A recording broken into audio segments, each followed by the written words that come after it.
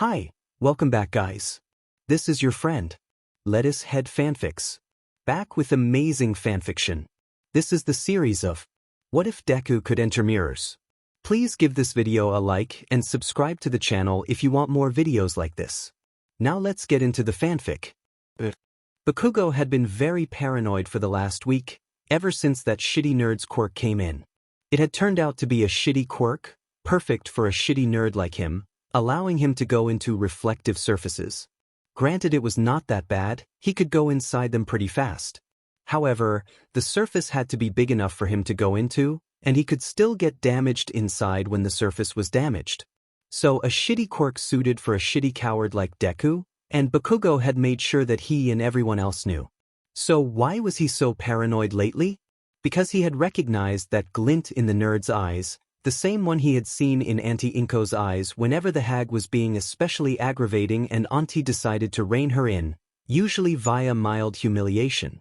So he knew for sure Deku was planning something, just not what. Well, whatever it is, I can crush any attempt of a prank that a weak crybaby can come up with, Katsuki thought as he ambled into the bathroom to brush his teeth. Unlike the old hag, I can just expo, what in the F dash? His inner monologue came to an abrupt stop when, in the corner of his eye, Katsuki spotted something in the mirror.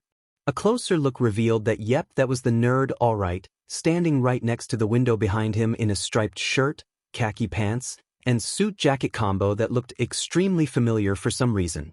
How the F had he gotten in here? Doesn't matter, he thought, already whirling around to kick the nerds, but I'm gonna kill that nerd for breaking into my house. He was then left confused when the sparking and popping palm hit nothing but air. The nerd had somehow vanished. Now, contrary to his appearance, Katsuki was very smart for his age. That's why when he turned back around to find Deku now standing in his reflection's place, Katsuki immediately connected the dots. Deku has been hiding inside the mirror all along. FNG nerd. I know this is your quirk. I don't know how you get in there, but are you dancing? What the F dash?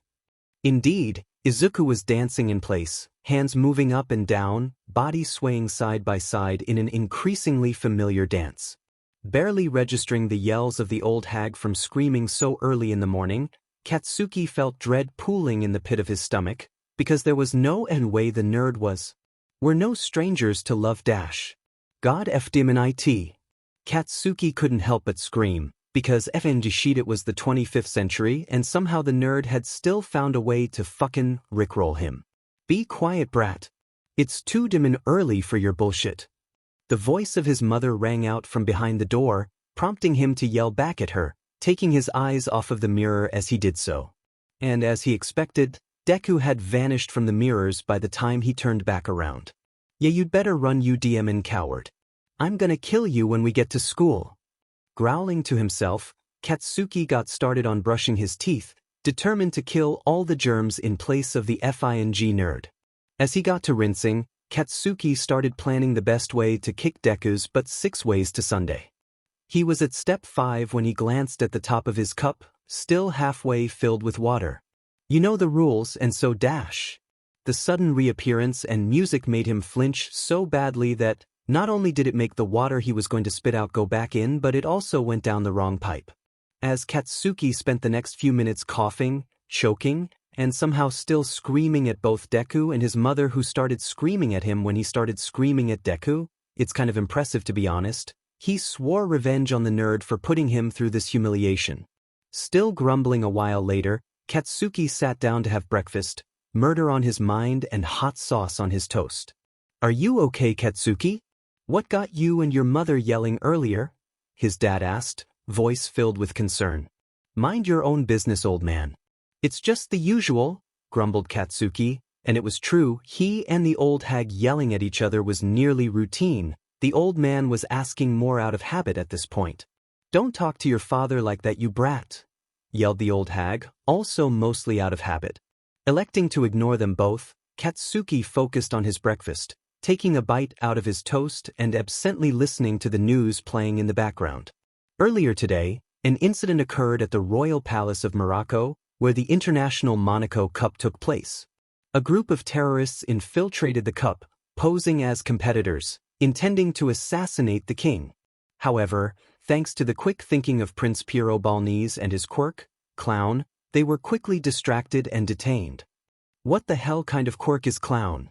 What the f can he do? Live in a society? Katsuki snorted to himself, deciding to pay attention to the news for once. This might turn out to be interesting. It was a decision that he regretted immediately, as standing on the screen next to the Clown Prince was another clown, the one that had been harassing him all morning. A full commitment's what I'm dash. You motherfucker. Well, no one ever said that Katsuki was level-headed, as evidenced by the trash TV and his plate of breakfast inside it. His rage, however, was immediately replaced by terror as a heavy hand landed on his shoulder, making him realize what he had just done. Katsuki, a voice so pleasantly calm and yet so filled with deadly intent, spoke up behind him. Katsuki was quickly reminded why the only person he can scream at was his mother. I hope you have a very good explanation on why you destroyed the very expensive TV that I just bought a month ago, said Bakugo Masaru, his father, with a benevolent smile, one that spoke of the cold fury of a mild-mannered man pushed beyond the limits. To add insult to the injury, the BSRD was still there, dancing and singing the next lines, on his dad's glasses lenses. And this time Katsuki couldn't even scream, because he had learned the lesson years ago the hard way to not interrupt his dad when he was legitimately angry like this.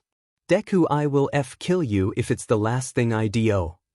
Katsuki screamed quietly in his head instead. He was not suicidal. Aldra Middle School knew enough of how Bakugo Katsuki functioned to recognize when he was in a bad mood. Oh, everybody knew the guy aimed for UA, so he would keep his records squeaky clean.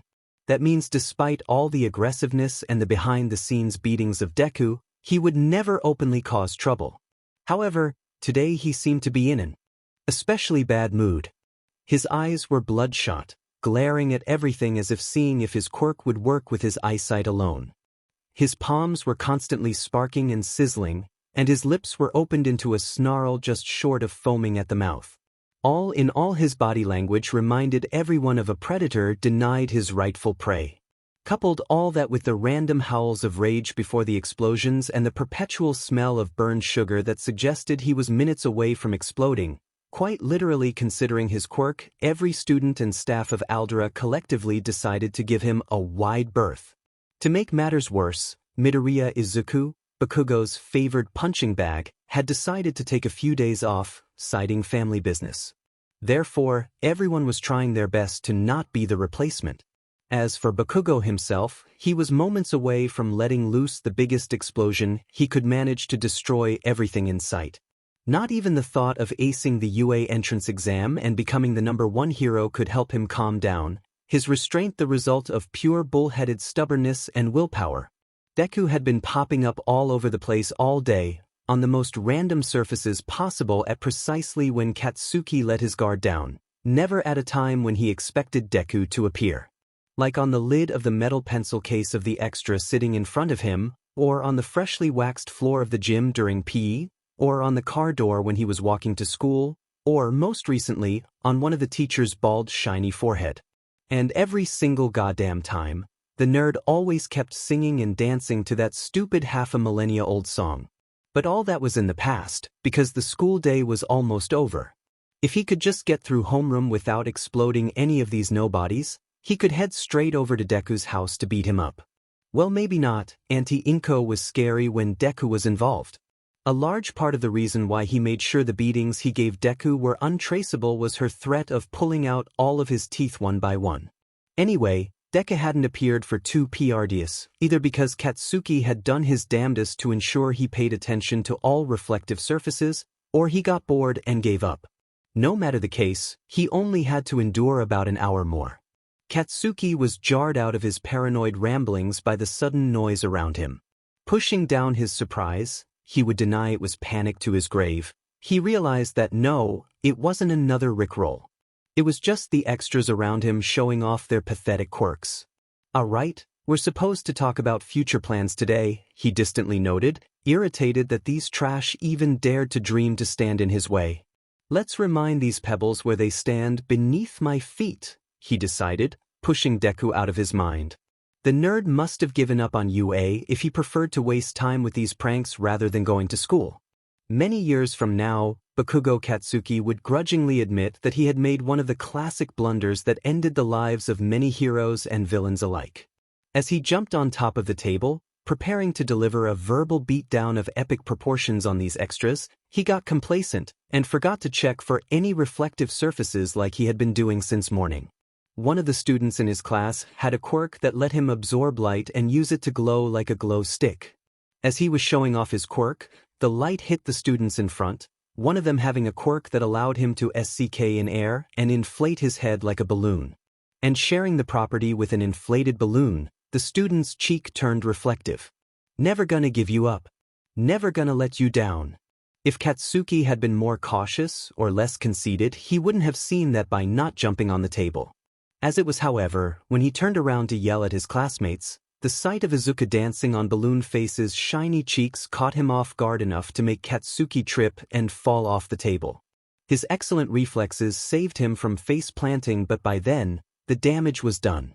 No one dared to laugh, or even let out a sound, but that didn't mean a DMN thing to Katsuki. The roar of absolute fury that followed almost got the principal to call the heroes, fearing a villain attack. Unfortunately, his desk did not survive, which prompted a phone call to his family. As lenient as the school was to Katsuki, destruction of school property in full view of dozens of witnesses couldn't be swept under the rug fully. More unfortunately, due to his destruction of the TV that morning, his dad had come home early to see what can be done about it. Thus, he was the one to pick up the phone instead of his mom, who would just yell at him and be done with it. Katsuki decided then and there on his name as a future #1 hero that Deku would forever be his nemesis. In one of Katsuki's eyes, if one looked carefully enough, they could see a tiny Izuku still in the same outfit, laughing to himself. He had managed to jump back here from Fukura's cheeks before they deflated. He had had plenty of practice today with his quirk, so his jump speed is steadily approaching instantaneous. He knew he couldn't defeat Katsuki one-on-one. His former childhood friend was too strong and too practiced with explosion for that. So petty revenge would have to do. His mom had been fully supportive, if supportive means reluctantly letting him handle it himself and not just pulling Katsuki's eyeballs out of his skulls.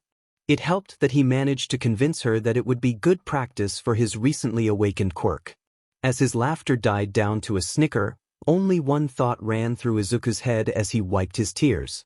"Oh Kakin, we're gonna have so much fun. I wonder how long you will last." The answer, as it turned out, was longer than both of them thought, but not long enough for Izuku to grow bored of it. Izuku had always known that Katsuki was not a quitter. In Katsuki's world, he was the greatest hero material to ever grace the earth except for maybe All Might, and not for long. And heroes don't give up. They fight and persevere until they win, and heroes always win against everything. That's why he shouldn't be as surprised as he was when, a solid half a year after his quirk had awakened and he had decided to plunge Katsuki into Rickroll hell, his former best friend still refused to break. If nothing else, that bull-headed stubbornness to give in would serve him well when he got into UA, showed off his ferocity on camera in the sports festival for the world to see, got a villain's attention for said ferocity, got kidnapped by said villain because they think he would be a great villain, and had to resist torture and brainwashing attempts until the heroes arrived to rescue. Izuku had to resist the urge to chuckle to himself at the ridiculous thought. UA was one of the safest places on Earth, with a world-class security system and a faculty of pro-heroes. There was no way anyone could be kidnapped under their watch. Well, enough fantasizing, there he is. Izuku pulled himself from his musing when he noticed the figure of his friend sounded wrong somehow. Victim was the correct term. Time to say hello. Putting on the biggest and brightest smile he could, the one he had been told set his bullies off the most, Izuku approached the twitching form of Bakugo Katsuki, who looked like he had spent the last week glaring at a wall instead of sleeping to keep himself from being rickrolled. Little did Izuku know, it was approaching 2 weeks, drinking coffee brewed with energy drinks, and snacking on Adderall. While Izuku had grown and bulked up a bit from practicing his quirk on Katsuki and any unlucky soul foolish enough to help him, he was still quite short, barely coming up to 153 centimeters, around 5 feet. Thus he couldn't sling his arm on Katsuki's shoulders to assert dominance like the blonde had repeatedly done to him.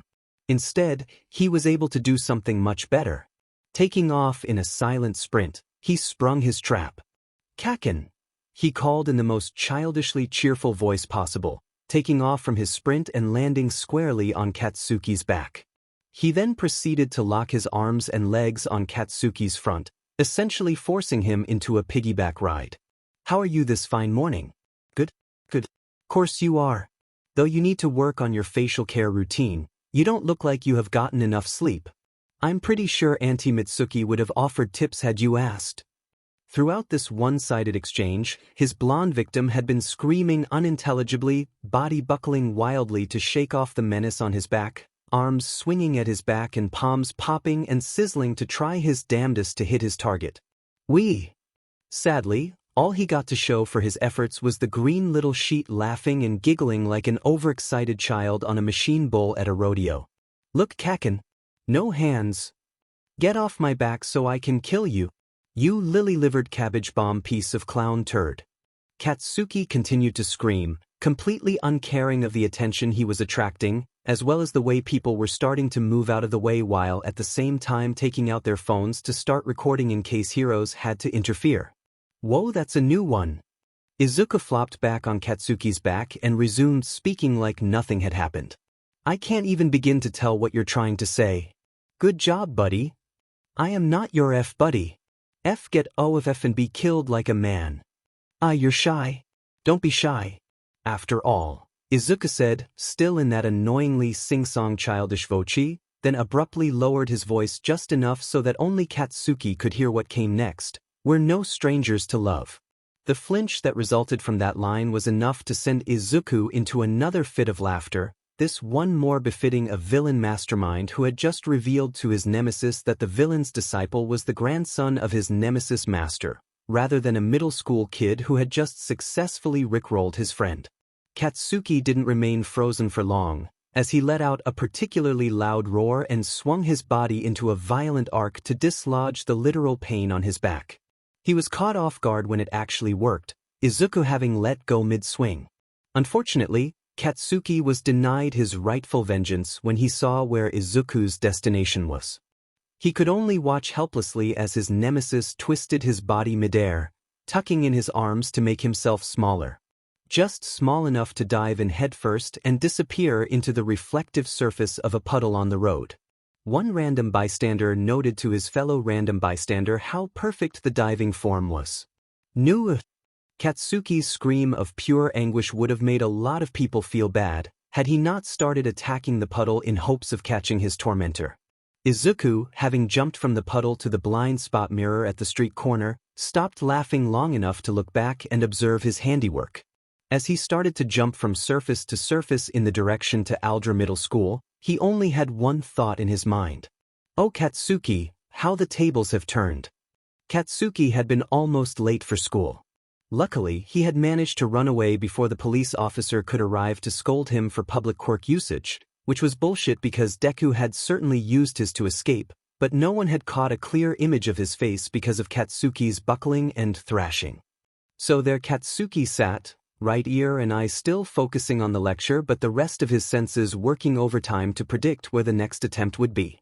It didn't mean a DMN thing that Deku was sitting right behind him in the real world and not in a mirror. He had learned that lesson very early on. "Whatever you got planned, bring it on." Katsuki roared in his head. He was ready for the next attempt on his sanity and nothing could surprise him anymore. He staunchly ignored the fact he had also said that last time.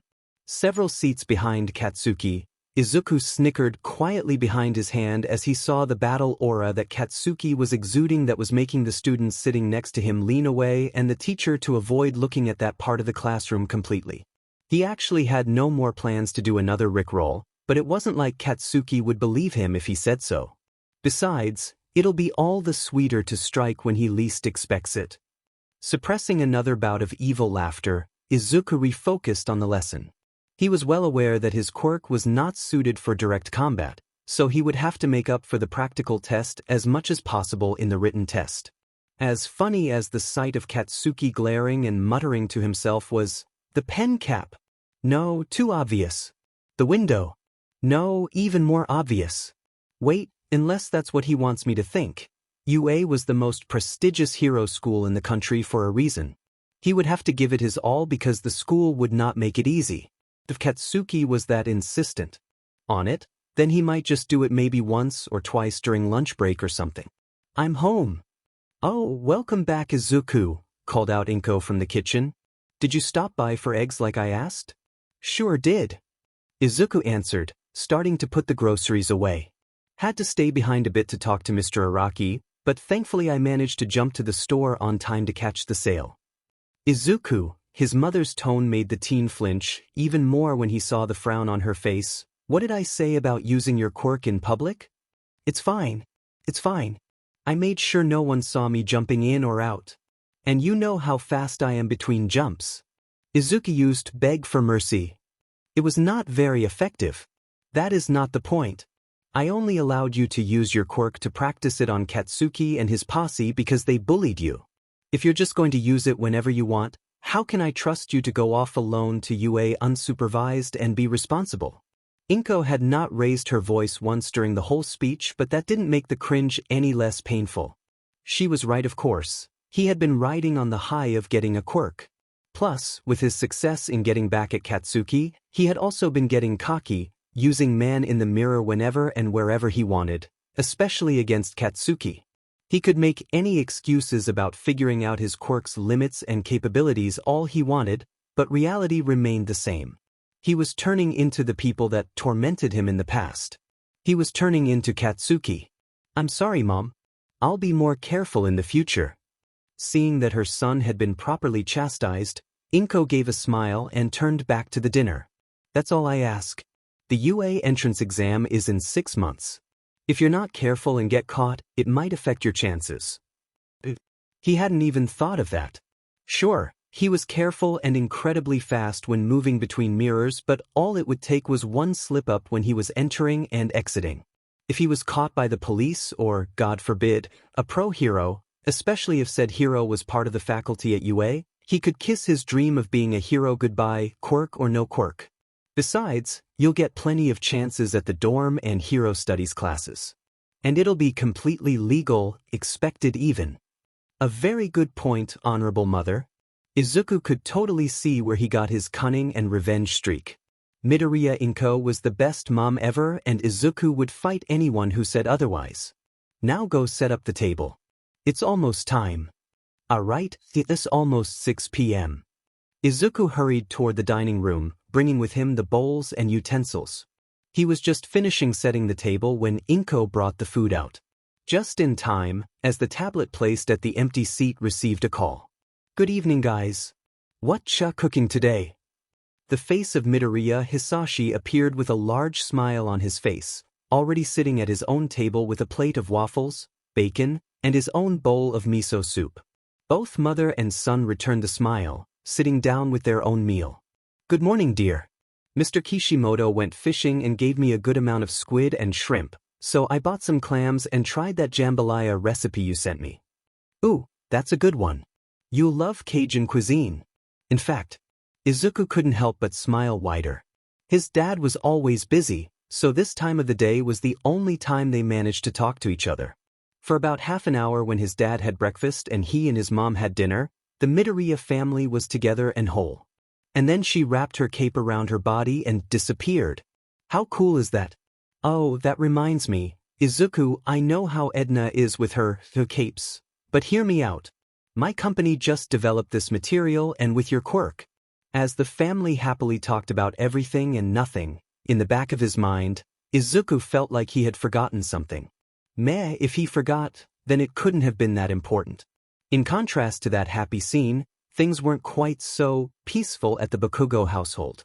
Damn it, brat, if you're not gonna eat, then go to your room to study or something.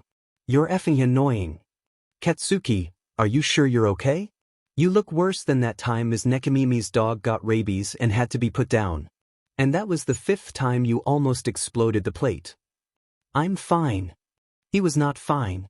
None of them understood his struggles. Not his shitty parents, not the extras at school, not the faceless background characters outside on the streets. Aside from the attempt this morning, Deku had not given another try. He could keep the honor student act all he wanted. The idiots might have been gullible enough to be tricked into thinking Deku spent all day just taking notes and paying attention to the lessons and not planning another attempt on his sanity, but Katsuki knew better. He was the future #1 hero. He would not be done in by some cheap petty tricks like "Aha, I see you beach." Katsuki yelled, whipping around to point at the fridge, swiping his dinner off the table in the process. He actually hadn't seen anyone. But he had to keep on his toes. 1 split second was all it would take. This was no doubt an ambush to destabilize society. Psychological warfare to bring down the house by collapsing the pillars. Yes, that was it. The villains were clever indeed, but the future #1 sheet, it was the hand again. "Katsuki," his dad began, "go to your room and rest. We're seeing a psychologist first thing tomorrow." "What?" Both he and his mom yelled at the same time. How about that? They finally got along on something. "Masaru, you can't be serious. There's only 6 months left and this isn't something that." Mitsuki, the old man was using the voice. "It's much better to take care of this when we still have time instead of in the middle of crunch time. Katsuki is smart and can afford to take a few days off. What do you think will happen if he goes into the exams looking like this and then gets disqualified for attacking a proctor or something? Or has a breakdown 2 days before the exams and doesn't make it there altogether?" Katsuki got even more said that, instead of arguing further, the hag just sat back down with a huff. He conveniently ignored the fact that the old man was making perfect sense. Letting out a sigh, Masaru took one look at the scowling face of his wife and son and decided to diffuse the situation. He was always able to read his wife like an open book, not that she made any effort in hiding her thoughts, mind you, and could recognize when she agreed with him but was just clinging to stubborn pride to not be seen as a loser. "Look, tempers are running high, so let's leave this alone for now. The trip tomorrow is non-negotiable though." Mitsuki turned away to the far wall as Masaru sat back down next to her, refusing to look at her husband. She was not pouting. Shut the F up. Even if he had a point, a very good point, and he was only like this when he did, her pride refused to let her admit it. Her husband only smiled in response. "Let's put some music on. Alexa, play some upbeat music." Playing "Never Gonna Give You Up" by Rick Astley. Betrayed by his own allies. How could they? They had their differences, but they were still family. What had Deku bribed them with for them to fall to the dark side? Money. Power. The limited edition gender-bent gal mite body pillow. Wheat brownies. Katsuki, stop screaming and clean up this mess you just made. Then get some rest. We're leaving early tomorrow. Katsuki stared at the imposing gates of Yua, hands in his pockets and jaw clenched. He was finally there, at the beginning of his origin story. The previous week his therapist had finally cleared him to attend the UA entrance exams. That's right, Bakugo Katsuki was finally ready to get started on his journey to be the #1 pro hero, despite the numerous trips to the therapist to try to work out the many problems he had had and was still having. He was barely at the starting line but he would. "Morning Kaken." "Okay, calm down Katsuki. Stay focused on the goals. Ace the written test. Ace the practical test. Ace 3 years of school. Become #1. Prime numbers 2, 3, 5, 7, 11, 13, 17, 19, 23, 29, 31. During the many trips to the therapist, they had discussed extensively about the 6 months of what Katsuki had, quite overly dramatically, dubbed Rickroll Hell, as well as his relationship with Deku that had led to it. The whole thing was complicated, and he hadn't even the faintest clue where to start tackling it except to not default to screaming and violence whenever Deku was involved. However, old habits die hard, and the irritatingly cheerful voice that had repeatedly driven him to insane rage for months did not help. Make no mistakes, Katsuki still hated Deku's gut, and he was sure the feeling was mutual. However, even if he did intend to get revenge, which he did, right before the UA entrance exams while surrounded by pro heroes was not the time and place to do it.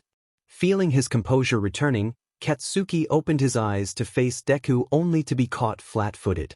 Contrary to his expectations, Deku only had a teasing smirk on his face as opposed to the evil one that suggested he had a plan to goad Katsuki into getting himself kicked out.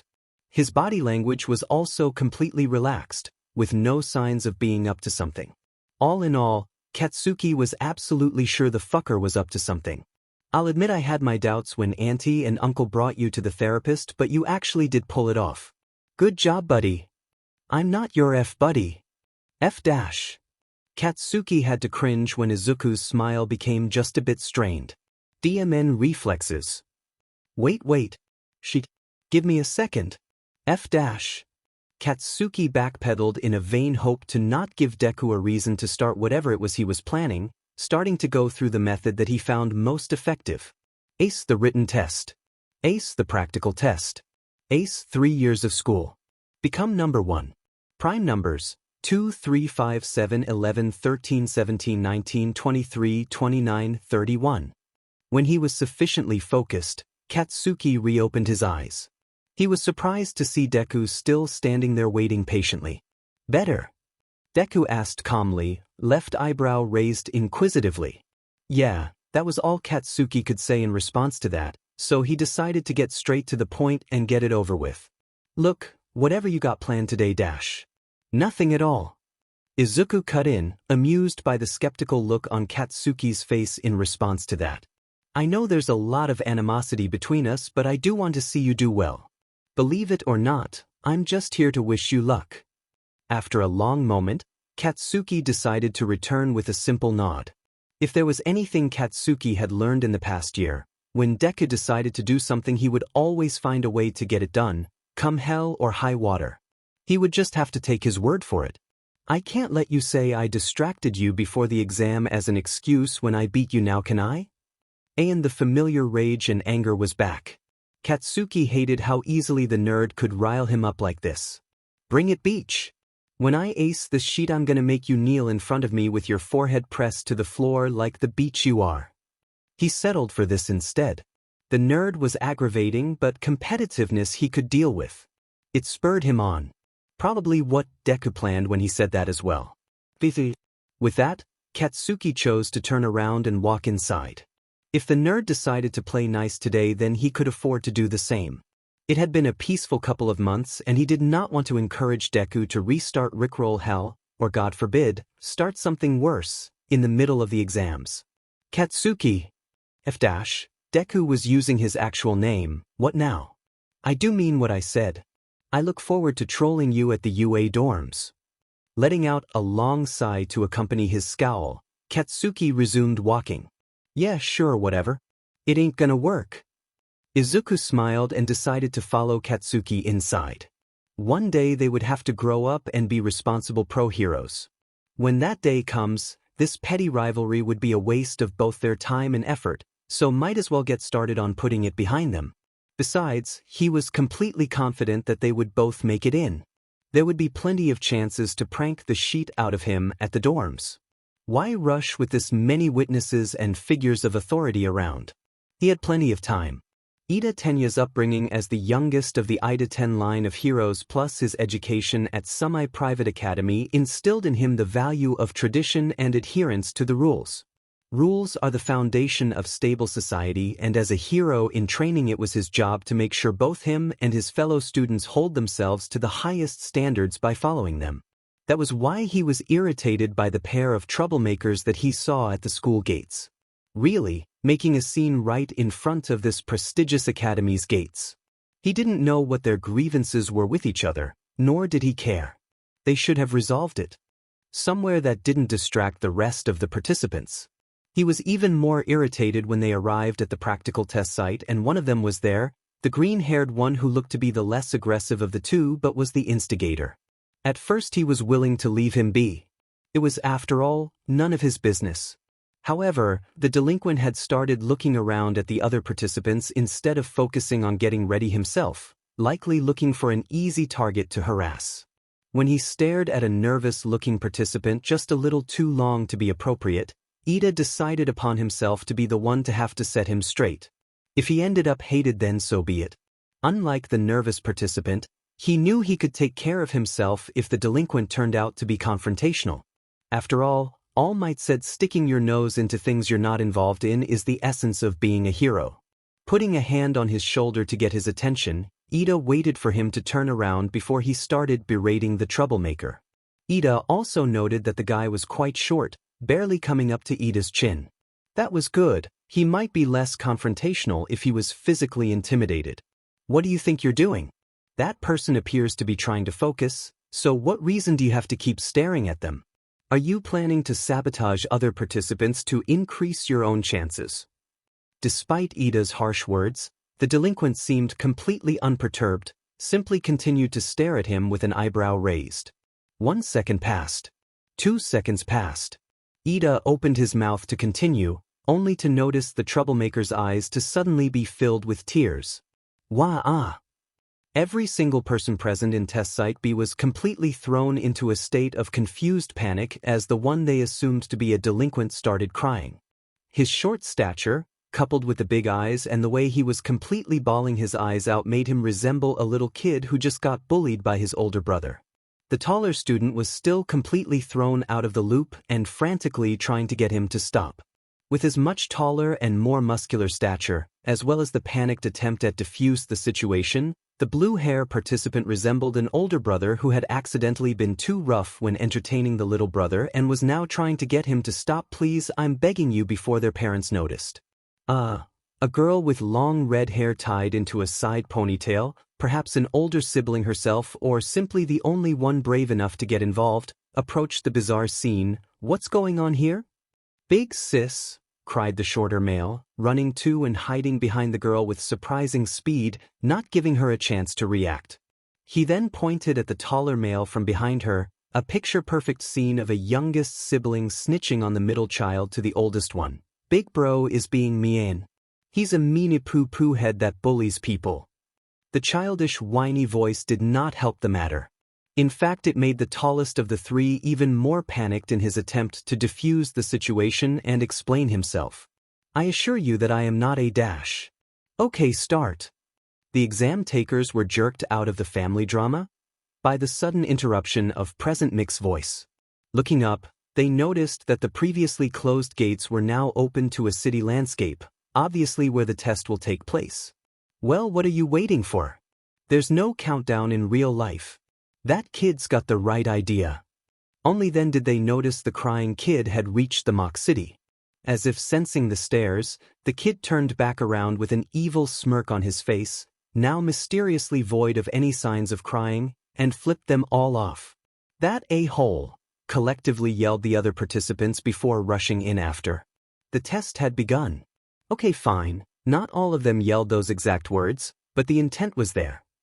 If any fan of the R18 hero Midnight was to look into the judge's observation room, their image of her would have been irreparably damaged by the sight of her almost convulsing on the ground in laughter. Her usual air of CC confidence was completely absent as she struggled to catch her breath due to laughing too hard. The judges had seen the confrontation at test site B, of course. Their job was to observe and take notes of everything. Attitudes, chemistry with other participants, crisis management, and many more were taken into account along with their performance itself before any of the tests were carried out. They were looking for hero material, not just any random kid with a strong quirk. Every year there were always a couple of students who, both excited by the prospect of freely using their quirks and nervous by the exams itself, fought the first person they thought looked at them funny, and that was not to mention the ones deliberately sabotaging others. Almost every single time, they were subdued, escorted out, and blacklisted, depends on how much trouble they caused and their attitude. Therefore, everyone was prepared for a confrontation to break out and intervene if necessary. Never had there been someone whose response to a confrontation was so bizarre that none of them knew how to react before it was too late. They were expecting immature brats to fight each other, not an actual brat to start crying. Midnight could appreciate a good performance. Her hero persona were carefully crafted to catch people off guard with the blatant sexuality, then exploit the opening to knock them out after all. This kid was a freaking evil genius in the making, and she would get her hands on him at all costs. No way she would allow these grumpy killjoys she called colleagues to turn him all serious and businesslike. With that in mind, Midnight reined herself in long enough to approach Nizu, the principal of UA. Nizu, baby, honey, big boss, love of my life, I have a favor to ask. She couldn't even do the usual sultry stuck voice when trying to convince someone. She could barely get that out without being interrupted with the occasional inelegant snorts of laughter. Approved. As long as I've got my share of lessons and he passes. Nizu instantly replied, mind whirling with possibilities. That young and already utilizing psychological warfare and manipulation of social expectations? Nizu had to get his hands on him. The rest of the faculty collectively decided to ignore that side of the room. It was the kid's own fault for attracting the attention of those. Wait a second, does Test Site B have a contestant with an invisibility or telekinesis quirk? The blood hero, Vlad King, asked his fellow judges. Look, there are robots destroyed or deactivated and participants yanked out of danger by apparently no one. Ectoplasm, another pro-hero and judge, scrolled through the list on his tablet before replying, no, the invisible one is number 177013 in Site D. Closest thing they got in B is number 127749, zero gravity, or number 125698, airgun. Both quirks are possible but not really dash. Wait, that's the crying little sheet, ain't it? Did he just jump into one of the building's mirror? Snipe, another pro-hero and judge, interrupted, rewinding the footage to point it out. What's his quirk? Could that have been him? Okay, hold on, Ectoplasm replied and resumed scrolling. Hashtag 129472, quirk, man in the mirror. He can enter reflective surfaces such as mirrors or water surfaces, jumping between different ones with high-speed dash. High speed is an understatement.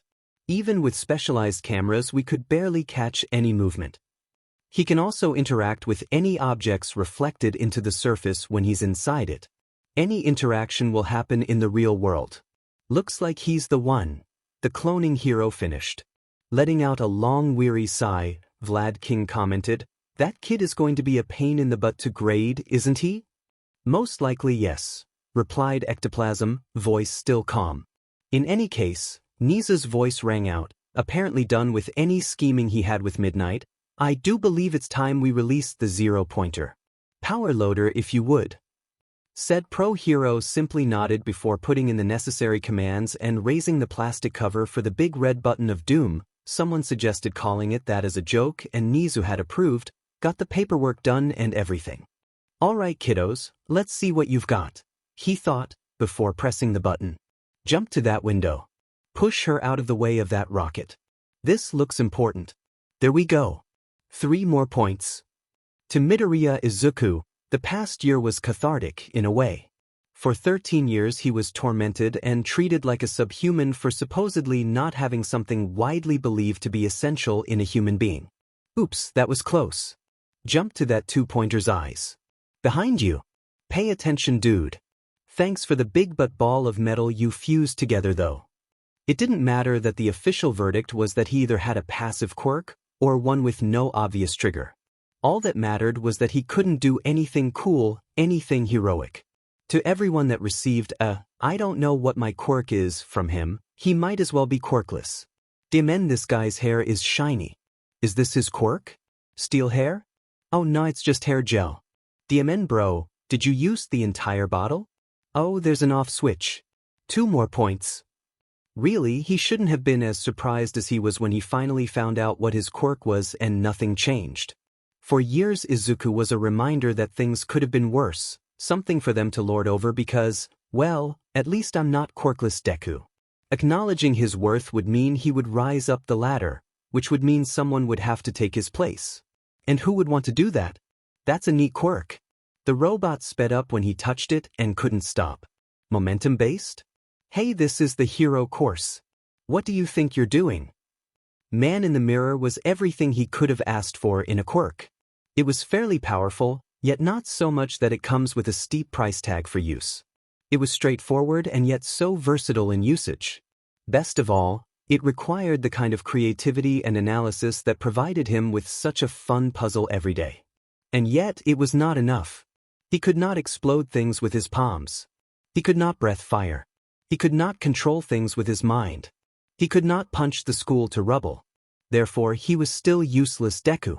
Does suspending the robots in place count as disabling it? I mean, she's using it as a shield to stop the bullets, so maybe it's just sooner or later. Let's move this arm right at this angle. There we go, 6 more points. So he decided that, since nobody wanted peaceful but useless Deku, spiteful and chaotic Izuku was what they would get. Spending the last year figuring out the ins and outs of man in the mirror, then using that knowledge to get back at his past tormentors, helped him regain the sense of confidence that he had gradually lost over the course of getting the sheet kicked out of him over the years. It also didn't hurt that he showed them, repeatedly and on multiple people, that his weak and useless quirk was definitely not weak nor useless. The proof was right there every time Bakugo attempted to get back at him. Why is she just standing there? Unsuitable quirk? That's really too bad, and I do feel for you, but you're giving up a little too early. Plenty of the others are focusing on rescues or finding other ways to immobilize the robots, and you haven't done a thing since the start. Now there Izuku was in the infamous UA Academy's Hero Course entrance exam, defeating villains, mock robotic villains, but still, and most importantly, helping people. The part that the Izuku from 1 year ago would never even dream of being able to do? He wasn't just doing okay, he was absolutely killing it. He had managed to rack up a pretty decent score, helped a bunch of people in trouble, and tested a good amount of hypotheses he had for his quirk that he couldn't before. That went just as planned. I need to come up with a name for this special move. Spectre? Can't touch this? Perfect illusion? Funhouse mirror? In short, Izuku was having the time of his life, until the rumbling started and the test site devolved into pandemonium. Uraraka Ochako was having a terrible time. Coming from a more rural area all the way to Mizudafu had been nerve-wracking enough, what with such a large number of people on the streets at all times and the absolutely mind-boggling frequency of villain attacks. Her 30-minute trip to UA had been interrupted by 3 separate villain fights, requiring the heroes at least 10 minutes each to resolve, almost making her late. To even think about the fact this whole trip was to attend the most prestigious high school in all of Japan, with an acceptance rate so consistently low that one would have a better chance of randomly meeting All Might buying groceries in the streets than getting into UA, made her anxiety and self-doubt level shoot through the roof. The sight of the 2 boys declaring their challenge to each other before the exams pumped her up and made her feel better. She didn't hear everything the 2 were talking about, but from what she managed to catch, they were rivals and were both looking forward to meeting at the dorm. Their determination was infectious to her, and it also served to remind her of one of the reasons why she chose to enroll into UA instead of other schools. If she made it in, then she'd be able to live in the dorms free of charge, relieving an immense financial burden from her parents' shoulders from housing costs. She was there to give her parents the easy life they deserve, and the first step was to pass the exams. The written exam was very tough. Despite studying her butt off, by the end she felt like there was smoke coming out of her ears, and she was still not confident in her answers. When she arrived at test site B, Ochako was determined to make up for the written test by doing her best in the practical test. She was delighted to find one of the boys from this morning was also at her test site. Just the sight of him filled her with confidence, his short frame radiating self-reassurance. When the tall glasses-wearing boy began berating him, she was moments away from coming over to take his side. She did find it strange that the shorter boy was looking around instead of getting ready, but she chose to be a sensible person and mind her own business. The taller boy singling him out like that was unacceptable. If anything, he was the one distracting others by making a scene. When the green-haired boy began crying, she was so stunned that it stopped her in her tracks. His confident image completely crumbled as he bawled his eyes out like a little kid. She was so confused and disorientated that she completely forgot about her plan of approaching the 2. When it was revealed that he was just screwing with them all, she was pretty upset, as was the rest of the participants, before reluctantly admitting that it was a pretty smart, if devious, plan. After that, she was more concerned about her own work and didn't really look around for him. Ochako had to wonder if she should have looked around more. Perhaps if she had done that when the ground started shaking, then she could have seen the giant piece of concrete knocked loose by the zero-pointer coming towards her. Now she was trapped, pinned under the piece of concrete which was too heavy to crawl out, in a position too awkward to reach it with her fingers to activate her quirk. The only thing she could do was to cry out as loud as she could, hoping someone could hear and turn back. As the zero-pointer rolled closer and closer to her, Ochako couldn't hold back her tears of frustration and pain. Okay, fine. She supposed it could be argued that everyone thought it was going to be just an exam, therefore nothing serious was going to happen, and so they chose to focus on getting to safety and get more points first. However, as someone who deeply admired heroes and aimed to be a rescue hero like Ochako, it irked her something fierce when none of these supposed hero hopefuls even acknowledged her cries for help, let alone turn back. Worse, her ankle was twisted and possibly broken, judging from the increasing pain. So now her only choice was hoping the zero-pointer would leave her alone, and that she didn't let her parents down by being too weak and unobservant, and that they didn't waste all that money on sending their useless dog. Where do robots sit? A vaguely familiar voice spoke up somewhere to her right, jarring her out of her mental spiral of self-depreciation and hatred. When Ochako opened her eyes, it was to the sight of the short green-haired boy from earlier. His face, previously twisted into a condescending evil smirk last time she saw him, was scrunched up in concentration as he tried to stab a metal pole into the pile of rubble she was buried in. I'm sorry?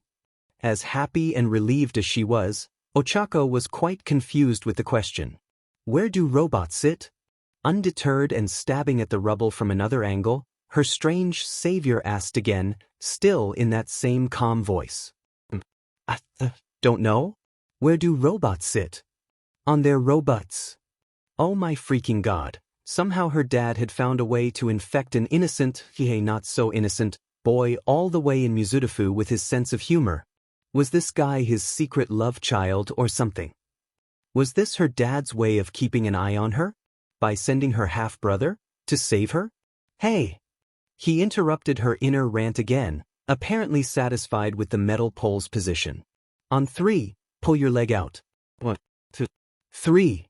Ochako hurriedly pulled her leg out as soon as her possible brother from another mother pulled down on the pole with all his might, causing the makeshift lever to lift the rocks just enough for her to do so. Right? Can you walk? Her stepbrother asked in a concerned voice, dusting off his hands as he did so. I don't think so. Ochako winced. Her ankle didn't hurt as bad now, but there was still a distracting stab of pain whenever she moved it. I think my ankle is twisted. I'm sorry. Don't be. In response to her apologetic tone, her maybe-to-be long-lost brother simply answered calmly, then bent down and offered his back to her. Climb on. We've got to get out of here before the robot smashes us to bits. Is this what having a brother is like? She can get used to, oh right, the zero-pointer is still targeting them. She scrambled on her dad's possible illegitimate child just in time to see the zero-pointer raising its massive metal fist, preparing to slam it down on them. Even if we manage to dodge the fist, we still won't be able to outrun the resulting shockwave. Ochako thought frantically, dread pooling in her stomach. At least, not both of us. Before she can voice her thought, her probably separated from birth brother cut in again. Don't worry, he said with determination in his voice, at the same time turning to face the robot. His whole aura again radiating confidence and assurance, making her feel like everything will be fine. I've still got one trick up my sleeve. Up in the observation room, the judges were arguing between themselves. They had of course seen and heard everything regarding Midoriya's rescue of Uraraka. In fact, Power Loader was in the process of rerouting the zero-pointer for the two to escape safely when they heard Midoriya's declaration. Why is this even an argument? What is essentially a teleporting Quirk do against a giant robot? Just reroute the robot as planned. Protocols exist for a reason. Snipe loudly exclaimed. I'll ignore how discriminatory that may sound. I'm not saying leave them to their fate. Midoriya seems to have a plan and I want to give him a chance to pull it off before we pull the plug. Cementos calmly retorted the same way that Dumbledore calmly asked Harry if he put his name in the Goblet of Fire. And what if we can't pull the plug in time? Or worse, what if whatever Midoriya tries to pull results in us not being able to pull the plug in time?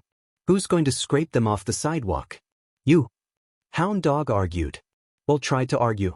Due to how worked up he was, what came out was less than eloquent, but everyone got the gist of it. Mike is still on the ground. Have him keep an eye on them and rescue them if needed. His voice should be able to reach the zero-pointer in time. Ectoplasm chimed in, already sending off clones to test Site B just in case. Principal? In the background of the chaos, Power Loader, well used to this, asked while still diligently putting in the necessary preparations. Humming a cheerful tune, Nizu answered after a few seconds in thought. Have the zero-pointer divert its punch 2.35 meters to their left instead in 26.64 seconds starting now. That way, even if whatever Midoriya has planned fails, there will still be minimal damage. Very well. Now Midoriya Izuku, what will you do? There's barely any mirrors left for you to go into and none big enough for the zero-pointer's fist. You can't reflect light strong enough to do damage to the shell from what I've seen, and I doubt the move from earlier will let you both have enough momentum to do damage and still remain in one piece. Let's see you go beyond. Back at Ground Zero, Ochako was hyping herself up for what was to come. He said he had a plan, which is more than she had, and she resolved to help him in any way possible. Your quirk is removing the effect of gravity from objects you touched, right? How in the world did he know that? I'm gonna need your help for this plan to work. Can you still use it? She hesitated for just the briefest moment before stealing both her resolve and her stomach. This guy turned back to help her in spite of the risk to himself. She can throw up later. Time to go beyond, Uraraka Ochako. I can. She declared. That's the spirit. She could hear the grin in his voice. How is this guy still so peppy? The robotic fist was bearing down on them now. Use your quirk on me on 3. Ochako's savior called out. 1. She nodded, swallowing down any lingering discomfort and touching his shoulder with 4 fingers, pinky hovering just shy of touching in preparation. 2. Both teens tensed. The green-haired male bent down into a ready stance. The robotic fist would reach them any second now. 3. Ochako's pinky touched down on his shoulder, removing gravity's effect on both of them and bringing about a severe bout of nausea for her. Special move. The male student screamed out and jumped.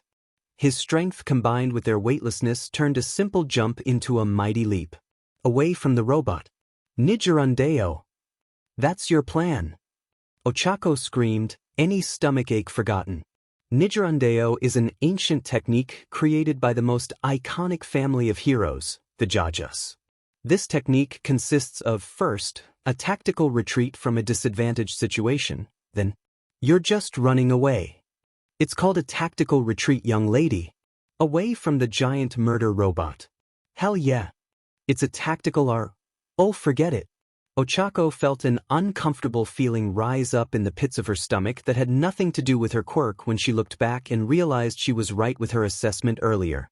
They managed to evade the fist, but now the resulting shockwave would still knock them out of the air into more rubble. We're not gonna make it. Would you quiet down? The boy screamed back even louder, voice now tinged with irritation. This is merely step 1. Hey, all of you. Ochako was startled when she realized there were still many fleeing contestants in the path of the shockwave.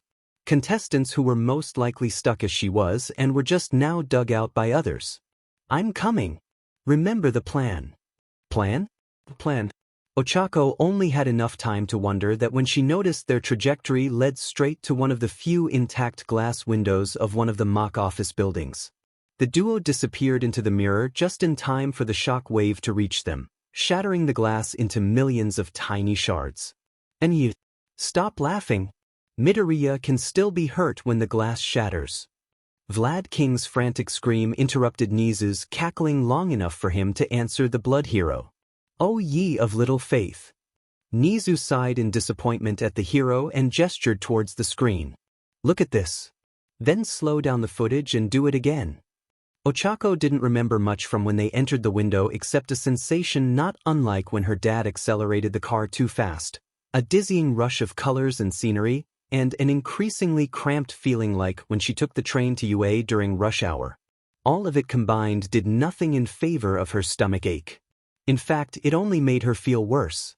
However, she stubbornly held on. Her parents didn't raise a quitter after all. Until, mercifully, everything came to a sudden stop.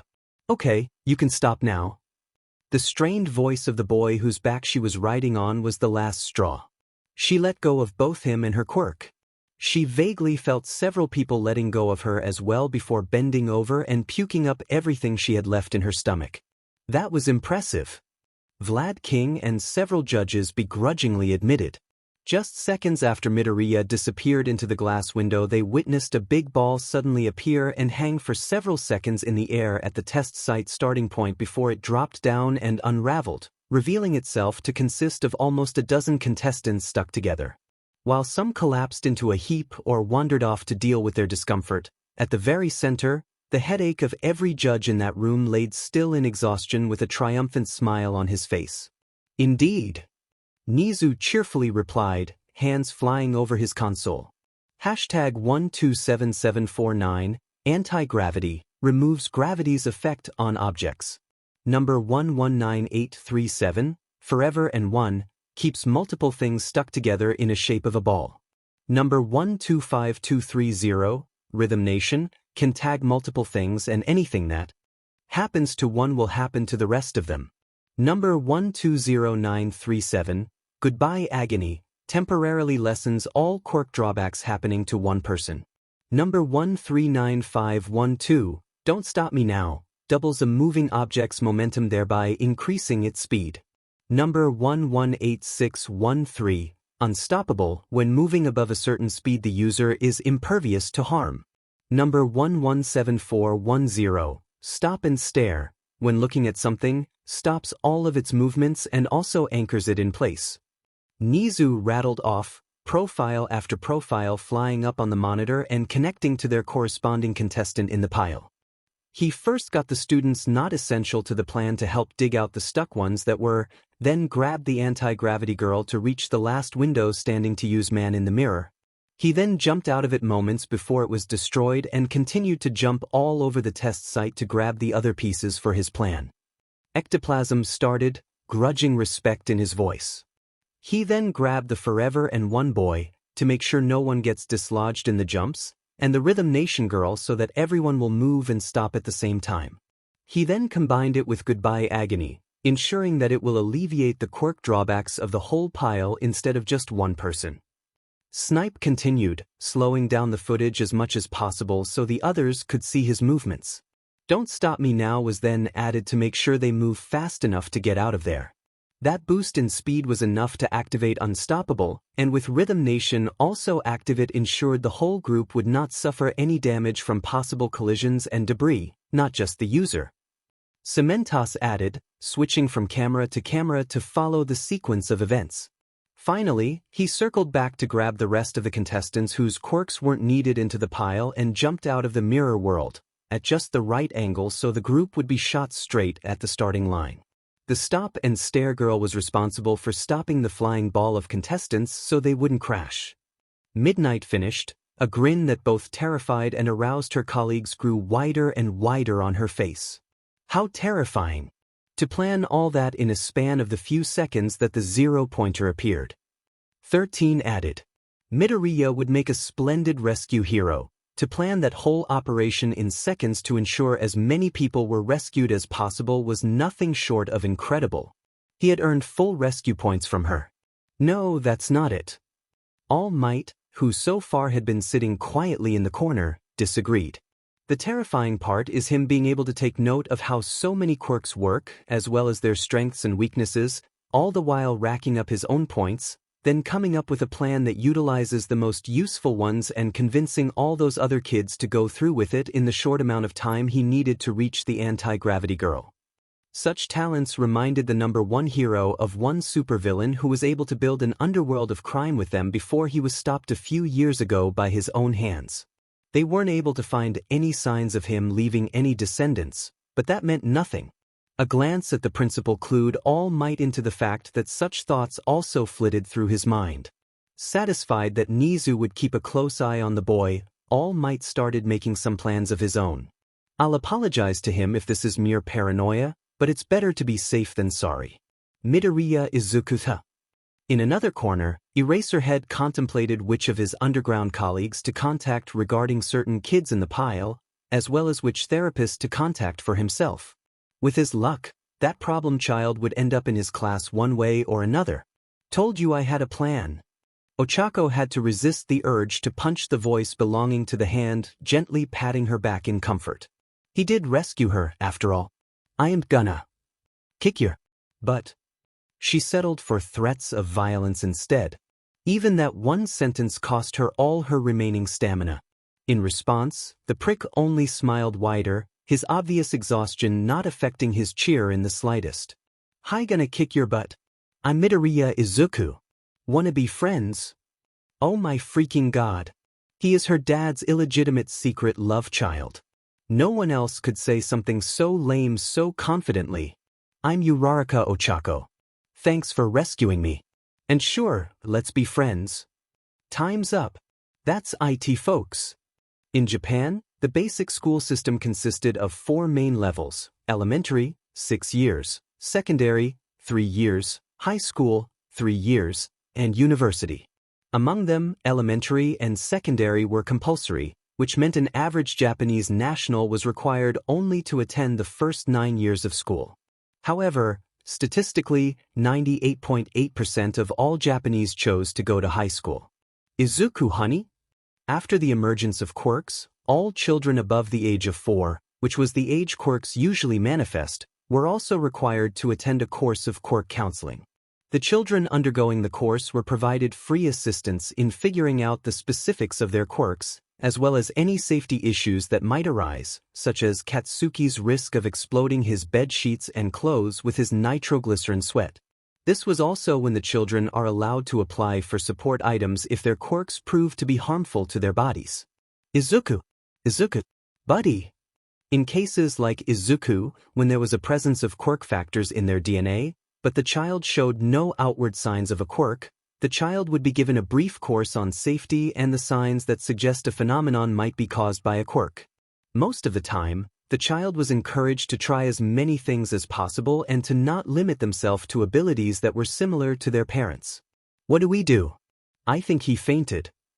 As quirks got more complex, discovering what one's quirk was years, even decades, later than 4 was not that rare, especially in passive, hard-to-notice quirks or quirks that required very specific conditions to activate, such as a quirk that allowed the user to wake up instantly once they had exactly 8 hours of sleep, or one that allowed the user to speak another language for 10 minutes after they drink at least 3 milliliters of hydrochloric acid.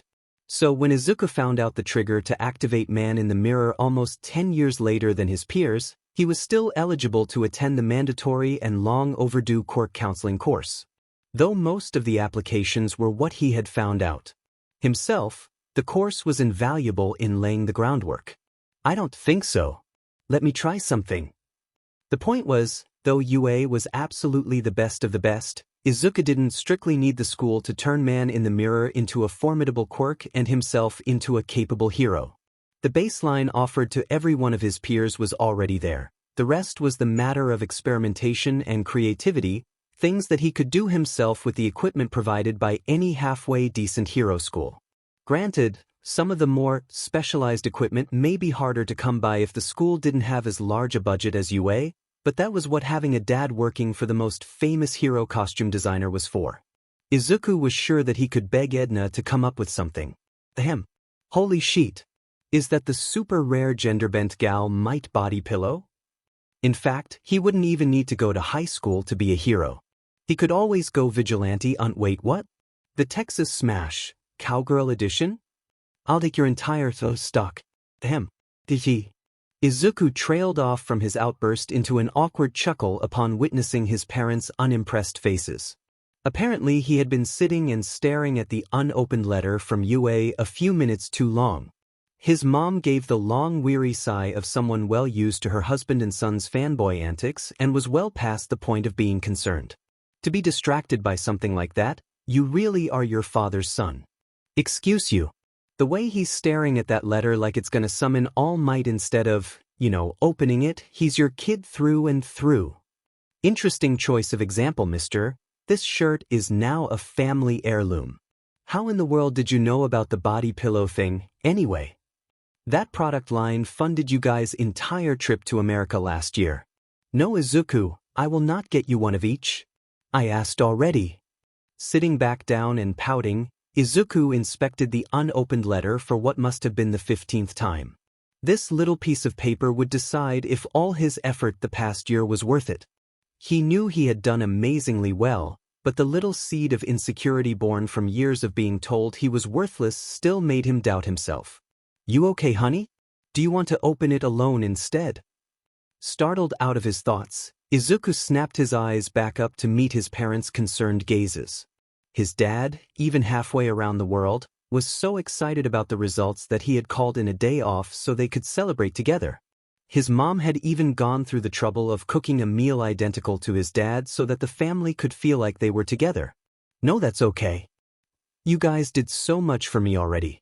It's only fair you get to see it with me, he eventually got out. Steeling himself, Izuku ripped open the letter before he had a chance to second-guess himself. It's more like 16th guess himself by this point, but who's counting? Fumbling with the little disc that slid out, he managed to turn it on and set it on the table. And promptly fell off his chair. Hello, handsome. What the hell is the rated R heroine Midnight doing in a high school? Oh hell yeah. First a cute classmate and now a hot teacher. You're my son, all right? You haven't the game. Remind me who was chasing whom again? He's clearly my son. That's irrelevant. You and Mitsuki were totally fighting over me. Excuse me? Ignoring the bickering in the background with the power of practice, Izuku focused back up to Midnight's face just as she was finished with introductions. I've gotta say, kid, you made judging quite the headache with how no one can actually see what you did. Oh shit, OF, they hate me now. Okay, vigilante, it is first step at up Edna for costume, then convince her daughter to be his spy in union.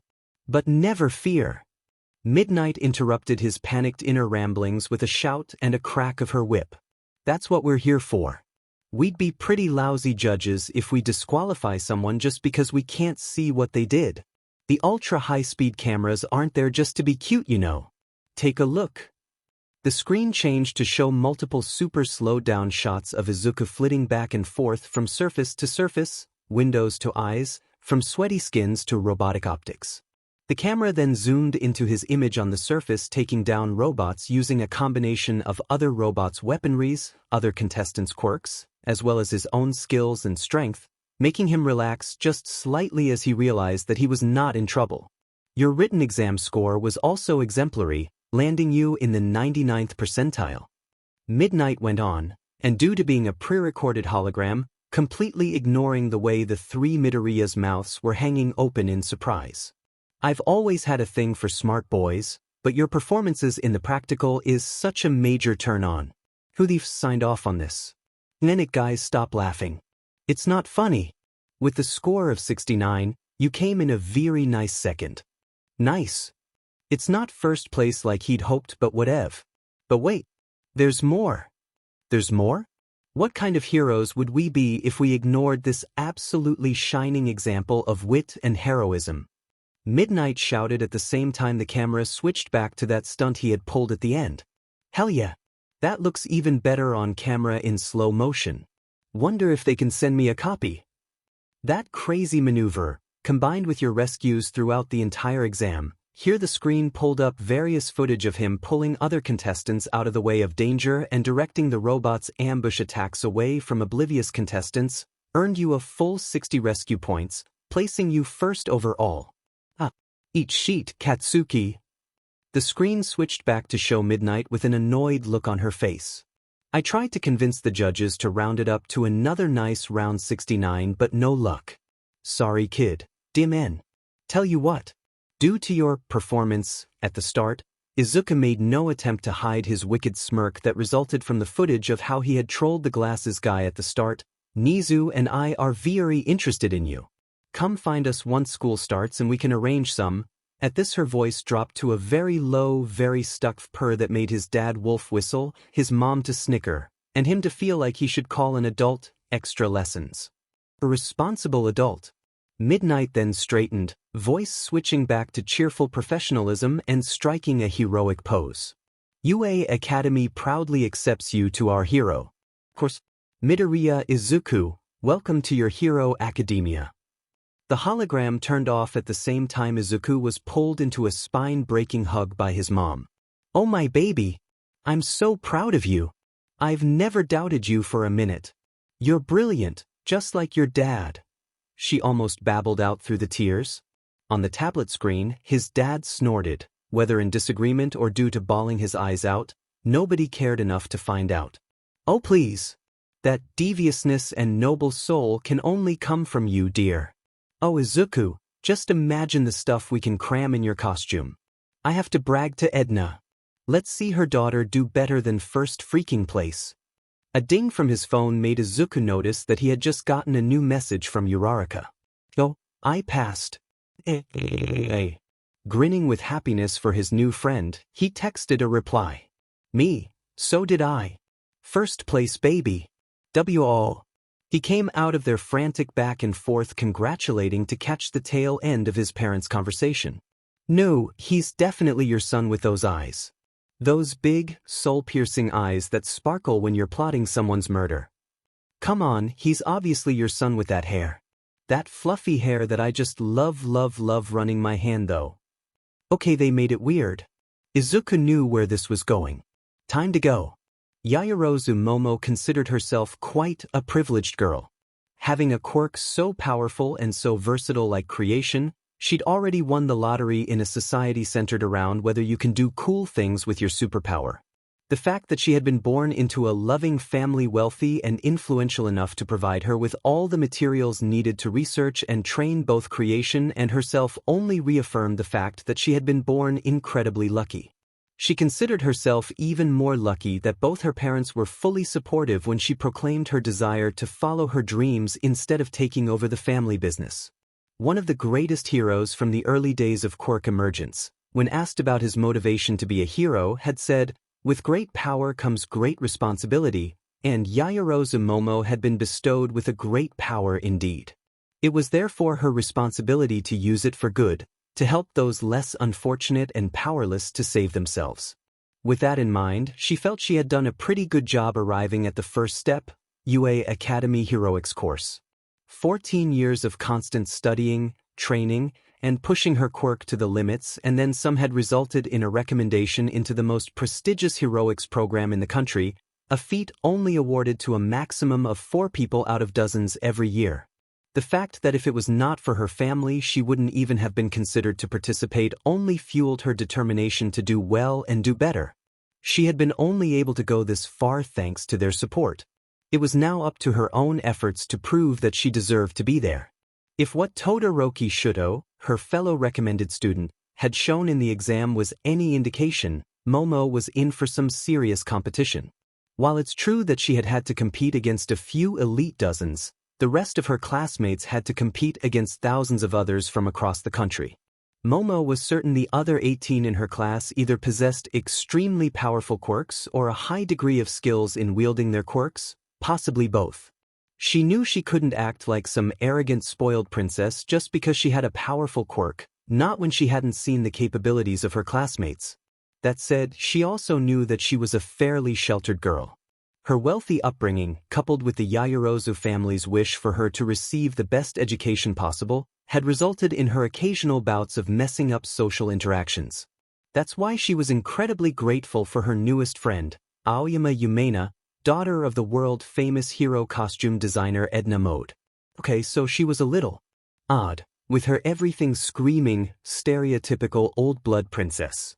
From her long blonde hair curled into spirals that resembled drills, her constantly twinkling blue eyes, the unervingly permanent serene smile on her face, the unexplained sparkling glitter surrounding her person, and her peculiar way of speaking.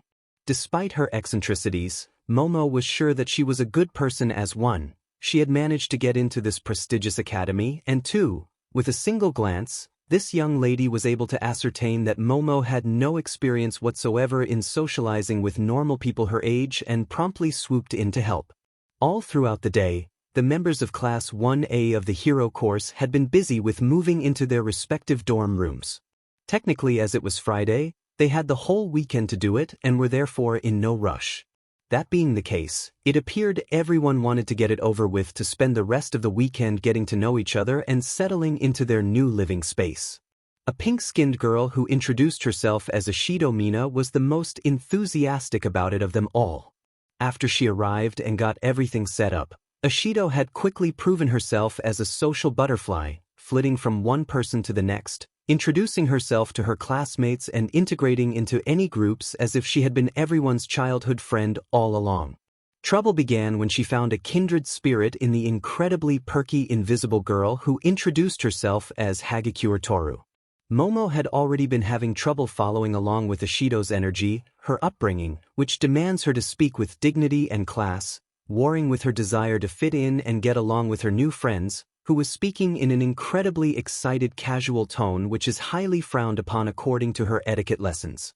Aoyama must have been able to see how out of depth Momo was feeling with her floundering attempts to speak casually and keep up, because she had then descended like a guardian angel and suggested they call the rest of the class down to do a meet and greet, which would slow everything down to a speed Momo was more comfortable with.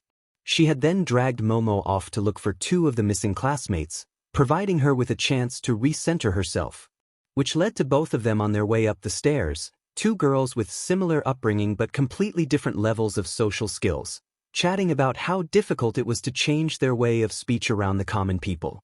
It's just so hard, you know? I was taught all my life that if I don't speak and behave a certain way, then everyone will look down on me and my family.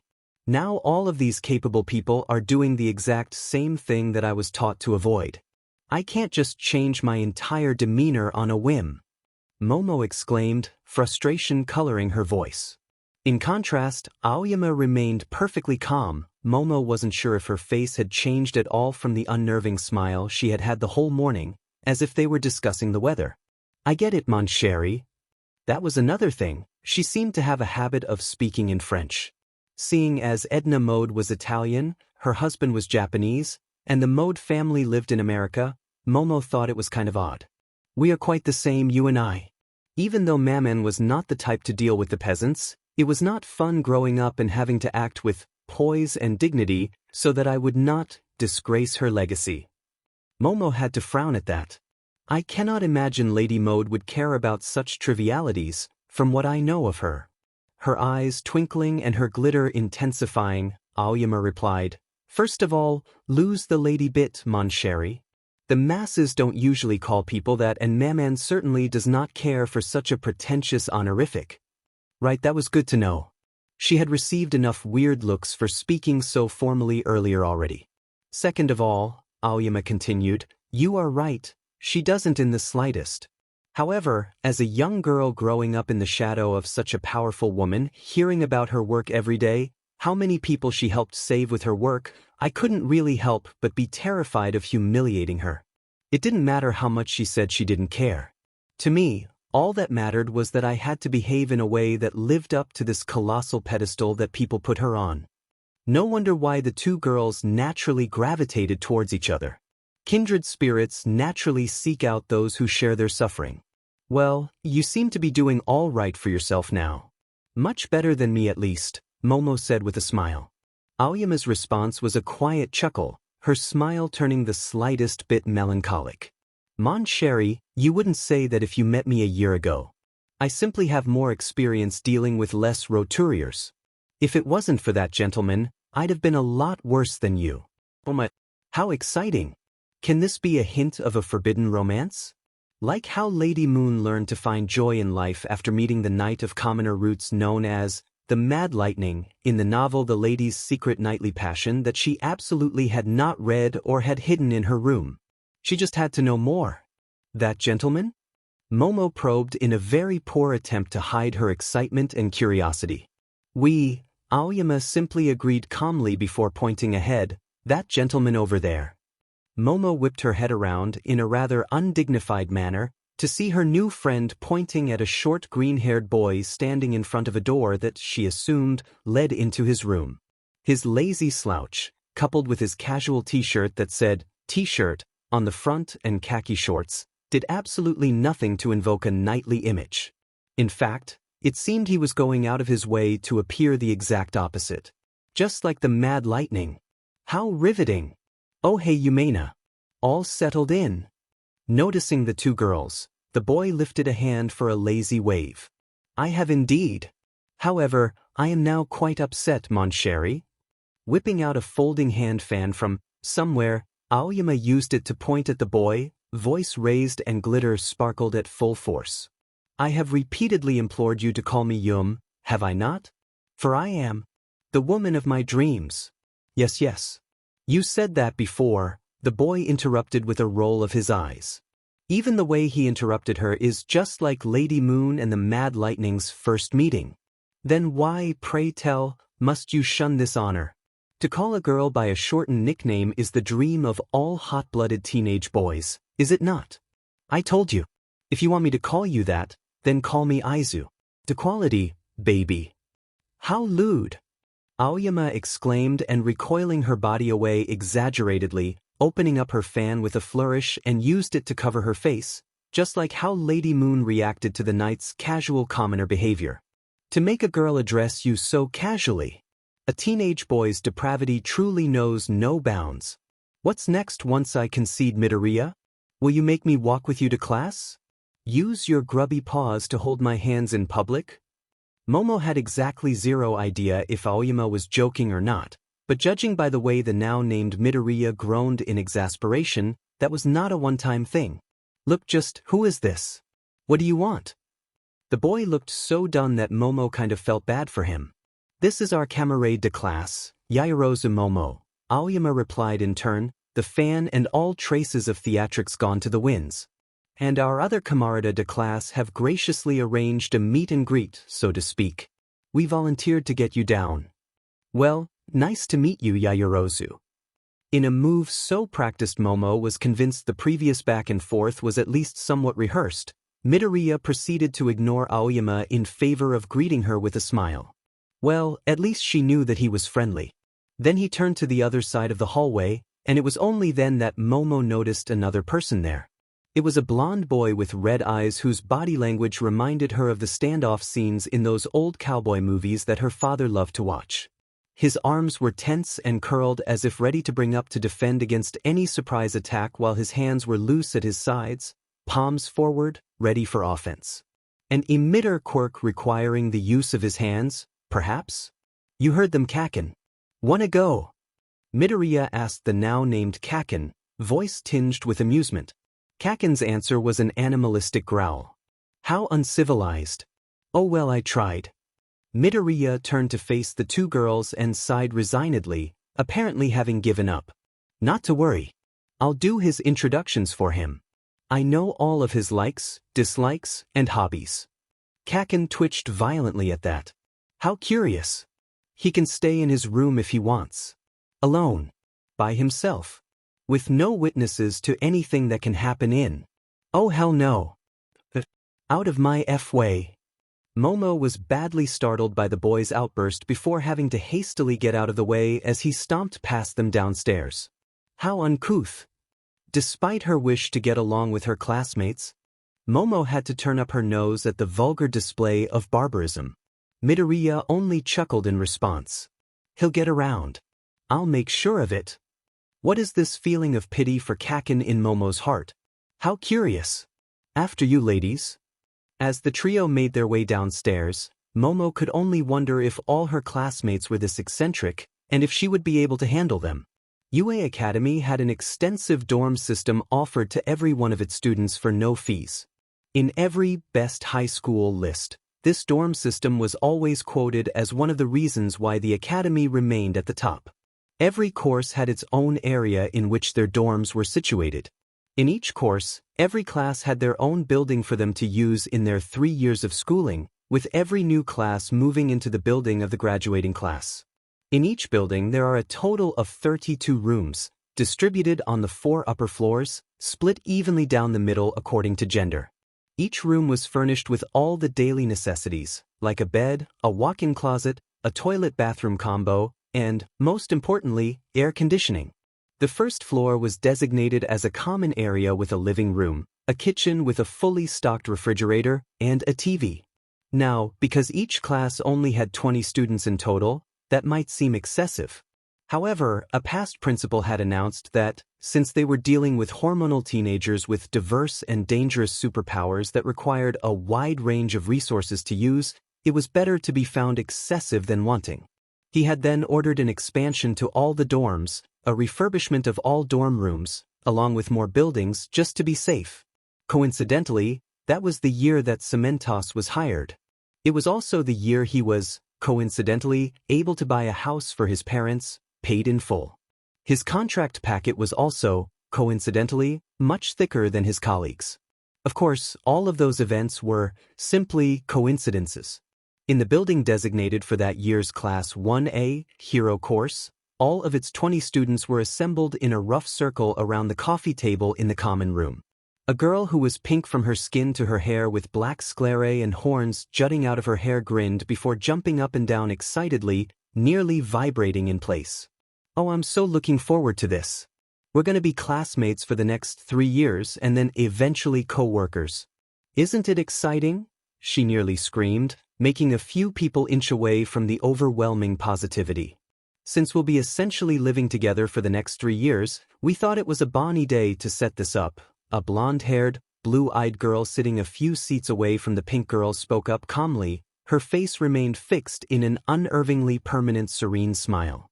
"That said, let's introduce ourselves so we have at least some basic information. Names, quirks, something about yourself, whatever you want." A pile of floating clothes in a rough shape of a teenage girl piped up a few more seats away. "I'll go first," the pink girl volunteered, apparently too excited to wait to get started. Judging by the way she had been fidgeting the 20 minutes it took for the whole class to get down and gather, she couldn't. "I'm Ishido Mina. My quirk is called acid. I can spray acid of differing strength and viscosity out of my body." Suddenly, Ishido backflipped off the ottoman she was sitting on into a handstand before dropping down onto a back with her feet still in the air.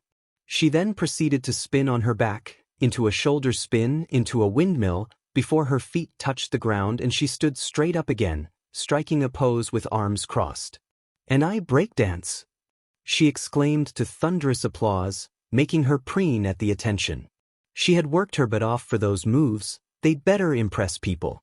These guys were still so serious, though. This was something to get to know each other better, not an interrogation. She thought something this extreme would loosen them up, but maybe another push would be needed. "I will now be taking questions," Mina exclaimed again, now striking a different pose with one leg bent and the other straight.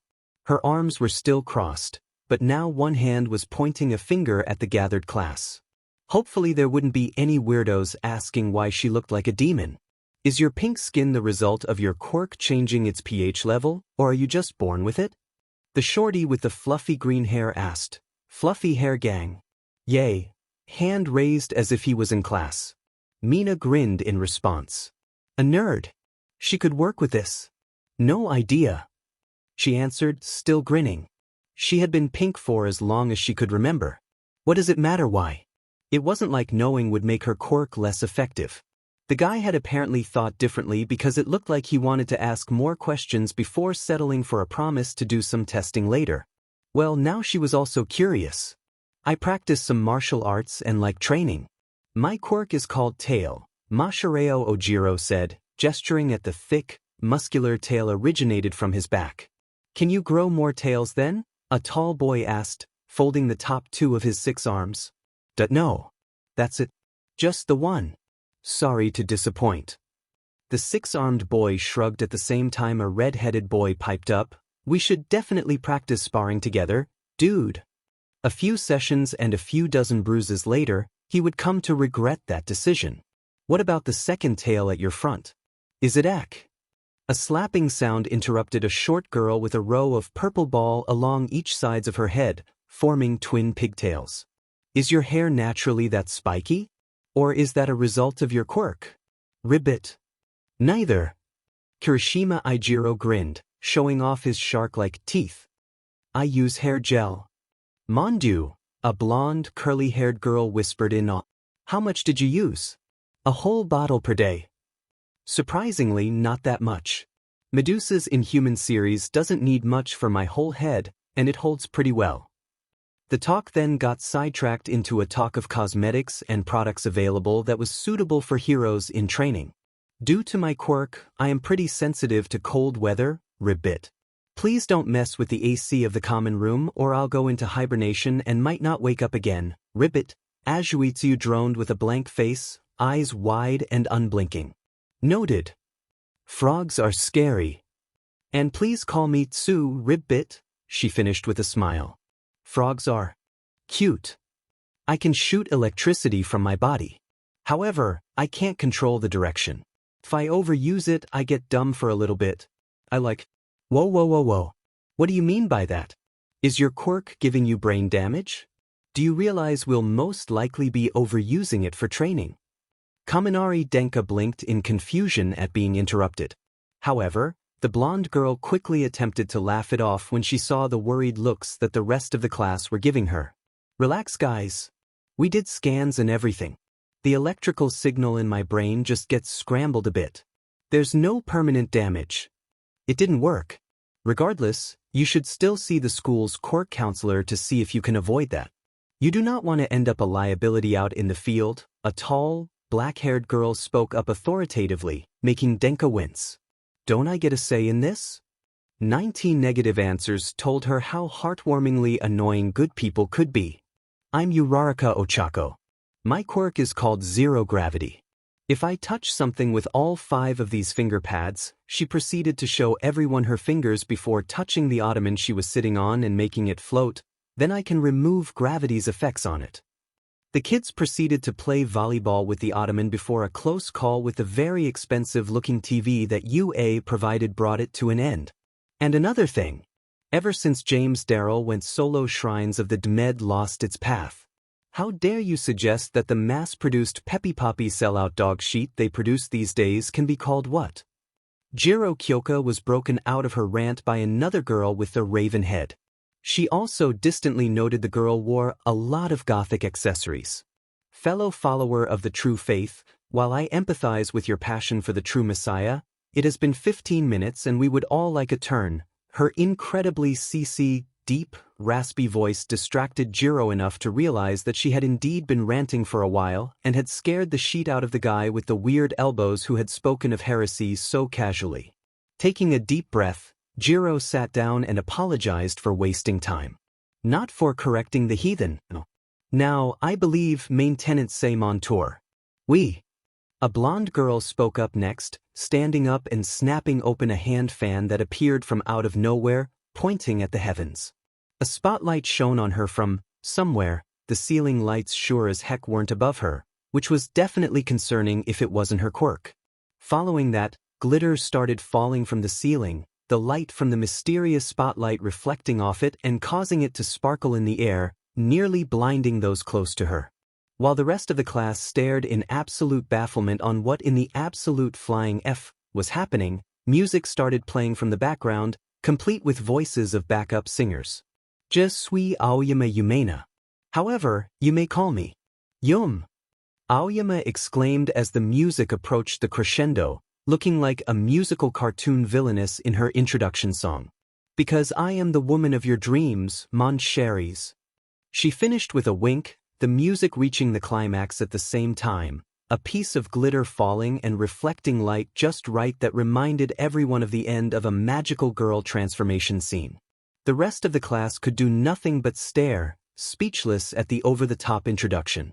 Eventually, Aoyama sat down and flicked her hair over her shoulders gracefully, all traces of whatever the F that was disappeared to the winds. Eventually, a brave soul decided to address the elephant in the room. Was that her quirk? It was not. The elephant remained unaddressed. Yayorozu Momo? A voice coming from a pile of floating clothes that resembled a teenage girl nearly screamed, interrupting Yayorozu's introduction. Quickly composing herself, she replied. Only to be interrupted again. Daughter of Yayorozu Yora? Owner of Yayorozu Inyang, your one-stop shop for everything from yo-yos to yachts. Well, if she was going to be that specific, then there was no use in denying. It wasn't like she was ashamed of her lineage. It was just embarrassing to have the whole thing laid out like that. Yayorozu nodded, bracing for the onslaught of favors or mutterings of jealousy. However, all that happened was her classmates griping about how lucky she was to have access to a Quirk gym, which was understandable. Memberships can be expensive. Turned out she had nothing to be scared of after all. My quirk is called tape. Basically, I can produce cellophane tape from these things on my elbows, Ciro Hanta said before raising an eyebrow at the disappointed look his classmates were giving him. What? It's just. Kaminari answered hesitantly when nobody seemed to want to speak up. We kinda expected something stronger, like duct tape, maybe? Ciro sighed a miserable sigh full of broken dreams in response. God, I wish. Do you know how OP I would be if that was the case? My name is Koda Koji. I can talk to animals. I'm more comfortable communicating like this. I hope you don't mind. None of them minded that Koda chose to communicate by writing on a whiteboard. In fact, most started making plans so that Koda could teach them sign language. It was, after all, a very useful skill to have in the field.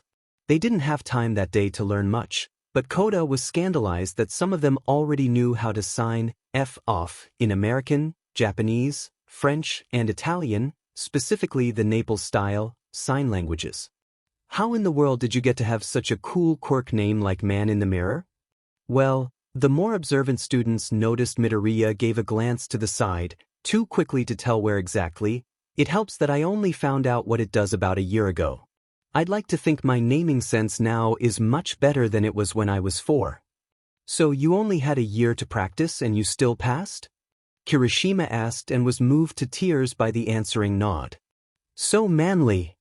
Some of them noticed that the spiky blonde guy that had so far been staring at Midoriya, Jesus dude, blink a couple of times. Is that his quirk? Gave a growl reminiscent of a wild animal in response to that, before stiffening and mumbling under his breath, all the while looking like he was fighting against every instinct he had to close his eyes. Anyway, Midoriya continued, pulling attention back on himself, my quirk allows me to go into reflective surfaces and interact with the images inside it, making the interaction reflect into the outside world as well. Seeing the confused-looking faces of his classmates, Midoriya sighed and walked towards the TV, the giant, very expensive-looking flat-screen TV that UA had provided that everyone was dearly hoping would last longer than AH. The whole class screamed when Midoriya jumped directly at the screen, then trailed off in confusion when the TV was not harmed or even moved in the slightest. Instead, there was only his image on the screen. The image then reached out to pinch Uraraka on her permanently blushing cheeks. The class only had time to be astonished that her cheeks in the real world seemed to be stretched out like an invisible hand was doing it, before the image disappeared and reappeared on the window with a flicker of movement. The image then disappeared again, only this time Midoriya reappeared out of thin air with a flip and landed on his seat. Like that, Midoriya continued, now doing theatrical bows between dodging the brunette's punches to the impressed cheering of the class. I can also move extremely fast between surfaces as well. Though the one I first go into has to be big enough for me to do so, and I have to be able to see the other ones. He grinned as the class cheered louder, and thus got distracted as he took a fist to the face. My name is Ida Tenya.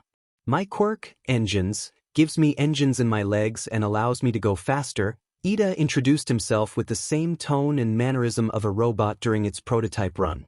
Curiously, Ida did his best to avoid looking at the smirking Midoriya.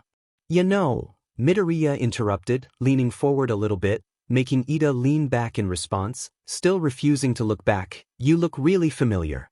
Do you have a sibling? Several people would later swear Midoriya grew a forked tongue and a devil's tail as he said this. A younger brother, perhaps? I do not, Ida answered stiffly in response, though with a voice quivering with fear. Really? Uraraka piped up, making Ida turn to face her with a look of betrayal that she only cruelly, innocently, smiled at.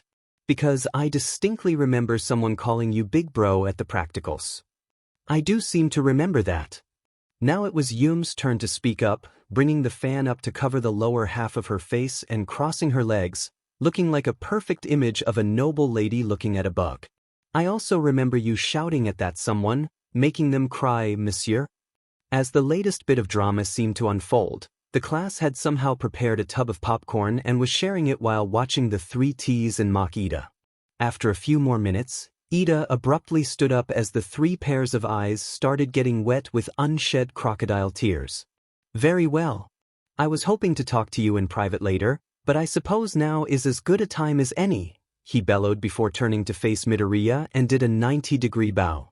I sincerely apologize for the way I acted in the practicals. I singled you out and caused a scene. Worse, I made a biased judgment based on your appearance, and that was unacceptable. While Yum and Uraraka filled the rest of the class in, a long silence filled the room, one that seemed to stretch forever. Ida dared not raise his head, while Midoriya only stared at him contemplatively. Eventually, he spoke, breaking the tense silence. I still think you're but apology accepted. What do you mean by going naked? The costume and support industry exist to ensure you do not have to do that. Sorry? Hagakure Toru meekly apologized to the outraged blonde who was displaying more emotions than she had the whole time Hagakure had known her. Say inadmissible. Yum twinkled angrily, brandishing and pointing her fan at the invisible girl like a saber. This, madam, is an insult to everything the modes stand for. We will personally design you a costume and you will wear it. Or else. Yum stomped away in a huff, slender fingers flying through her phone's screen to contact her family. Mode? As in Edna mode. I like to experiment with my sugar intake by baking. So if you see pastries on the kitchen counter, go ahead and take some. Sato Rikido had no idea the impending civil war he would unwittingly start with his delicious pastries, being from an all-male, meat-loving family. Oh my! Yaoyorozu Momo, having had access to a team of personal chefs, also had no idea, and thus poured more gasoline into the fire. I shall provide tea then. I brought a stash of Dahong Pao with me and would love something to pair it with during afternoon tea. The other girls, as well as some of the boys, on the other hand, knew perfectly well what that meant. And thus schemes would be hatched and foiled, alliances would be formed and dissolved, friendships would be tested and betrayed, love and hatred would go hand in hand just as they should. All for the sake of the potentially delicious pastries and the definitely divine tea. But that is a story for another time. My dream is to be a cool, CC heroine. Mineta Minori exclaimed, striking a provocative pose that did not work with her, a lacking stature. A snicker floated out across the room, making her almost teleport to the offender to grab the front of her shirt and shake her back and forth. Think that's funny, huh? That I can never be FING taken seriously because I look like an elementary schooler trying to act like an adult, huh? That I only attract the weirdos because the decent ones are all afraid of being accused of being a pefli, huh? I will deep throat you with my ball beach. Dude, stop, please. You're gonna stretch my collar. I'm sorry. Kaminari managed to get out between shakes, which was impressive with how dizzy she was. I don't want your fucking apology. I want my Minetatas to evolve into Minape. I want the secret to Uraraka's Okachas and Yaoyorozu's Momos. I want Echi. Once again, Azui came to the rescue. Hey, say something to make it less awkward, Midoriya. I get how frustrating it is to be lacking in height. Let's do our best as shorties. Good job, my boy. As expected from the main Chara. We can team up. You can be Smurfette and I can be Papa Smurf. You idiot. You know Midoriya, you only need to ask if you want me to call you Irk. Another tongue slap. What did you expect? He walked right into that one. Behold. This apparition is called Dark Shadow. Tokoyami Fumiko chanted in an ominous voice. Her arms were positioned into a pose, pale slender fingers in the perfect position so that the light would reflect on her rings to create a supernatural-looking light effect. That looks like a stand. I can't be the only one thinking it's a stand, right? That's definitely a stand. A stand was what commonly used to refer to a kind of quirk that took the form of a separate entity that fought for their user, seen mostly in people with Joestar blood in their veins and some of their associates. Is that a stand? Mina asked the question they all wanted to ask. Dark Shadow is not a stand. Tokoyami Fumiko snapped, apparently sick of the question. It is my inner darkness given form. My thirst for violence manifested into a terrifying beast of destruction. Heart of justice from the Joestar bloodline? Heart of what? For the last time I am not related to the Joestars. But you want to be? Yes. Girl, you cried for a day when it turned out you weren't related. Don't try to play it cool. Dark Shadow. It talks? Ascension stand? IT is not a stand. Unfortunately. Bakugo Katsuki. My palms secrete a nitroglycerin-like substance that I can ignite at will. Bakugo sat back down with a huff, apparently unwilling to elaborate further.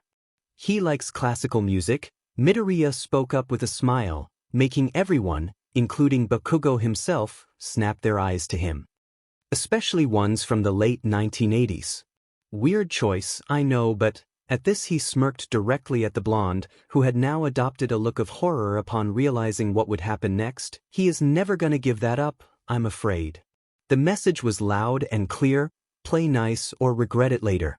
Interesting taste in music, Jer piped up, interrupting Bakugo from his brief paranoia-induced semi-breakdown. Can't judge a book by its cover indeed, Ida nodded. He had learned that particular lesson the hard way. Bakugo screamed. Quietly. In his head, just to be safe. Todoroki Shoto. My right side can make ice. My left side can make fire. I will not use my left side in battle. A silence followed by the cold and stoic declaration. A silence which was then broken by Zero. What about using it to fry bacon? Exactly 1 second passed. Acceptable. Why the F is that fucker allowed to be like that and not me? Can you even tell us apart? I heard that past a certain altitude, everything just looks like tiny dots. Midoriya squinted his eyes at Shoji's face, no doubt blinded by the sun being so close to Shoji's head. Can he even hear us? The sound of the winds rushing past his ears from so high up must be deafening, right? Jiro added with a lazy grin. I will climb him like Mount Everest. Just you are Irk. You know who that was? In response, Shoji closed his eyes and took a deep breath. With an exhale, he then fixed each of them with a stare from his vantage point beyond the clouds and spoke. Worry not.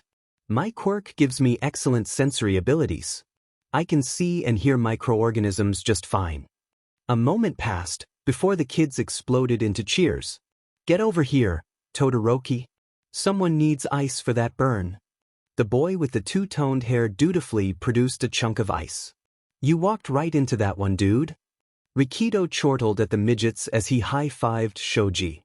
Impossible, Shoji interrupted with the same deadpan voice. At that height the best they could do was walk right under it. As the chaos spread, Shoji sighed in relief as even the ones he made fun of were having a good time. These are the good kind of idiots. It'll be fine.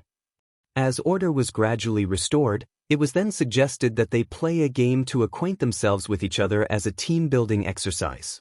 What are you thinking? Poker? Old maid? Monopoly? Yaoyorozu asked the class, already prepared to create the pieces and cards necessary, mind already whirling with the formulae needed. Before the argument could really get started and before Ida could begin lecturing them on gambling, Midoriya's voice cut through the chatter. Actually, my dad went to Atlanta City and a bunch of Chinese men taught him this interesting game. You guys want to try it out? With most of the class in agreement, it's not like they had a better idea. Midoriya headed upstairs to get the pieces needed to play. While Yaoyorozu had offered to create them, they would need some special pieces to play Shanghai Shirbushing. Officially, Japan prohibited most forms of gambling, barring a select few exceptions such as horse racing, lotteries, and pachinko. In practice, although some legal casinos are situated in high-end resorts, smaller, illegal ones operated by the Yakuza are very much an open secret. Even the Age of Heroes and the downfall of most Yakuza organizations didn't change much of this fact. The only difference was that they were now run by actual villains. That is not to say that those were the only places that people would come to gamble their salaries and life savings away.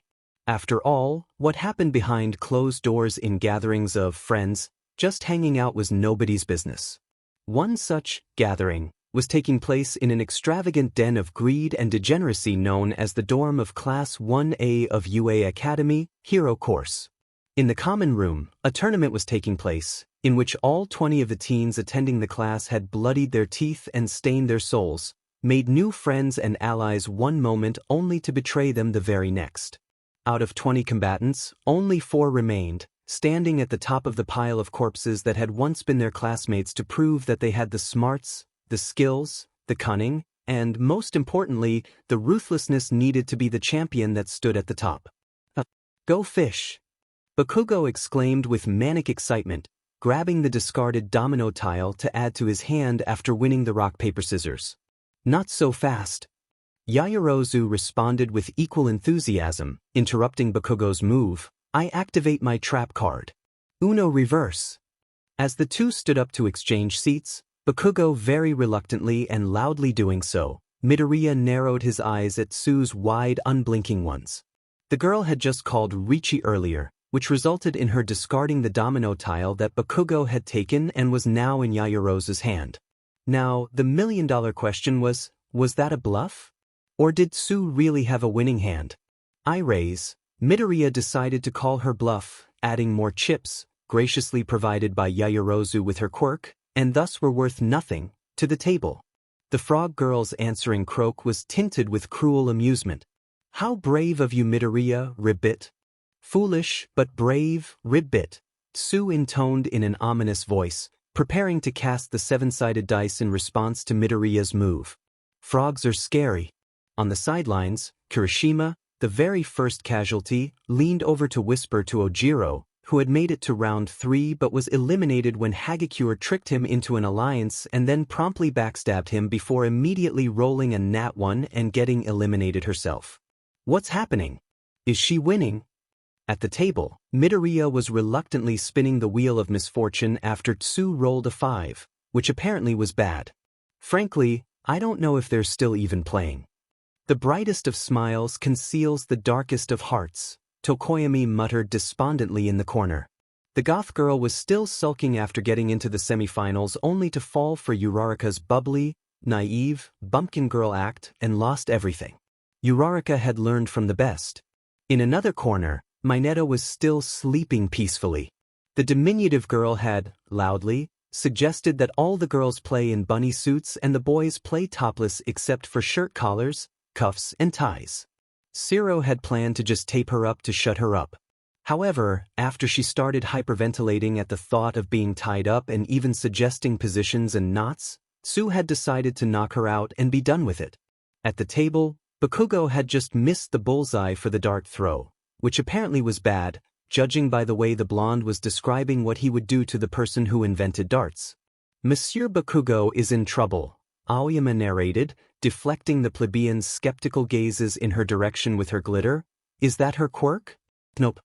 Well, unless he can use a pot of greed, Kaminari spoke up in between her discussion of Western music with Jiro to chime in. Then he'll have a chance to choose the correct bean and triple his score, taking first place. Only a deafening silence greeted her. I mean no offense, Kaminari, Ida started, chopping his right hand in her direction, but are you sure that is how pot of greed works? Startled out of her phone scrolling, the blonde girl looked up to see the class staring at her. Reddening, she started laughing in a very girlish and very forced giggle and attempted to wave it off. You're right. Gosh, what was I thinking? I don't even understand much of the game. That was ingenious. Yaoyorozu's whisper interrupted her flustered ramblings. How could I not think of that? I'm sorry. The blonde blinked, confident she had heard that wrong. Ah, but that all depends on what you'll draw, doesn't it, Ribbit? Tsu added. If you lose the Hail Mary, then you won't just only be in last place, you'll also lose everything you've earned so far, Ribbit. A reminder that they were playing a game in the dorms, the chips were worth nothing, and there were no prizes. Oh, but he will definitely go for it, won't you, Kaken? Midoriya crooned, lounging back from his first-place throne made of lies, deceit, and faux leather. After all, you're not a cowardly Deku who would run from a chance to rise to the top in one move, are you? As Kaminari was going through an existential crisis in the background for being associated with positive words describing intelligence, Bakugo was grinding his teeth together so hard it was a mystery how they were still not broken. Eventually, The blonde spoke with a voice that reminded the listeners of gravel rubbing against concrete as he put down pot of greed. All in. Call. The other three followed that bet, with varying degrees of surprise. Shoji then volunteered to take on the noble duty of bean bearer. All 6 of his hands closed and presented to Bakugo so he could make a last-ditch effort to haul himself out of the bottom of the swamp known as last place by choosing the one holding the orange bean. The shorter and angrier blonde reached for the hands before briefly pausing in hesitation. After a few seconds looking back and forth between the 6 choices, he growled and slapped the second hand on the right, masking his earlier trepidation with bravado. Many years later, Shoji would confess that the unnecessarily hard slap was the last straw. Putting away the others, the taller blonde deliberately, dramatically, slowly opened up the chosen hand. To reveal nothing. Unnoticed by everyone except Shoji himself, the mouth on that palm had closed up completely, leaving behind no evidence. The scream of pure anguish and defeat almost made the taller blonde feel bad for his earlier action. Had Bakugo not insulted Shoji's mother and her marital status multiple times before mercilessly stripping Shoji of the entirety of the fortune he had meticulously saved up the entire afternoon. Once again, a reminder that they were playing in their dorms, the chips were worth nothing, and there were no prizes.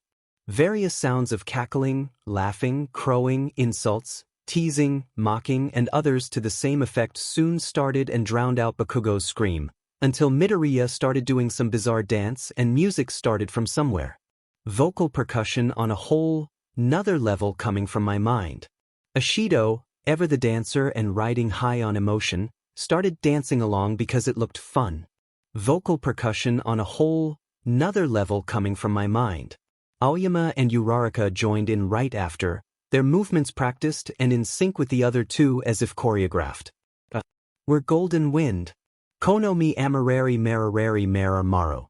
Soon enough, like each was in some form of mass mind control, more and more students began to join in with varying degrees of willingness and competence. Except for Bakugo, who, thanks to being tortured for a whole year with the same kind of ambush, managed to resist. Which left him as the victim. Hiya. We're golden wind. Kono mi amarari mararari maramaro. And so, it was on this scene that Aizawa Shota, pro-hero Eraserhead and Class 1, as homeroom teacher, walked in roughly 10 minutes later, with the whole class doing some sort of bizarre ritual dance to some kind of music around Bakugo Katsuki, who by then had rolled into a fetal position, screaming, "There's more of him! There's more of him! It's like a burning sunrise. Ani makarer mak arpunpun keet. It's like a burning sunset. Ani makarer mak arpunpun keet." Aizawa's first impression was that he hated every single one of these brats. 20 minutes later, Class 1A could be found on training ground beta in their gym uniforms. Various groups had congregated together as they waited for their teacher to appear. "Good, you're all here on time." Aizawa's voice forced every student's attention to snap to the yellow sleeping bag on the ground. "Time is precious and you can't afford to waste any. Once again, I am Aizawa Shota, your homeroom teacher." The yellow sleeping bag stood upright and slowly unzipped to reveal Aizawa's scruffy appearance. "Welcome to UA Academy's hero course." "Sir." Ida's hand flew through the air, interrupting whatever the older man was going to say next. "School does not officially start until Monday. May I ask why you told us to gather here in our gym uniforms?" In response, Aizawa only directed his tired, sleep-deprived stare at Ida until the boy slowly, mechanically lowered his hand. "First of all," he began after no one else seemed to want to speak up, "do not interrupt me. What you just did was wasting time, specifically my time that I could have used to finish the explanation instead of addressing you. What would you do if your interruption caused you to miss vital information?" The chastised boy looked down in shame. Memories of his outburst in the practical exams briefing sprung up, as well as his brother's lecture the following day. Second of all, the stare then encompassed the rest of class, making them stiffen up. "You are correct. School has not officially started yet, and I usually don't do this until Monday so that you'll at least have a taste of being a UA student." The man was amused when, despite being visually worried by the ominous statement, None of his students reacted beyond fidgeting and exchanging glances in fear of interrupting him. That being said, he continued, eyes slowly narrowing into a glare, I have a feeling that the more of you that I have to put up with, the worse my headache will get. So congratulations, you're all having a Quirk apprehension test today. Do whatever it takes to get the highest scores possible in these 8 physical tests. The one in last place will be expelled. Sharp intakes of breaths, worried and panicked glances, as well as hands darting up into the air for permission to speak were all that greeted him, which was a pleasant surprise. Look at that. They can learn. Hopefully this class won't be completely hopeless. I'm feeling generous, so I will allow 3 questions. Choose wisely. The lowering arms that followed that statement honestly brightened up his day. He pointed at one of the few kids who still had their hands raised. Sato Rikido, his memory supplied. Sir, we already passed the entrance exam, which should prove that we know how to use our quirks and that our quirks are strong enough for the course. To be expelled on not even the first day, isn't it a little unfair? Life isn't fair, Aizawa responded evenly, not fazed in the slightest. Being good enough is not good enough. You can't save anyone by being honorable, you get no prizes from Santa for being a good kid, and birds aren't real. There were 2 very offended gasps that originated from Tokoyami Fumiko and Kota Koji that he chose to ignore. Next, using the confusion as a smokescreen, Aizawa swiftly moved along, pointing at Yayorozu Momo. Are there any limits on what we can do to maximize our scores, sir? At least someone knew to ask the real questions. You are allowed to use your quirks. Hinder or sabotage your classmates' results and you're expelled on the spot. The only items you're allowed are the ones present on this field right now or any that are produced when using your quirks. Break the law and I'll drag you to the police station myself. What I say goes. Aside from that, no. Last one. He left the class exactly 1 minute to contemplate on the parameters. If they were worth anything at all, then they would at least have an inkling of what these parameters are meant for. If not, well, expulsion was always an option. After the allotted time passed, Aizawa raised an eyebrow when the only hand left up was Midoriya Izuku's. Keeping in mind who this particular troublemaker was, he called on the kid. It took a while, but I finally recognize you, the green-haired kid announced in a triumphant voice, making Aizawa roll his eyes. Contrary to his colleagues' beliefs, a lot of people recognized Eraserhead, civilian or otherwise. It wasn't like he bothered to wear anything that could hide his face besides his protective goggles, and a homeless-looking guy beating up villains was not as inconspicuous as one might think. If this kid thought just because he knew his hero name then he would get special treatment, he had. You are the homeless hero, Hobo King, aren't you? The exclamation cut through his mental monologue as well as the class chatter like a drunk driver through the red lights. So, we have a comedian this year.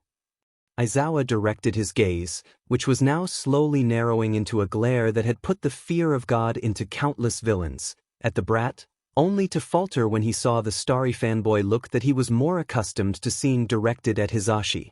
Your quirk, Royal Beggars, is so cool. It allows you to steal the physical stats of any living thing you touch to add to your own.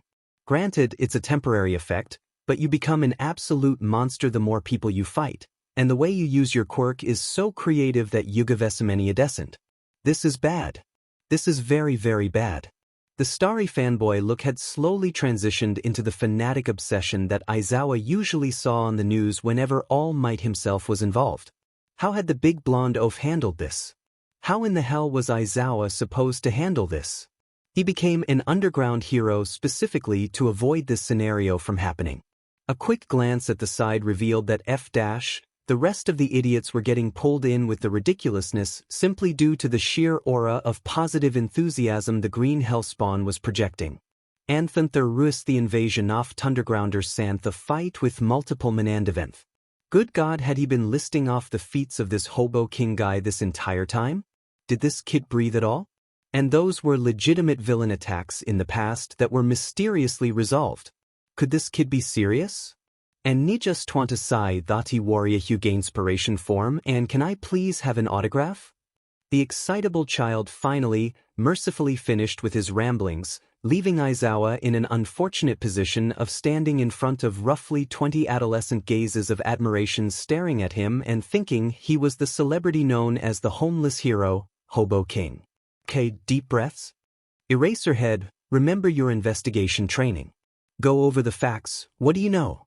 You know that this Hobo King apparently looked like you, which didn't really narrow down a lot. You know that this Hobo King apparently was either an underground hero or a vigilante, which doesn't narrow it down at all. You know that this Hobo King is the idol of Midoriya Izuku. Aizawa's panic was promptly replaced by cold, silent rage as he remembered exactly who he was dealing with. This brat was the little troll that Nizu and Kiyama had their eyes on.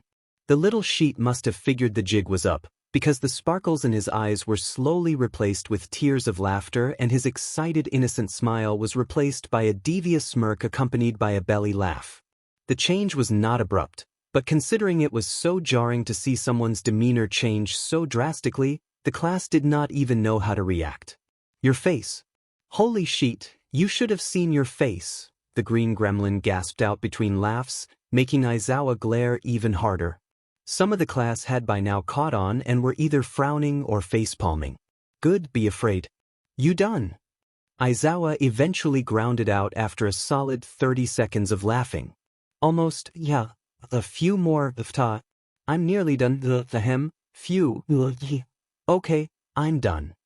I'm glad you had a good laugh, the older man started in a deceptively calm voice when the laughter finally slowed to a stop, because if you don't land in at least the top 5, it'll be the last laugh you'll ever have as a UA student. The responding gasps and shouts of outrage fed his sadistic amusement just right.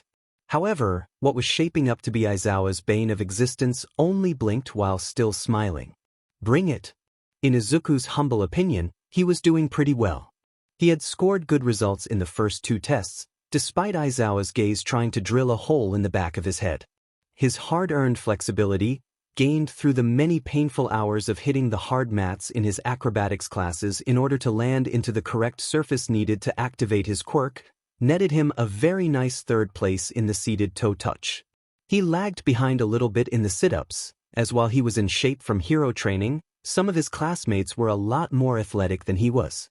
Ojiro ended up taking 1st place, thanks to his tail helping push himself up. It was when they reached the grip strength test that something interesting happened. First, Shoji decided to use all 3 of his right arms at the same time to squeeze the machine, earning him a very high score. Emboldened by the fact that Aizawa said nothing, some of the class started getting creative. Tsu used her tongue to wrap several loops around the device and squeezed. Yayorozu created an industrial hydraulic clamp to do it instead. She would have gotten 1st place had Kaminari not panicked and fired off a short burst of electricity, accidentally short-circuiting the device and giving herself an infinity. At that point, it appeared all bets were off. After all, Aizawa hadn't said anything yet, and they hadn't violated any of his rules. However, Izuku could see the way it would go. The next 6 tests would benefit those with mobility quirks, which would severely disadvantage him. He had no intention to test whether or not his teacher was serious about the expulsion, especially since, by the looks of it, Bakugo would make DM sure he would score higher than Izuku. Racking his brain to find a strategy, Izuku's eyes landed on the trail of ice that Todoroki had left behind after taking his 50-meter dash test. The exact wording of the rules echoed through his mind. This called for an experiment. As Mina stepped up to the starting plate next to Midori, she would admit that she felt kinda bad for her new friend. Due to the abrupt order to attend the test, the guy would be competing essentially quirkless. It wasn't like he had thought to bring a mirror his size to jump into. At least she hoped not. She didn't want to think about where he had been hiding it. Ready? The robotic voice jolted her out of her thoughts and made her hastily get into position. Set. Clearing her mind of distractions, Mina focused on the feeling of her quirk producing the acid with the exact properties she needed to maximize her skating speed. Bang. Mina took off as soon as the starting sound began, using her acid to skate along the runway, instincts from years of skating practice taking over.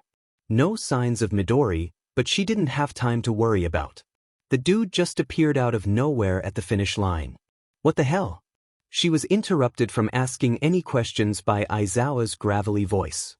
I distinctly remember telling you that the only items you're allowed are the ones present on this field right now or what is produced when using your quirks. Exactly, Midori answered with a challenging smirk. Your quirks, not your own quirk. With a jolt, the pink girl connected the dots. And that robot was here when you made that declaration. Would you like proof, sir? He had jumped into her acid trail, which she had lowered the acidity as much as possible to prevent it from destroying the field and therefore was still there in a slippery trail of reflective liquid, then jumped into the robot's shiny chrome plating and jumped out to the finish line. But was it allowed? That won't be necessary. Next. Her teacher's answer told her all she needed.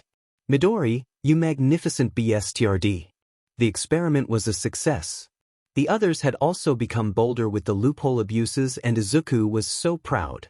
Granted, he did not expect Hagakure to have taken off her clothes and then threw it past the camera when she got close enough to the finishing line to shave off a few seconds when it was confirmed that, due to being invisible, it would track the movements of her clothes.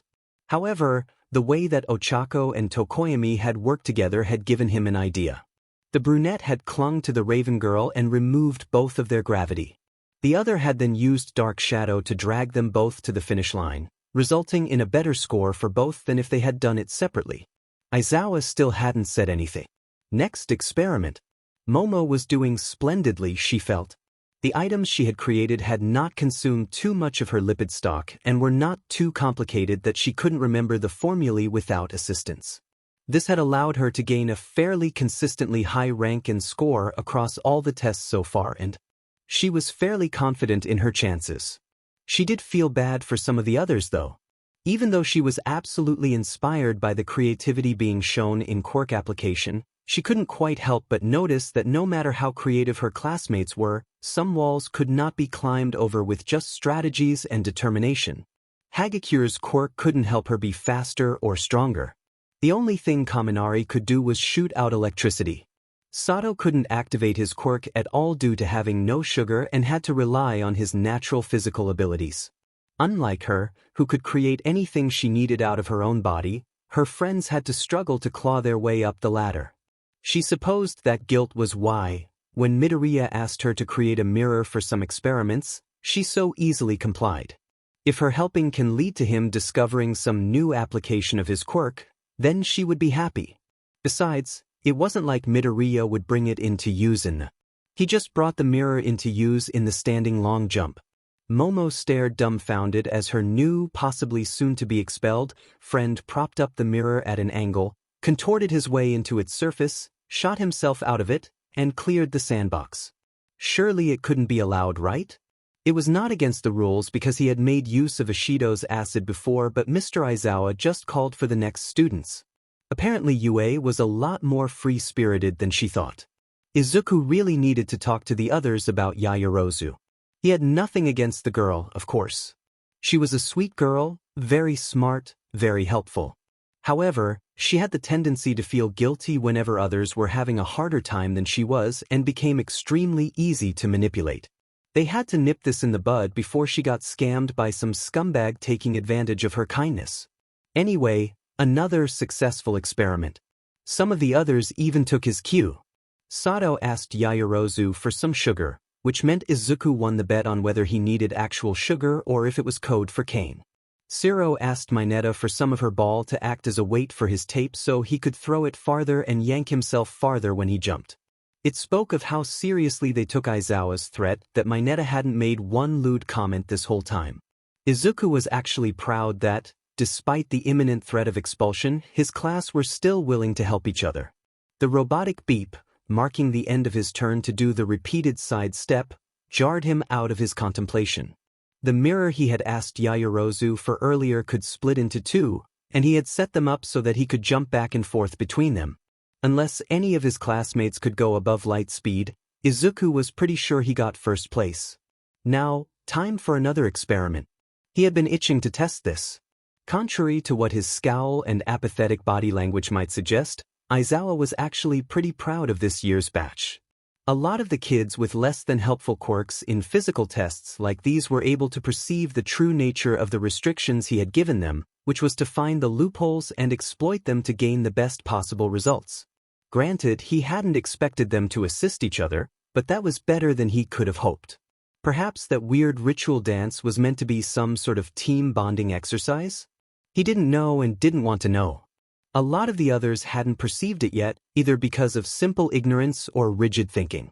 However, each of them also possessed enough control of their quirks or had a solid enough base with their physical abilities that he was confident they would not immediately die when confronting a villain.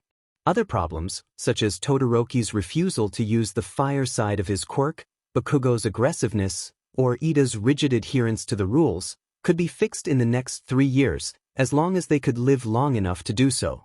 Speaking of adherence to rules, Midoriya, the problem child and Aizawa's main source of headache, had apparently decided to try something with his quirk for the ball throw. If he actually planned to jump out of the mirror holding that ball so it could go farther, then he's primed for expulsion. There was no way he would be able to land. Oh, only the ball flew out. Interesting. It appeared he could choose to release his quirk on individual objects he brought in with him. By the way the kid was muttering to himself, it seemed to be a new development. What a versatile quirk. Aizawa mused to himself as Kyuka stabbed one of her earjacks into the ball and prepared to apparently blast her heartbeat to that spot to give it a boost. Though there is still the distance run. You should be safe now, but let's see what you do this time. Izuku stared straight ahead, resolutely ignoring the tired glares directed at the back of his head from his classmates, especially the explosive blonde one. As soon as the starting signal for the distance run sounded, he had started his strategy. He had jumped into the mirror set up nearby specifically for him to do so and then proceeded to jump to his target and chill until Aizawa called for a stop. What was his target?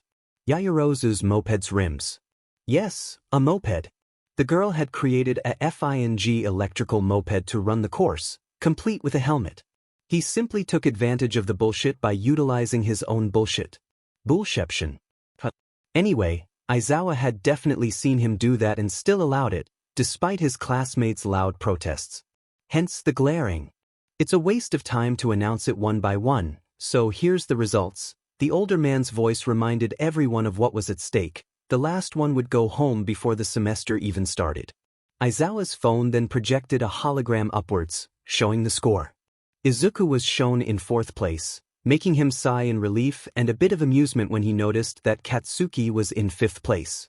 Those emotions were ruthlessly torn apart by the reveal of the name at the bottom, Hagakure Toru. Even though most everyone saw it coming, it was still painful watching the invisible girl's body crumble onto the ground. Even though they barely knew each other, for the last few hours, Class 1A had played together, laughed together, sweated together, and cried together. Toru had been a part of Class 1A and her heartbroken sobs tugged at most of everyone's heartstrings and triggered every single protective instinct they had. The girl had tried her best. It wasn't fair that her dream would end before it even began due to not being given an opportunity to show what she was capable of. As everyone was gearing up to defend the invisible girl and yell for Aizawa to reconsider, his tired voice cut them off. By the way, I was lying about the expulsion thing. It was just a logical ruse to get you to perform at your best. A stunned silence followed that declaration, before it was broken by yells of indignation and Hagakure's cries of relief. The only person to notice Midoriya Izuku had gone suspiciously silent was Bakugo Katsuki. The blonde was the only one that knew him enough to recognize what he was thinking. To Deku, regardless of Aizawa's real intentions, their teacher had become nothing more than a bully who enjoyed playing mind games with people weaker than him for his enjoyment. And there was nothing that Deku hated more than bullies. You do realize, the sheer contempt in Midoriya's normally cheerful teasing voice was enough to make the few who heard him shiver, that I will get you back for this, don't you, sir? In response, Aizawa simply snorted and turned to walk away. There should be a stack of syllabi in the dorm's common room. Read it, prepare for it, and don't be late on Monday. As the rest of the class crowded around Hagakure to comfort her, Izuku simply narrowed his eyes at Aizawa's retreating back. It was on now, a-hole. Meanwhile, Katsuki was just glad Deku had another target to divert his attention. Toshinori suppressed a wince at the sound that was located somewhere to his left. It was the sound of someone's jaw audibly clicking, caused by a too-wide yawn. He had attended enough ceremonies in his career as All Might, the #1 pro hero, to instantly categorize it as one whose owner didn't bother to hide, either because they just didn't care, or they wore a mask loose enough to accommodate that kind of jaw motion. Judging by the lack of any muffling in the sound, there weren't any mouth-covering masks involved, which disqualified Snipe and Hound Dog. The volume and the sheer audacity of this person also left out Cementos and Ectoplasm. Eraserhead was also fast asleep on the ground in that hideous sleeping bag of his. With how masculine it sounded, he concluded that present Mike was the culprit. Case closed. Another job well done, All Might. He wasn't the symbol of peace just because his strategies were to punch problems away. Incidentally, that was his most favored strategy, but that was besides the point. Toshinori suppressed a groan of his own. Nizu's speech bored him so badly that he was playing Yon Detective now of all things. And the principal was still talking with no signs of finishing up. It was at these moments that he kind of regretted taking up his master's philosophy. His signature smile was getting tiresome to hold. He was also really jealous of how effortlessly Aizawa had crawled into that sleeping bag of his to take a nap. The man was functionally dead to the world, despite the surprised glances and conspiratory whispers to his direction from the other faculty members. Apparently, he would usually force the class to skip the opening ceremony as well as most of the first day in favor of doing the Quirk assessment tests ahead of time. No one had expected the man and his full class to show up, and with not a single student missing for the ceremony. Toshinori supposed since that class had already done the test on Friday, he had no excuses that he could give Nizu that would allow them to skip the ceremony. The thought of Aizawa brought back Toshinori's memories of his interaction with the man. Skulking around like that doesn't seem like something the symbol of peace would do. It was pretty clear from Aizawa's deadpan accusatory tone that he had noticed Toshinori not so secretly observing the tests. Figuring the jig was up, the blonde stepped out from behind the pillar he had been hiding behind. Perhaps a direct conversation with the man in charge of the boy he was suspecting to have some connections with All for One will provide some new perspectives. Speak for yourself, Eraser. Toshinori made sure to keep his voice cheerful and genial as he began to speak. To get through your tests and not have a single student expelled? This class either has great potential, or you're losing your touch. An annoyed look crossed the exhausted-looking man's features, while his glare would have made lesser men wet themselves. They simply don't have zero potential. That is all. Now what do you want? Or do you have so much free time that you can snoop around in that muscle form just to make small talk? Straight to the point. Toshinori had been warned that Aizawa was a rational man who despised niceties. Well, when in Rome, as they say. May I ask your impression of young Midoriya? Perfect. It was direct but still vague enough to mask his real intentions. It worked a little too well. Didn't peg you for the type to play favorites already, the other man commented with a raised eyebrow, making the blonde almost choke on his blood in surprise. Toshinori rushed to deny, but the sheer absurdity of this situation provided a space for Aizawa to cut in. Save it. I don't care what your connection with him is, but he's in my class now and that means he'll be treated like any other student, got it?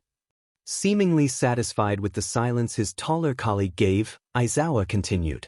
As for my impression, he's got a versatile quirk, with a decent amount of creativity to come up with many applications for it. His willingness to bend the rules is both good to have as a hero and a pain in the butt as a student. Did your golden boy fulfill your expectations, Mr. Symbol of Peace? He is not my. I don't care. Get out of my way.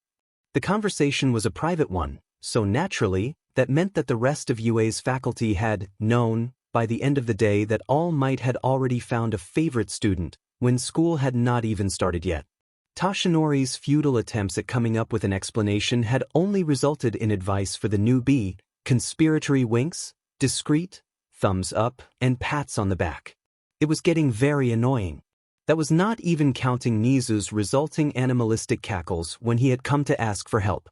He had no doubt the rat knew exactly what was going on, and how to explain it in a way that wouldn't allude to the fact that Toshinori had suspicions that young Midoriya had involvement with Japan's secret Emperor of Shadow, Yet the principal only kept laughing harder until the blonde eventually gave up and left.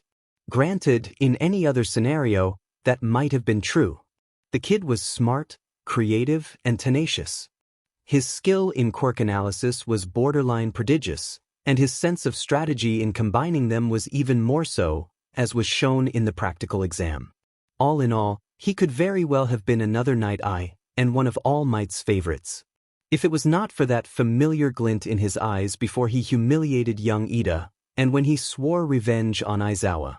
He had seen one similar to it countless times before and during the devastating fight 5 years ago that resulted in the hole in his stomach. He was well aware that all of this could just be excessive paranoia stemming from his lingering PTSD from that fight. However, his master and the 7 others before her had given their lives to bring down that monster. He'd be dead if it was his naivete that brought him back to power. Last but not least, you might have heard of the rumors, but allow me to formally introduce the newest addition to our faculty and newest teacher of practical heroics, the #1 hero, All Might. Having his name announced jolted the man out of his thoughts. Calling on the well of power that was won for all out of instinct, he buffed up. The steam that accompanied his transformation blew the curtains he had been sitting behind apart, allowing him to step forward for a dramatic entrance. I am here to teach. When his appearance threw the gathered teens into an even more chaotic frenzy, Toshinori decided to put Midoriya aside for now and focus on his prepared speech. That he had definitely prepared and was not just making up as he went. Ijiro winced at the loud sound that several of his classmates' jaws made. They were walking to the introductory tour of UA's facilities after the ceremony had finally, mercifully, been over and done with. Guys, come on. At least cover the yawns up.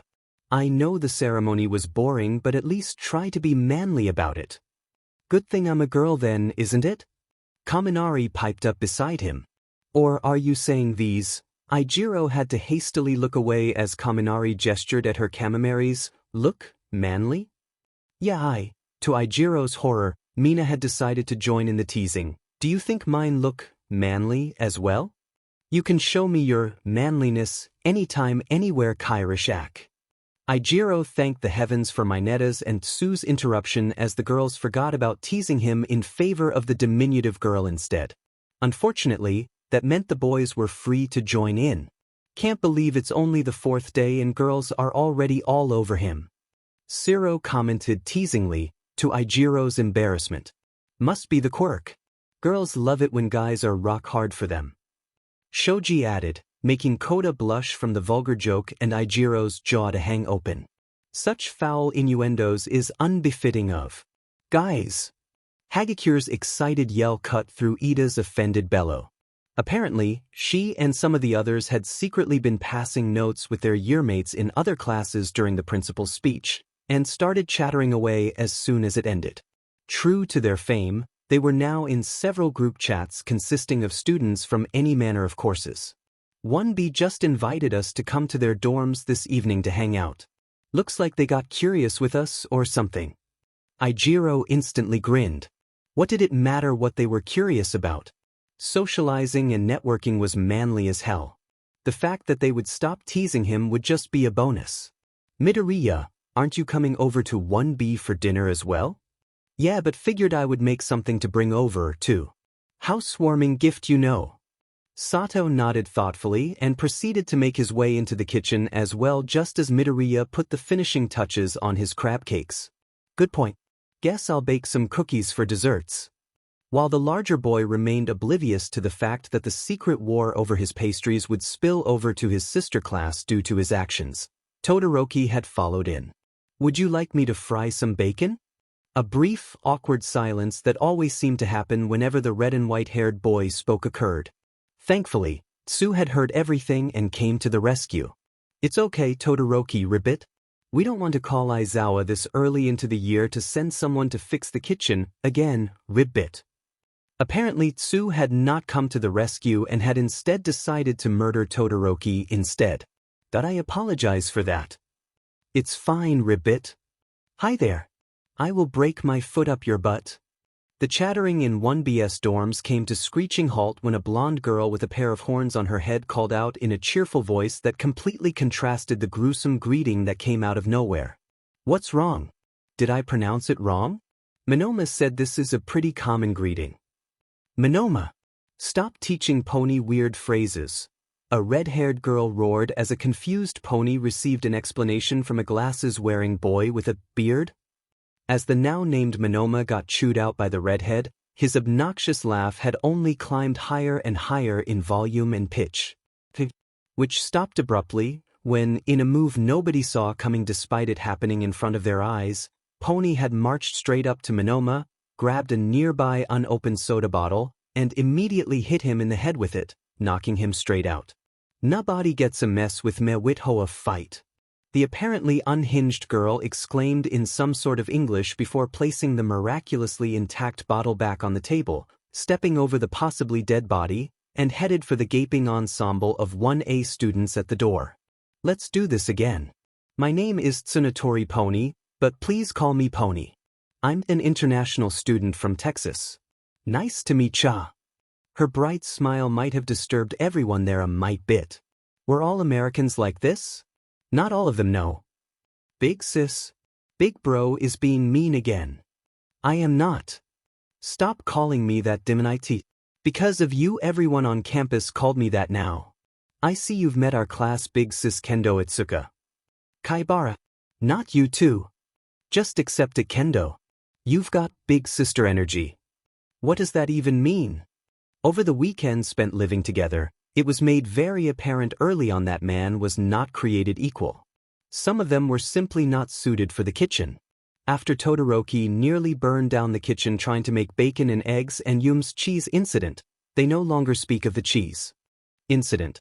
Although most of them were still allowed in, it was a general rule that if you couldn't cook, then you should ask one of the more talented people to do it for you instead. Sure, you could also get the free meals in the cafeteria from lunch rush, but it was also a long walk away.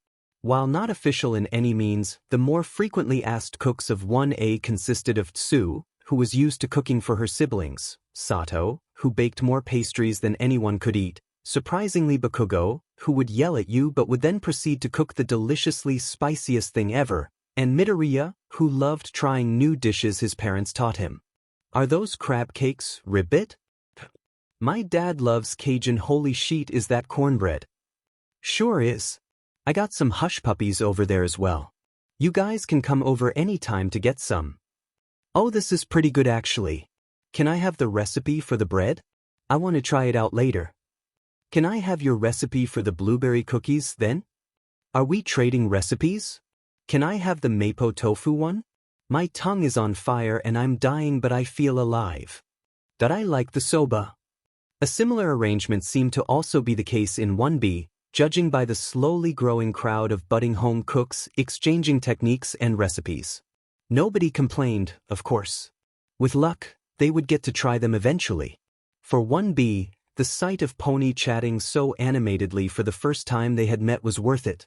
For 1A, it was the sight of Midoriya's ever-present mischievous smirk turning just a bit more genuine. "What do you mean? Of course all of us had time for Quirk counseling. We've got like the whole afternoon free." Fukudashi mangas, speech bubble, shifted to A. Symbol showing his surprise, before displaying his thoughts in writing form. "What? Don't tell me you guys didn't have to do the Quirk assessment tests? That's so unfair. How typical of UA to prioritize." Everyone carefully inched away from the Coke bottle that would later be renamed the concussion in at. "We did that on Friday. You guys didn't?" "No, we FNG did not." A Waze Yosetsu grunted from the couch, getting up to make room for someone else to get wrecked in Mario Kart. "Was that why everyone was staring when we showed up this morning?" Ojiro inquired, starting to feel disturbed by how inconsistent UA was, and especially their homeroom teacher's scheduling. "I think? I talked to an upperclassman I know and apparently 1A notoriously skips the ceremony every year, only to then show up the next day with, like, half a class left." "Pardon, but what do you mean by that?" Yaoyorozu asked, a sinking feeling making itself known in her stomach. "Apparently your homeroom teacher expelled the entire 1A class last year, half of them on the first day even. The current 2A only has about 2/3 of their students as original Hero Course students now. Kamakiri Tagaru shrugged uncaringly. Class 1A was here in full, so that must have been bullshit, right? Besides, if that was true, then that would mean that every Class 1A the years before not only skipped the ceremony, but also the tour of the massive campus to show where all of the facilities designed to help them with training and schoolwork were, as well as the orientation sessions where they would be introduced to the faculty and informed of the events happening in the school year. More importantly for Hero Courses students, as well as those aspire to transfer there, that would mean skipping the free quirk counseling sessions that would help them get a better handle on their quirks, as well as come up with possible countermeasures to the quirks that posed a danger to their owners or others. Sure, all of the information was detailed in the student handbook and the syllabus, but what kind of nerd would want to read those 1,000-page abominations? Meanwhile, Class 1A broke out into a cold sweat, and none more so than Yaoyorozu.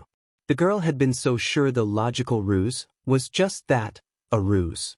But to think that their teacher really could have been so cruel that he would end their career right then and there? That was a mighty blow to her people-reading skills. Someone did get expelled though. Midoriya's devilishly innocent voice piped up, making the rest of his classmates wonder what the hell he was up to this time, and their sister class to descend into chaos. Come on guys. Don't tell me you forgot about him already?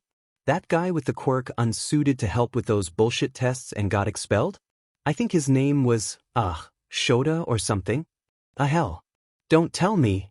It was kind of impressive how the whole class tuned into the same frequency whenever Midoriya was involved. Unsuited quirk? What do you mean? Komori Kinoko asked, her anxiety going through the roof. If there was a quirk that was unsuited for tests, it would be hers. He can temporarily erase every single quirk in a set radius from himself, bringing everyone to a level playing field. I freaking knew it. What? That's OP as hell. How was he expelled? Monsieur Shota's quirk was, sadly, Paiudo with the tests, and apparently SES Myler's efforts wasn't good enough, no matter how powerful his quirk was. Nobody in 1A was surprised that Yum was in on Midoriya's bullshit anymore. 1B on the other hand, knew about the Green Gremlin's reputation, everyone at Test Site B did, but not the fact that he had accomplices, and therefore ate it up like fools. Especially when almost everyone in 1A wanted some petty revenge on Aizawa's logical ruse. The only one who would be willing to stop it was Ida, who was in the bathroom, and thus he remained oblivious until it was too late for damage control. On another note, Present Mike would later be scolded by Recovery Girl for cracking a rib laughing when he heard from a student that Aizawa Shota had expelled a student named Shota Aizawa who had an erasure quirk, but that's another story for another day. True to her reputation as everyone's big sister, stop calling me that. Kendo sensed the uneasiness in the air and clapped her enlarged hands to get everyone's attention. Alright, it was regrettable, but the past is in the past. What do you say we play a board game or something for some team building? A shiver ran down each of 1B's student's spine as Bakugo loudly demanded a rematch on something, and Midoriya's challenging smirk got a little too wide. Kendo would later acknowledge that it might not have been her best idea. Hiya. We're Golden Wind. Konomi Amarari Mararari Marar. But what is happening? What did you people do to my class? Answer me. Bakugo, who was determinately disassociating, snapped out of it long enough to shoot the screaming Monoma a rare pitying look. First time? It's like a burning sunrise. Ani makarer mak arpunpun keet. Make it stop. Make it. Fing noob. What a pain in the butt. Bakugo muttered as he put down the concussion adder and went back to disassociating. It's like a burning sunset. Ani makarer mak arpunpun keet. Class the next day passed by incredibly slowly. Even though they were taught by pro heroes, school was still school and school was boring. However, for the students of Class 1A at least, it was about to change very soon for one simple reason. Their afternoon class was their first practical heroics class with All Might. Yes, I am here. The sight of the number 1 hero twirling into a heroic pose, muscle rippling and smile blinding, sent the screaming class into even more of a frenzy. It was one thing to know that they would be taught by the All Might, But seeing him so close in person was something else entirely, especially to those who weren't from one of the big cities and have never seen him do any heroics in person before. It's all might in the flesh. Is that the Silver Age suit? What a delicious wall of music. Magnifique. Another level indeed. His dialogue is even bolded. All right, you bunch of zygotes. Welcome to Heroics 101. All Might's powerful voice cut through the chatter. First lesson, Battle Trials. He continued once the class became a bit more settled, brandishing a card which read, Battle, in bright bold letters. Battle Trials? Yoraka asked worriedly. Battle Trials. Bakugo growled, excitedly. Battle Trials. All Might confirmed, redundantly. For that you'll need these. Pointing and clicking a remote at a wall, All Might revealed the shelves hidden within, which contained the 20 boxes clearly marked that had their hero costumes within. Put on your costumes and meet me at Training Ground Charlie. You have 10 minutes. With that announcement made, their teacher disappeared with barely a blur, leaving the hero students to scramble for their cases and sprint down to the field. After last night, nobody wanted to test if this was another logical ruse or not and risk expulsion. Every student in 1A for the past month had come to terms with the fact that they were going to UA and spent the whole weekend mentally preparing themselves to learn how to be a hero. However, as they stood on the training field of UA in their first heroics class, in professionally made hero costumes, in the presence of the symbol of peace and their fellow students in their own costumes, the feeling of, whoa, I made it, finally made itself known. Sure, they all knew instinctively this was only the starting line, but DMN if that didn't feel good. Looking good, ladies and gentlemen. Remember, as long as you have those costumes on, you are heroes. Their teacher's voice snapping them out of their own awe, the class refocused on All Might to see him standing in front of a cityscape. I know how excited you are to finally freely use your quirks. So for this first lesson, we will jump straight into the thick of it. Bracing himself for the flood of questions, Toshinori was surprised to see that despite visibly squirming in place in excitement, every student was restraining themselves. While that eased his anxiety for a bit, he probably wouldn't even need the cheat sheet if they were calmly listening. Right? Here's the deal. You will all be split into teams of 2 and be pitted against one another. One team will be the heroes and the other the villains. On the groove now, Toshinori then pointed backwards at the building behind him. Here's the scenario. The villains have hidden a nuclear bomb somewhere in this building that will explode in 15 minutes. The villains have 5 minutes to prepare and then the heroes will move in to take care of it. The heroes win if one of them touches the bomb, or if both villains are captured. The villains win if time runs out, or if both heroes are captured. Any questions? Oh wow, they were raising hands and waiting to be called and everything. This teaching thing was easier than he thought. What counts as a captured, sir? If someone is wrapped in these capture tapes, then they are eliminated. How will the teams be chosen? By drawing lots. Remember, you won't always have a chance to choose who to work with in the field. How FNG violent are we allowed to be? Reasonably so. I will stop it if things go too far. So use your common sense. Will the losers be expelled? That I am not Aizawa, so no. Satisfied that every question has been answered, Toshinori reached into the boxes containing the lots and drew out 2 marked ball. The first to go are Team B as the hero and Team D as the villains. Villains, follow me. Heroes, stay here until I give the starting signal. The rest of you head up to the monitoring room. A few minutes later, Toshinori watched on the monitor as young Aoyama got into a brief argument with young Midoriya. Judging by the gestures, it was about young Midoriya's cape. Dismissing it as unimportant, Toshinori centered himself, determined to get a closer look at the boy occupying his mind lately, and called out through the comms to young Todoroki and young Hagakure waiting outside the building. Attention, heroes and villains. Your 15 minutes start now. Roughly 1 year ago. God damn it, brat. A deep, gurgling voice reminiscent of one belonging to someone trying to yell under sewage water screamed in frustration. Get out of me so I can get into you. Even if I could, how was that supposed to convince me to? Another voice squeaked out in response.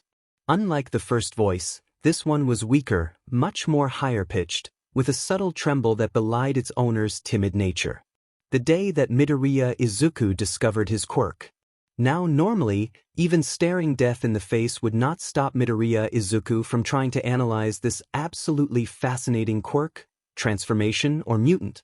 Was being humanoid a conscious choice? Was smelling like sewage natural, or was it because this guy jumped out from the sewer? Why were his teeth such a nauseating shade of yellow? Ew. However, he was understandably distracted and freaked out by the fact that, instead of being non-consensually and non-erotically choked to death while being underaged when the mass of slime pounced on him, he had felt a squeezing sensation. Like when he was wedged between his parents in a hug, and then being moved along with the slime's movements. Oh, and he was also getting yelled at by his attempted murderer for not allowing himself to get killed. He had always had confident issues when people yelled at him. Luckily, not being choked also meant his brain still had oxygen to think. A lashing slime tendril revealed that he was in the villain's body, so why did? No, not in his body. On it. Could this be his quirk? You're making this way harder than it should be, brat. Hurry before that guy. Bang. F dash. The villain swore loudly when the sound of a manhole cover being punched skywards reached them, which also served to disrupt his victim's annoying muttering. He swerved around to see that his fear was confirmed, for standing there in all of his muscled, Greek god's glory was All Might. I am here to deliver justice. One massive Texas smash blew the slime apart into tiny chunks, thankfully after Izuku had somehow popped back out into corporal form? The real world? He would have to think about that later. Now that All Might was here right in front of him, having apprehended the villain in a pair of soda bottles and signed his signature on Izuku's notebook, the boy needed to ask his hero the burning question that had been plaguing his thoughts for the last 10 years. Can even someone like me be a hero? At first, the hero said nothing, just staring at him with his signature smile in place. Just as Izuku was on the verge of passing out from anxiety, the much larger man gave him a thumbs up and responded. Of course. His heart soared. Finally he had confirmation. If All Might said so, then even Kaken would. With a quirk like that, you'll definitely become a great hero. Now stand back. I need to get this evil doer to the police. Thank you for delaying him. I shall look forward to seeing your debut, young man. And just like that, with a single leap, All Might disappeared over the horizon, leaving Izuku frozen at the underpass, hands still mid-wave and lips frozen into a wobbly smile. A quirk like that, huh? His smile slowly unfroze and dipped into a frown. You aren't that different from them, after all. Listening to me? Monsieur. Snapping himself back to the present, Izuku refocused to find Yum staring at him irritably, as if she was a princess looking down at a particularly insolent court jester that had offended her with his commoner jokes. Sorry, I was deep in thought. What was your question? Narrowing her eyes, the blonde princess brandished her ever-present hand fan. I asked what you were thinking when you designed your costume. Blinking, Izuku looked down at the offending article. It hadn't turned out that bad in his opinion, better than he had expected in fact. I mean, your mom didn't say anything. Evidently that was the wrong thing to say, as she then pointed the fan at him like a knight challenging another to an honor duel. No doubt because Maman fainted from seeing that abomination. How did you even convince her to allow the cape? That was the one thing she actively detested her in a hero's costume. Even I, as her own La Fille, couldn't get a cape. It's actually a pretty cool idea. See the underside. What did you bribe her with?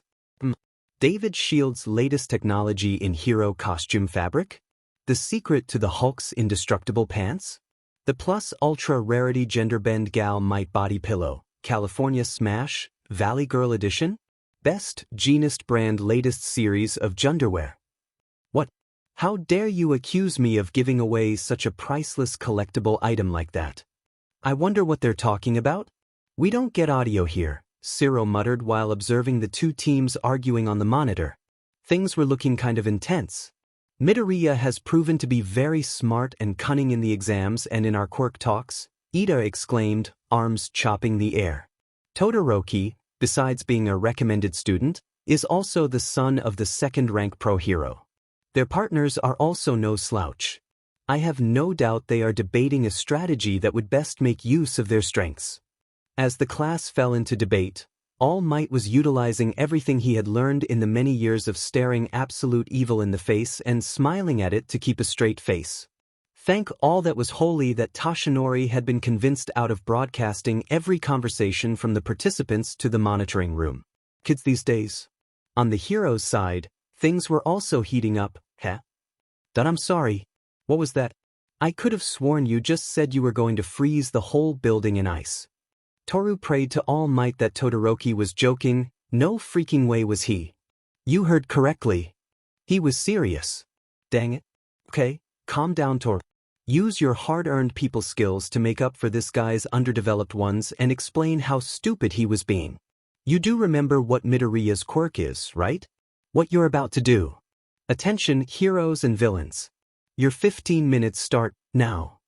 Their teacher's voice distracted her enough that Toru couldn't finish her sentence. Granted, Todoroki also didn't waste a single second. One stomp of his right foot and the entire building was encased in a decently thick layer of ice, just as he had said he would, providing the perfect battlefield for Midoriya and his quirk. To Todoroki's credit, he had the decency to look mildly sheepish when his invisible teammate reminded him of that fact before stalking sullenly towards the building. Stay here. I can't unfreeze the building this soon or it might collapse. I made sure to freeze everything but their heads. They won't be able to move while I get the bomb. And now he had completely disregarded Yum. Huffing, Toru decided to soldier on and follow him in. She had finally gotten proper protection to fight back. No way was she sitting on the sidelines. Inside the building, the villains had indeed been frozen, only leaving their heads free, revealing their scowls. That arrogant motherfucker, Midoriya muttered angrily, mind running a mile a minute for a revenge plan. La vie en rose? In contrast, Yum calmly fired off weak and precise blasts of laser from each of the blasters installed on her armor, methodically destroying the layer of ice covering her.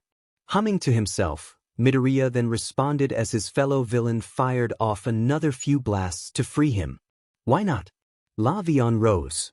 Toru shivered violently. One part of it was because of this freaking winter wonderland that her partner had so thoughtfully created before she could remind him that she was not cold-resistant. At least she wasn't naked, like the original plan had been. After the Friday get-together in which Yum had found out about it, she had made Toru promise to wear a proper costume to protect herself, which was scarily heartwarming. Tiptoe through the window. By the window, that is where I'll be. Come tiptoe through the tulips with me. After some talks with Midoriya and the sessions with the school's quirk counselors, it had been determined that her quirk was not just simply invisibility, but light refraction. She had been unconsciously bending the light hitting her body to make herself go invisible this whole time. As Midoriya would say, it might not have meant much to know the exact mechanics of her quirk, but now that she was aware, Toru could try to consciously control that aspect. Tiptoe from the garden. By the garden of a lily tree. And tiptoe through the tulips with me. With that knowledge, Mode Designs had sent over a prototype costume, based on an old design for a family friend with a similar quirk. However, good as they weren't miracle workers. Due to the rushed order, the costume consisted of only a black and white jumpsuit that, with some practice, she could turn invisible with her at will. While it didn't have much offense-wise, it was just tight enough to retain some heat from her form, and for that she was incredibly grateful to one as flamboyant cryptid, the female one. Knee-deep in flowers will stray. Will keep the showers away. Of course, the other reason why she was shivering was this goddamn creepily cheerful song playing on repeat in the background. It had started as soon as they entered the building and had been changing pitch, tone, and even volume randomly, distracting and startling them every time they got used to it. This had Midoriya written all over it. Okay, fine, maybe it was only affecting her. Todoroki was still stone-faced in his march forward, his stride purposeful and uninterrupted. And if I kiss you in the garden? In the moonlight, will you pardon me? And tiptoe through the tulips with me? DK. With the combination of the last lyric being practically screamed into her ears, the presence of something moving out of the corner of her eyes, and the giant but iceberg zipping through the air, its pointed edges just barely missing her Toru, could be excused for letting out a shriek of pure terror and giving away their position. Or not, judging by the clicking of Todoroki's tongue. How are you not freaked out by this? In response to her scream, the boy merely turned his back towards her and started moving backwards, his eyes and torso rotating this way and that, maintaining a wide range of vision to look out for any other sneak attacks. Because that was definitely Midoriya. Aoyama's not capable of moving like that, especially with her armor. Shoto had by then reached Hagakure and was confident in his ability to protect her. All it would take was throwing up an ice shield to block off any attacks from Midoriya. The problem was that even if he could see Aoyama coming, she could still snipe at him from afar, but a well-timed ice shield should give him enough time to dodge and freeze her. Plus, no matter what psychological tricks Midoriya pulled, it wouldn't have any effects on him. No matter what he was going to do, there was something much scarier living in his head. As soon as Aoyama's laser was taken out of the picture, her team shouldn't be able to turn the tables again. As crafty as Midoriya was, he simply did not have the kind of firepower capable of going toe-to-toe with Shoto. Satisfied with his plan of action, the boy started addressing his partner. Stay behind me, or turn invisible and hide somewhere. I'll tell you when it's safe to come out. Refuse. The sound of Aoyama's voice whispering right next to his left ear was enough to trigger instincts long since beaten into him by the BSRD. Shoto turned around and fired off an ice wave before she even finished, only for it to be immediately blasted apart by a laser beam from the blaster on her knee. Hastily scrambling back and out of the way, he started to take stock of the situation when there was no immediate follow-up attack. Of course, Midoriya had demonstrated he could take other people into his mirror world and move with them. He had been careless. And now Aoyama was barely 10 meters, 32 feet, away from him, with Hagakure already inside the mirror world, in Midoriya's grasp. He must have made use of his costume's reflective nature as well as his natural stealth to hide himself within the glittery world of ice that Shoto had created and pounced on Hagakure, not allowing her the chance to react before pulling her in. Thanks for the stage setup, Todoroki. You really shouldn't have. The guy's annoyingly cheerful voice called out as Midoriya peeled both himself and Hagakure out of the ice, the transition from 2-dimension to 3 disturbing no matter how many times he saw it. Shoto could tell that this voice Midoriya was using was one that had been carefully selected to go with his ridiculous appearance to irritate his opponents as much as possible. He hated every second he was forced to admit that it was working. The guy's costume was a dress suit, the kind that movie stars wore on the red carpet. But not just any dress suit, oh no, that would be too boring for one, as resident gremlin. It was made up of hundreds of interconnected reflective fist-sized pieces of what Shoto assumed were armor material, giving him full range of motion along with protection.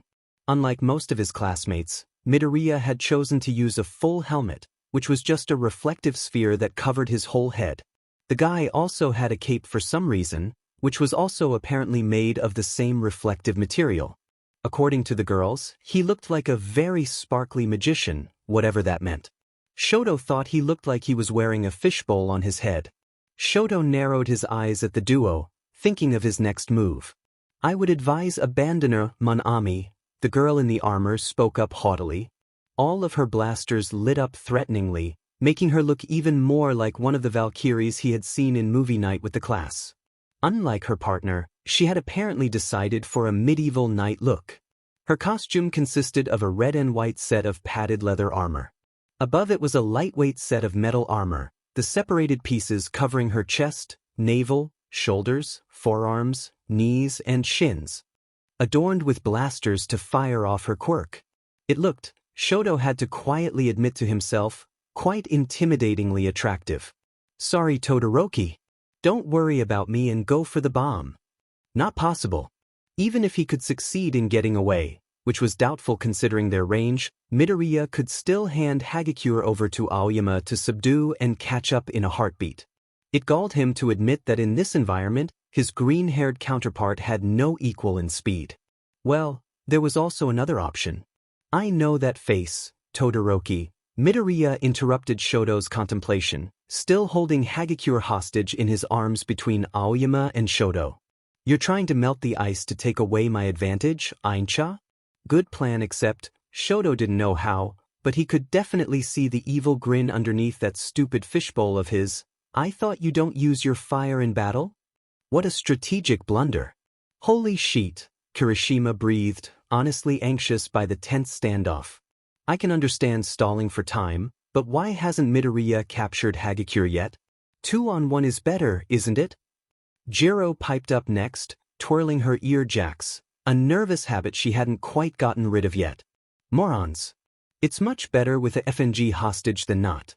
Bakugo ignored all the glares and the admonishments to his statement. If they couldn't handle some light swearing, what the F were they going to do when a villain, say, insulted their SXL preferences? Indeed.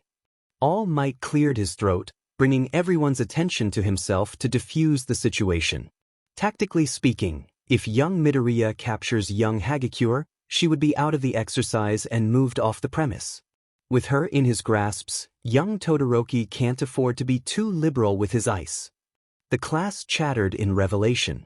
See that eraser? He could totally do this. However, he continued, while it makes sense strategically, you should always try to finish any fight quickly and efficiently. The longer a battle goes on, the more likely something could go wrong. In the corner, Mineta was muttering something about Hagakure being a lucky beach. It's still only the second day, Todoroki. Breaking your vow so soon? Meanwhile, Izuku was still doing his best to taunt his opponent. The longer he stayed here being mad, the less time he'd have to go after the bomb. Hagakure was planning something, but the next phase should make it irrelevant. Just a little bit more now. This is the smell of a liar, Mon Ami. Yum had noticed the trail of ice creeping along the floor in her direction and was also doing her part to bring attention to herself while charging up the main blaster at her stomach. Just a little bit more now. Shoto was furious. These two had no idea what they were talking about. He would show them.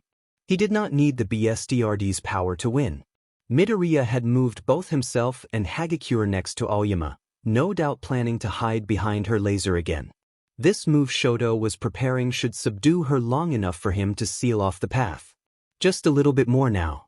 Hagakure was angry at herself. Her friends had given her the means to fight back and she blew it. At least she wasn't out yet, which meant she could still assist Todoroki.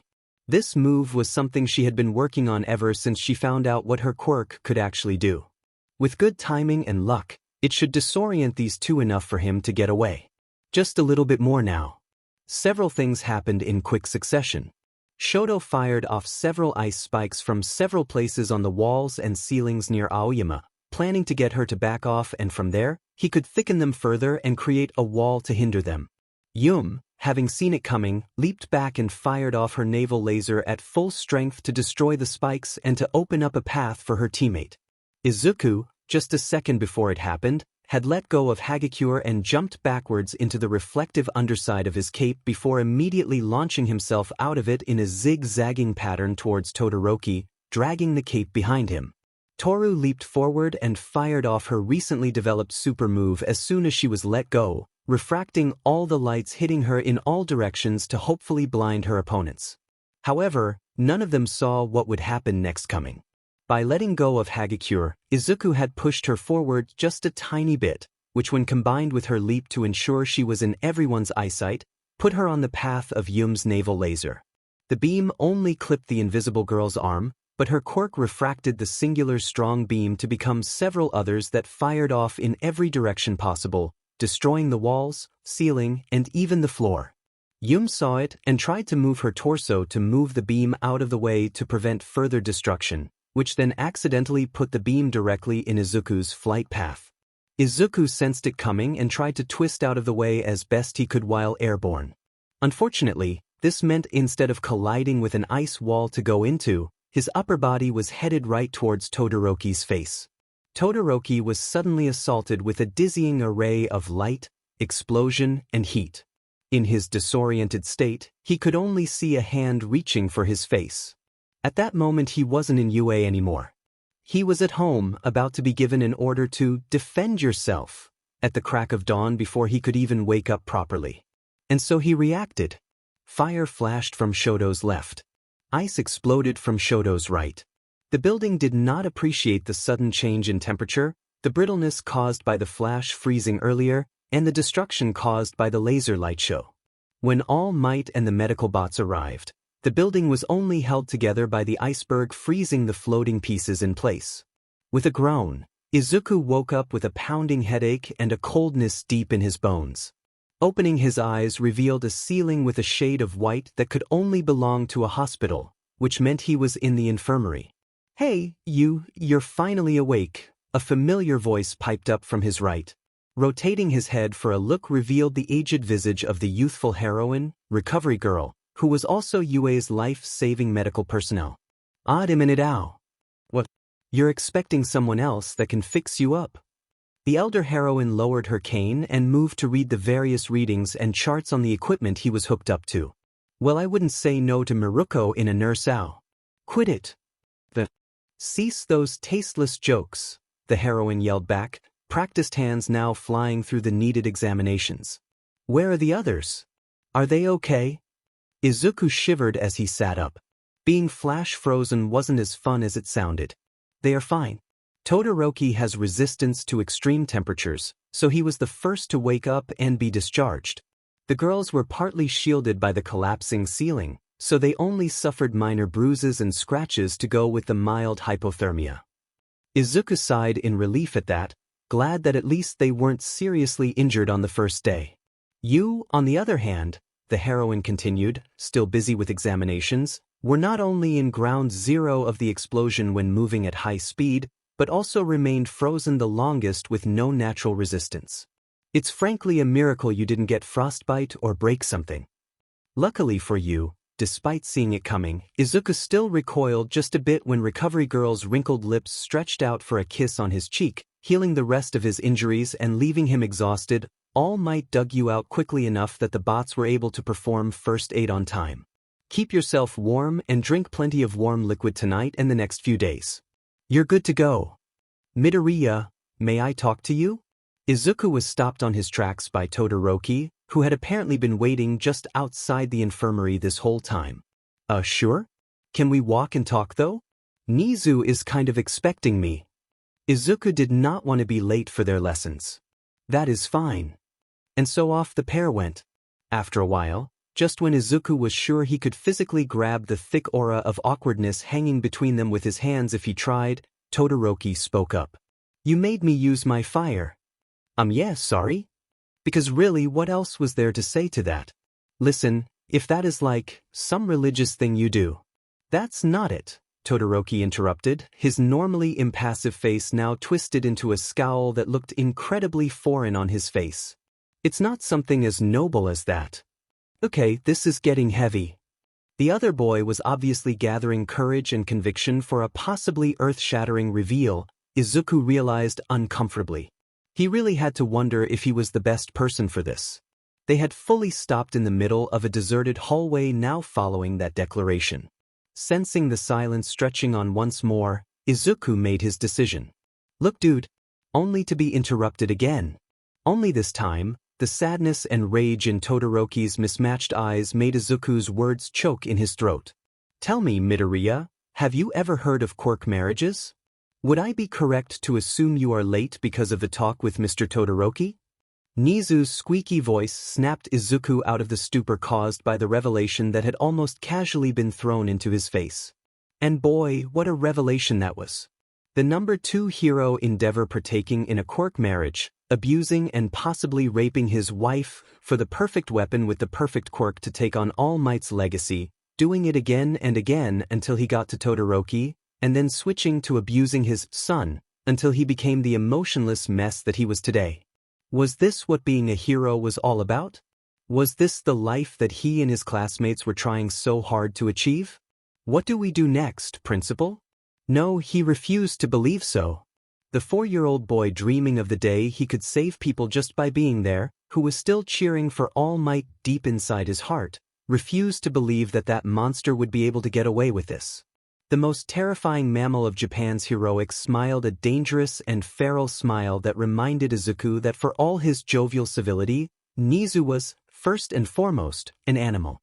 Seeing as I will most likely be busy for the foreseeable future, he began, speeding up his already rapid typing to ludicrous speed that shouldn't have been achievable with his pause, you'll be assigned homework. Feel free to ask around for help. Izuku reached to pick up the flash drive being slid over to him. The resolute nod that he gave Nizu after plugging it in his tablet and giving a brief scan widened the animal's smile into a Cheshire grin, further twisting up the scar across his right eye into something ugly and jagged, like a lightning bolt from the gods preparing to strike down the sinners to cleanse the earth. Case file. Todoroki Hine. The Flame Hero, Inilaptor text. Even though all UA students chose to stay at the dorm almost throughout the school year, they were not confined to the campus. Most prestigious academy in Japan or not, teenagers are teenagers. Maybe they forgot something at home during the move-in, maybe they missed their parents or the home cooking, maybe it turned out they couldn't sleep without their childhood blanket, maybe they just wanted to hang out with friends after class.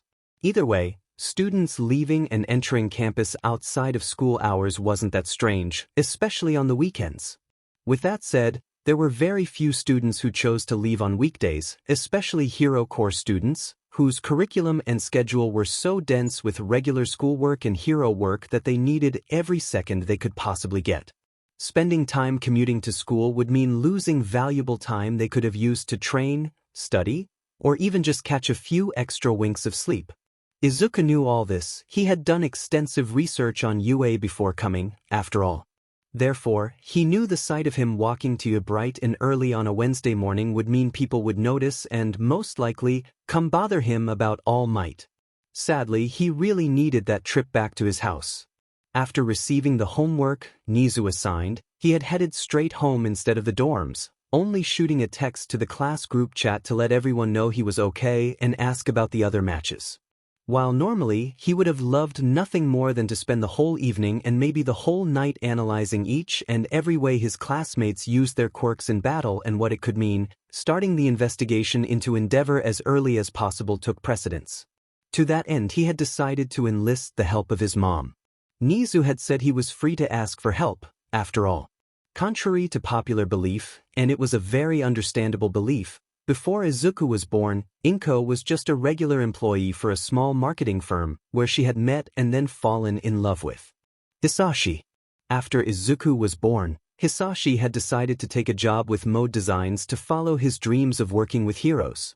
The money he made with his brilliant mind had been enough for all of them to live comfortably without Inko having to go back to work. She took freelance jobs every once in a while since then for fun, but for the most part, she was now just a housewife. So no, Midoriya Inko was not a lawyer, or an attorney, or an ex-yakuza turning over a new leaf, or an ex-soldier trying to get away from bloodshed, or a Russian spy defecting to Japan. What she was, however, was terrifying when it came to information. Once she wanted to know something, she would eventually find somebody who knew something about it. After Izuku had relayed to her what Todoroki had revealed, she had immediately set to work, calling up old associates from the firm, friends back in high school who were now working in law enforcement and healthcare, and much, much more.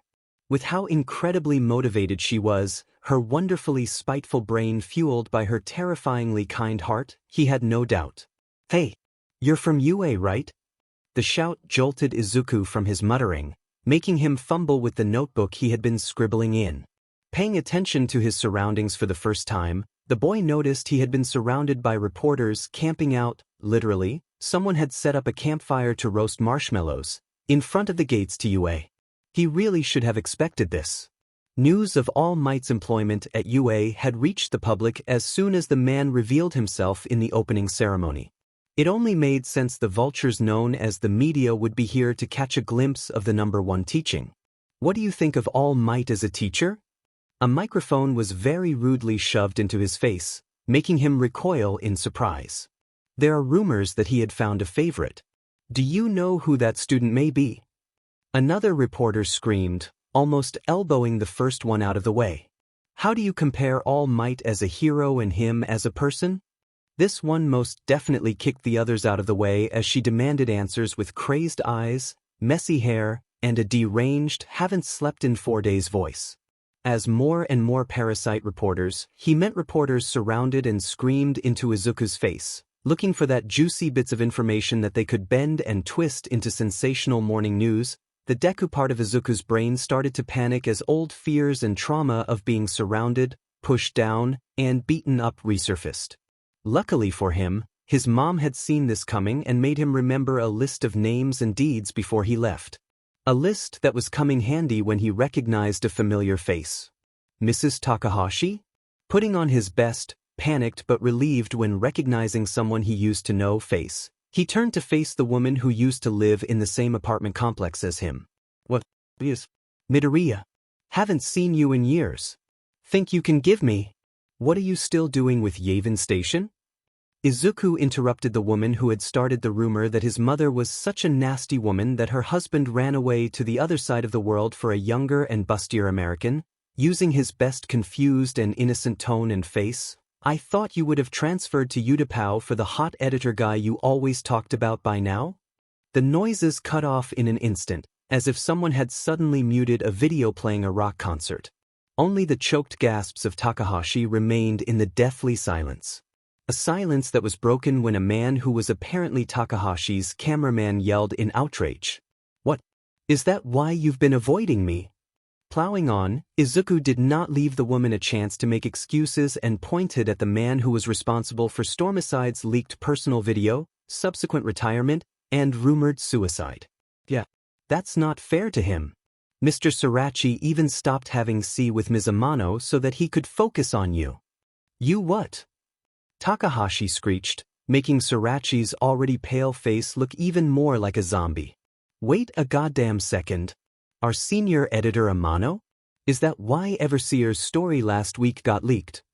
Another reporter screamed, now brandishing his cameraman's equipment like a club, his facial features starting to distort due to the man losing control of his quirk in his anger. The one you disguised yourself as his fiancé to get? Or the one before that was stolen from Granica Station?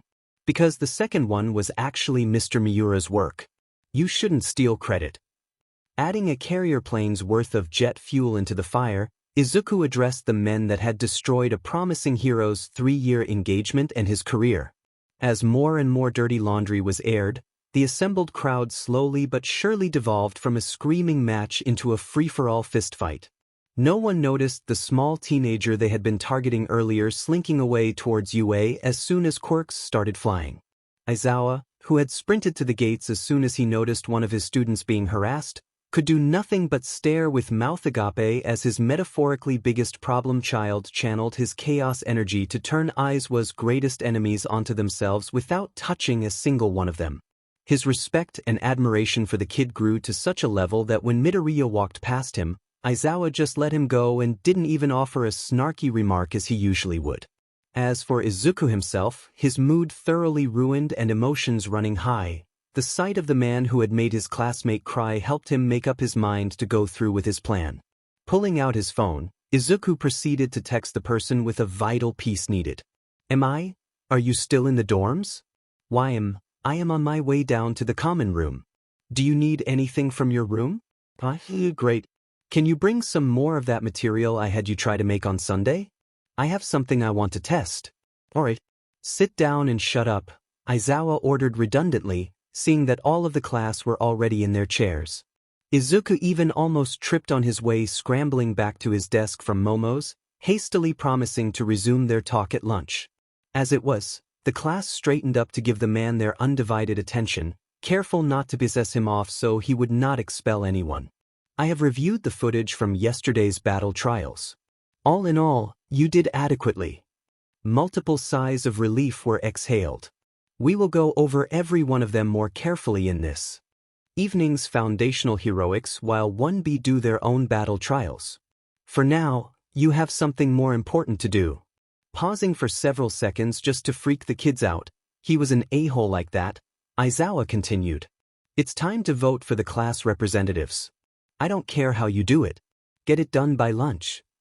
After the declaration, Aizawa started to climb into his beloved sleeping bag, fully intent to catch up on some sleep while the class descended into chaos, until he noticed the problem child climbing up to the podium.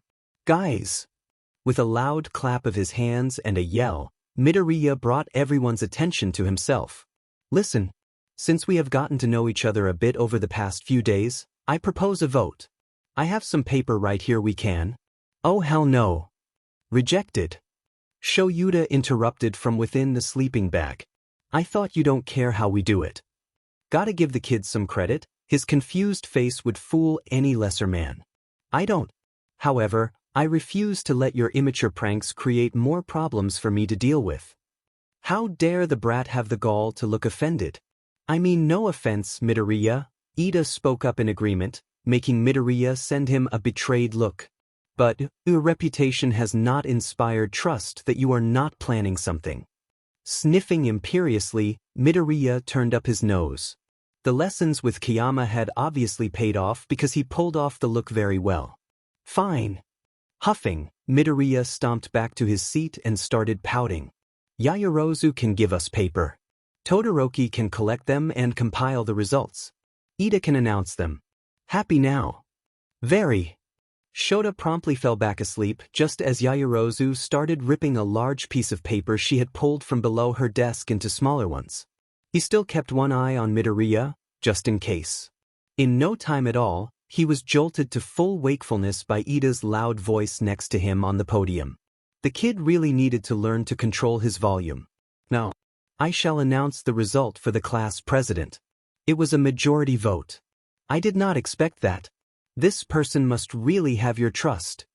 Shota snorted from the ground. It's more likely the lazy buttes had heard the word responsibility and ran for the hills, leaving the most responsible-looking person as the one saddled with duties so they could goof off. The class president is. Shota made no effort to suppress the groan of annoyance from leaving his throat when Ida trailed off in uncertainty. What now? Sir, I think we should redo the... No. You made your choice. Live with your sins. Did the kid not trust whoever it was to be responsible? Ridiculous. That wasn't Ida's job to decide that. But sir, I already said no. Whoever's name is on there is now your class president and that's final. Maybe it was one of the others like Todoroki or Yaoyorozu and the kid was being jealous it wasn't him. That would be a one-way street to expulsion station if that was the case. Sir, I really think. Read it and get it over with or you're expelled, Ida. It could have even been Ida himself that was voted and the kid was now getting cold feet. In that case it would be Kiyama's or Inui's job to encourage him. Being positive and caring wasn't his thing. Yes, sir. Hell was it the problem child that got voted in? Valid concern. He could see why it would be the case, however. The kid was charismatic as hell and despite his antics, got a good head on his shoulders. The class president is. That wouldn't be much of an issue, he supposed. Maybe a position of responsibility would temper his class clown tendencies and... Aizawa Shota. Every single train of thought Shota had running derailed and died a fiery death. He was pretty sure his neck was making a creaking sound when he turned to glare at Ida because if this was a joke. It wasn't. The kid looked like he was going to cry. Before he could even try to make sense of anything, a new voice interrupted his rebooting process. That makes a lot of sense, Ribbit. His neck definitely made a cracking sound this time. He's disciplined, responsible, and with his logical ruses, not afraid to do what needs to be done, Ribbit. T2 Azui? He trusted her and this was how he was repaid? I mean now that you say it like that, oh no, now the idiot troops were getting Esigi in as well. He did say he could run his class any way he saw fit. Is this really any different? Even Todoroki? What the f was happening?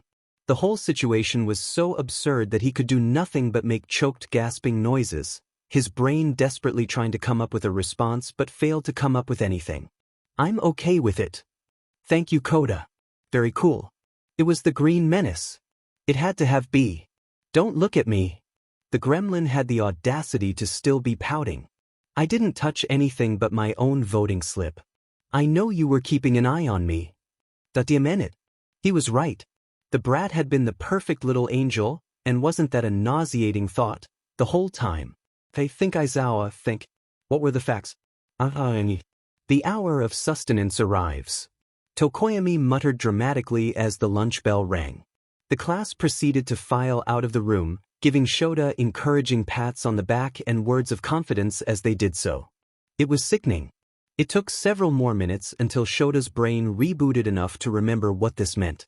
Practically tearing his way out of the sleeping bag, he used every ounce of speed beaten into his body to sprint down the halls to the teacher's office. Knowing him, Nizu had already made everything official and was cackling to himself in the principal's office. Aizawa had no doubt the rat would force him to actually do his duties, maybe even demote him to student for a bit just for sheets and giggles. In the cafeteria, Izuku was in real danger of blacking out from oxygen deprivation because he had started laughing as soon as they left the classroom and still hadn't stopped, only pausing every few minutes or so for a brief breath. Midoriya, I must insist you cease this immature behavior. While I too do not agree with the voting results earlier, if it was the collective will of the class Midoriya. Are you okay? Izuku distantly noted a dull throb in the back of his head. Whether it was from the lack of oxygen or from when he hit his head on something when he fell off the chair, he was getting too lightheaded to tell. Most of the rest of the class, meanwhile, was taking turns patting Ida's shoulders. Oh, you sweet innocent child. The adorable mon chéri. I don't know how, but you just became even more of a effing imbecile than you already are. It's okay, Ida. Innocence is CC in its own ow. While Ida was chopping the air and berating the others for being condescending, it was Tsu that proceeded to ask the real question. How did you rig the vote, Aizu?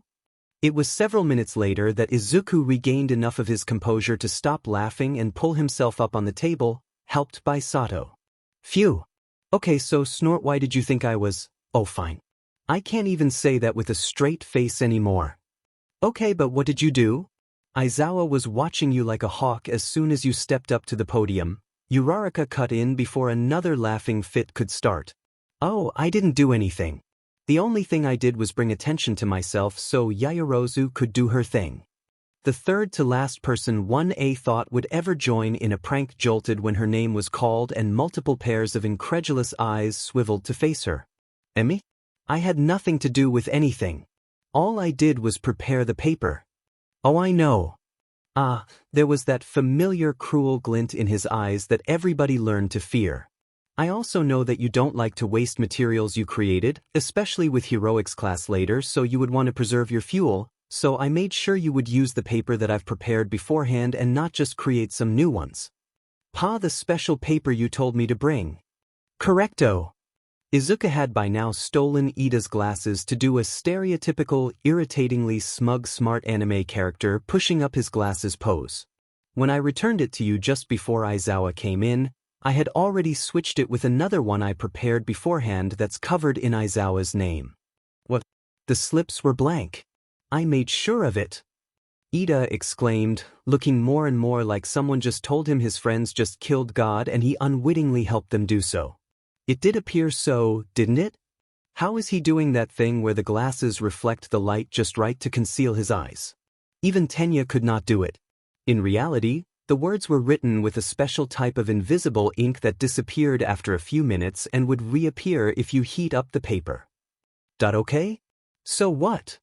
The paper is designed so that anything written on it using conventional ink would disappear if you use an eraser on it, generating heat with the friction.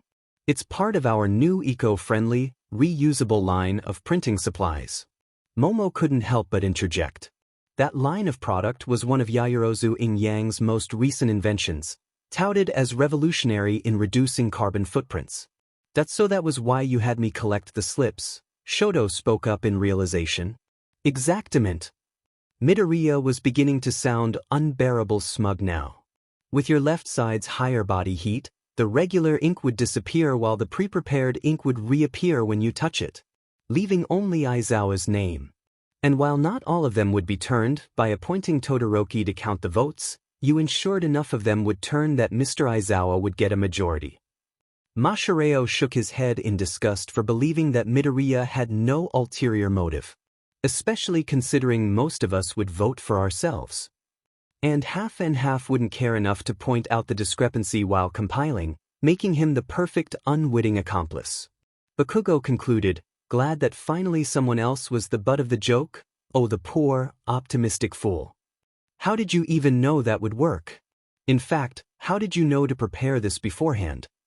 Mina asked in awe that Midori would come up with such a convoluted scheme just to prank their homeroom teacher. I read the syllabus and found out that today is class representative election day.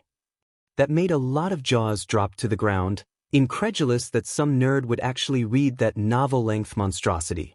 And to be honest, I didn't think it would work that well. I didn't foresee Aizawa not caring enough that he declared it official before he heard the results. Or for you guys to support it. Multiple shoulders shrugged in response. It was pretty obvious Midoriya had something to do with it. More importantly, Aizawa's AD-. Any further response was interrupted by the sound of clapping that rose in volume until it was revealed that the whole cafeteria was listening in. Yes, even Lunch Rush, especially Lunch Rush. Someone started chanting the name of the boy, no, the young man that had successfully gotten back at the sadistic BSRD that had logical rused them repeatedly for the past who knows how long. Another followed, then another, until the cafeteria was filled with a cacophony of chants, a symphony that signified the start of a revolution. It almost drowned out the sound of the blaring alarms. Ever since he heard about All Might's employment at UA, Tamura had silently gathered a large crowd of nameless NPCs in preparation for the inevitable raid on the UA dungeon. Today's news on TV had revealed that a chance had presented itself in the form of a swarm of flies buzzing around the gates of UA. Master had talked extensively about the media and his fondness of using them to take out especially annoying heroes, and that had inspired Tamura to create the perfect plan to use them. Simply put, he would destroy a section of the famed UA wall, providing a hole for the bloodthirsty vultures to slip in. It would force the pro heroes to confront them but not actually engage because they were still civilians, as much as many of the pros wished otherwise, providing Tamura a distraction so he could slip in unnoticed and grab the curriculum plans from the teacher's office, and maybe even steal some cookies, and get out via Kurogiri when he got an official coordinates. He had even timed it perfectly so that it would be lunchtime when the break-in happened, so that the noobs would be concentrated in one place without much pro-hero presence, making them more likely to panic and cause a scene, hopefully distracting the pros even more. Furthermore, he even chose a section of the wall that was relatively out of the way enough that, although it would not be immediately noticeable, would be easily visible to any idiots desperate enough to snoop around in hopes for an opportunity for a scoop. That way, no one would notice him slipping in first. To be fair, it wasn't a bad plan per se, considering Tamura put it together in less than 10 minutes after seeing the morning news. It wasn't Tamura's fault that he hadn't known about the wrenches unknowingly thrown into that plan by a particularly troublesome green-haired student. Due to having been teleported directly to the spot he planned and then lying in wait for the perfect moment to strike, Tamura hadn't known about the fact that only less than a quarter of the reporters still remained from the morning news crowd. Over half of the reporters were carted to the hospital, with half of the rest being arrested by the police due to being in a fight with Quirks earlier.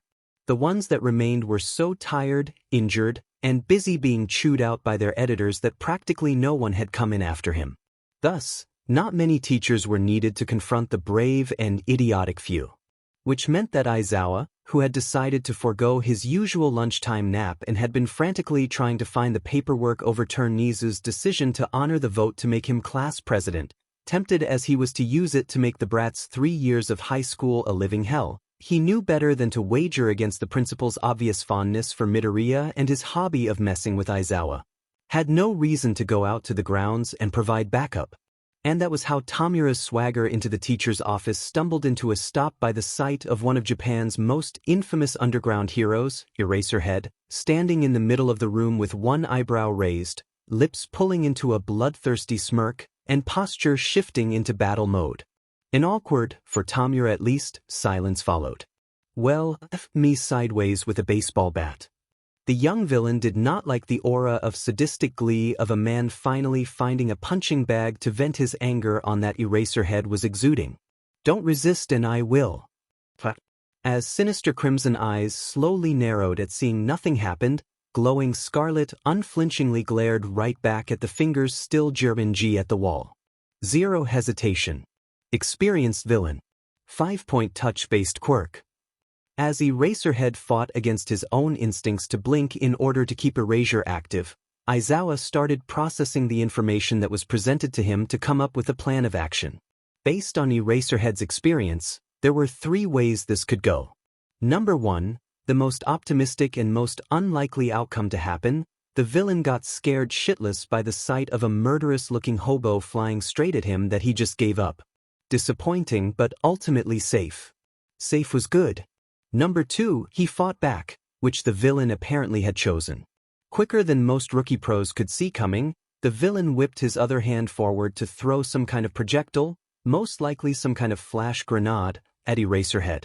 Not a bad plan all things considered. At some point the information that Erasure was eyesight activated had leaked to the public, something that made him forever despise the press because who the F else could it have been?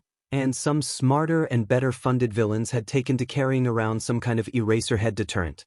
Unluckily for those villains, and this one in particular, Eraser had long since come up with a countermeasure for that.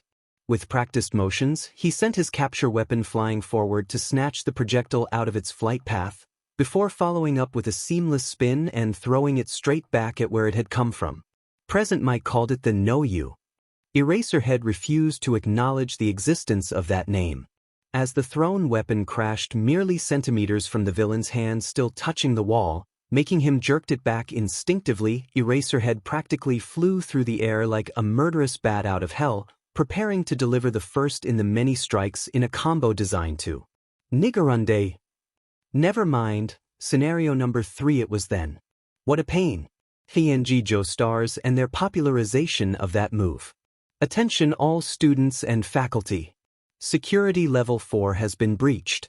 All students please remain calm. Promptly find shelter and barricade yourself inside. The calm and robotic voice that spoke up from the loudspeakers contrasted beautifully with the loud and shrill ringing of the alarms, making the students anything but calm. Never in their wildest dreams did the students even thought about the possibility of a break-in. After all, this was UA Academy, the school that had produced countless top-tiered heroes that had gone on to occupy the top of the charts. This allowed the school to have the funding to equip itself with the best security system money can hire a mad scientist to build. Coupled that with a staff of pro heroes, who could fathom that someone would be ballsy enough to attack this almost literal fortress, and succeeded? Hero course, pull yourselves together. A strong voice full of authority cut through the panic like a sushi knife through a piece of fatty tuna. You are now authorized to use your quirks to defend yourselves and your schoolmates. Third years, secure the entry and exit. Second and first years, split up and form circles surrounding the other courses and protect them. Support, prepare to assist hero course. There are intruders in the building. Given the fact that Lunch Rush was known for being a charity hero most of the time and a rescue hero the rest of it, everyone could be forgiven for forgetting he was still trained in combat. As it was, when his normally cheerful and soft-spoken voice turned uncharacteristically serious and urgent, people listened. As metal gates slammed down in front of doors and windows to prevent the intruder from getting in and the students from getting out and providing easy targets, the students scrambled to follow the hero's orders. The previously loud cafeteria was now slowly sinking into a tense silence, the students inside having never been in a situation like this before, considering this was supposedly the safest campus of Japan.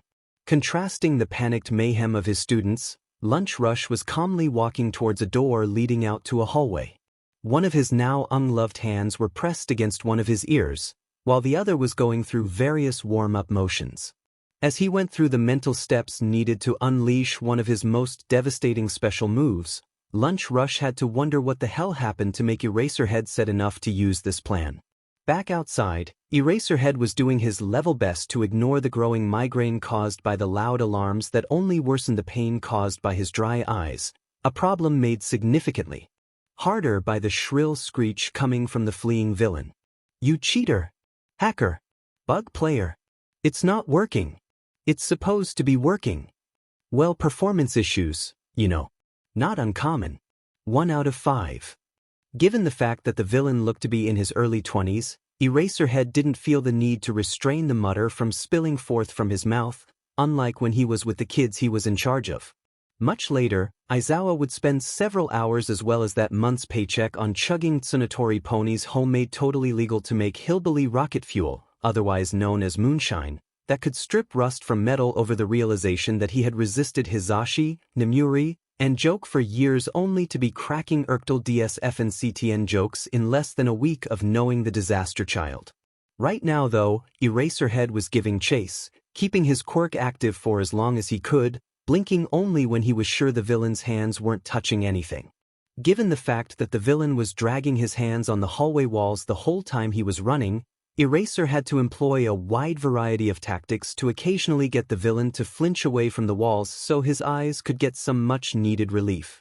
Eraser wouldn't admit it, even under threat of torture, but he was really grateful he had accepted Nizu's offer to teach here. He really didn't want to think about the nightmare it would be if he had to do this alone out on patrol.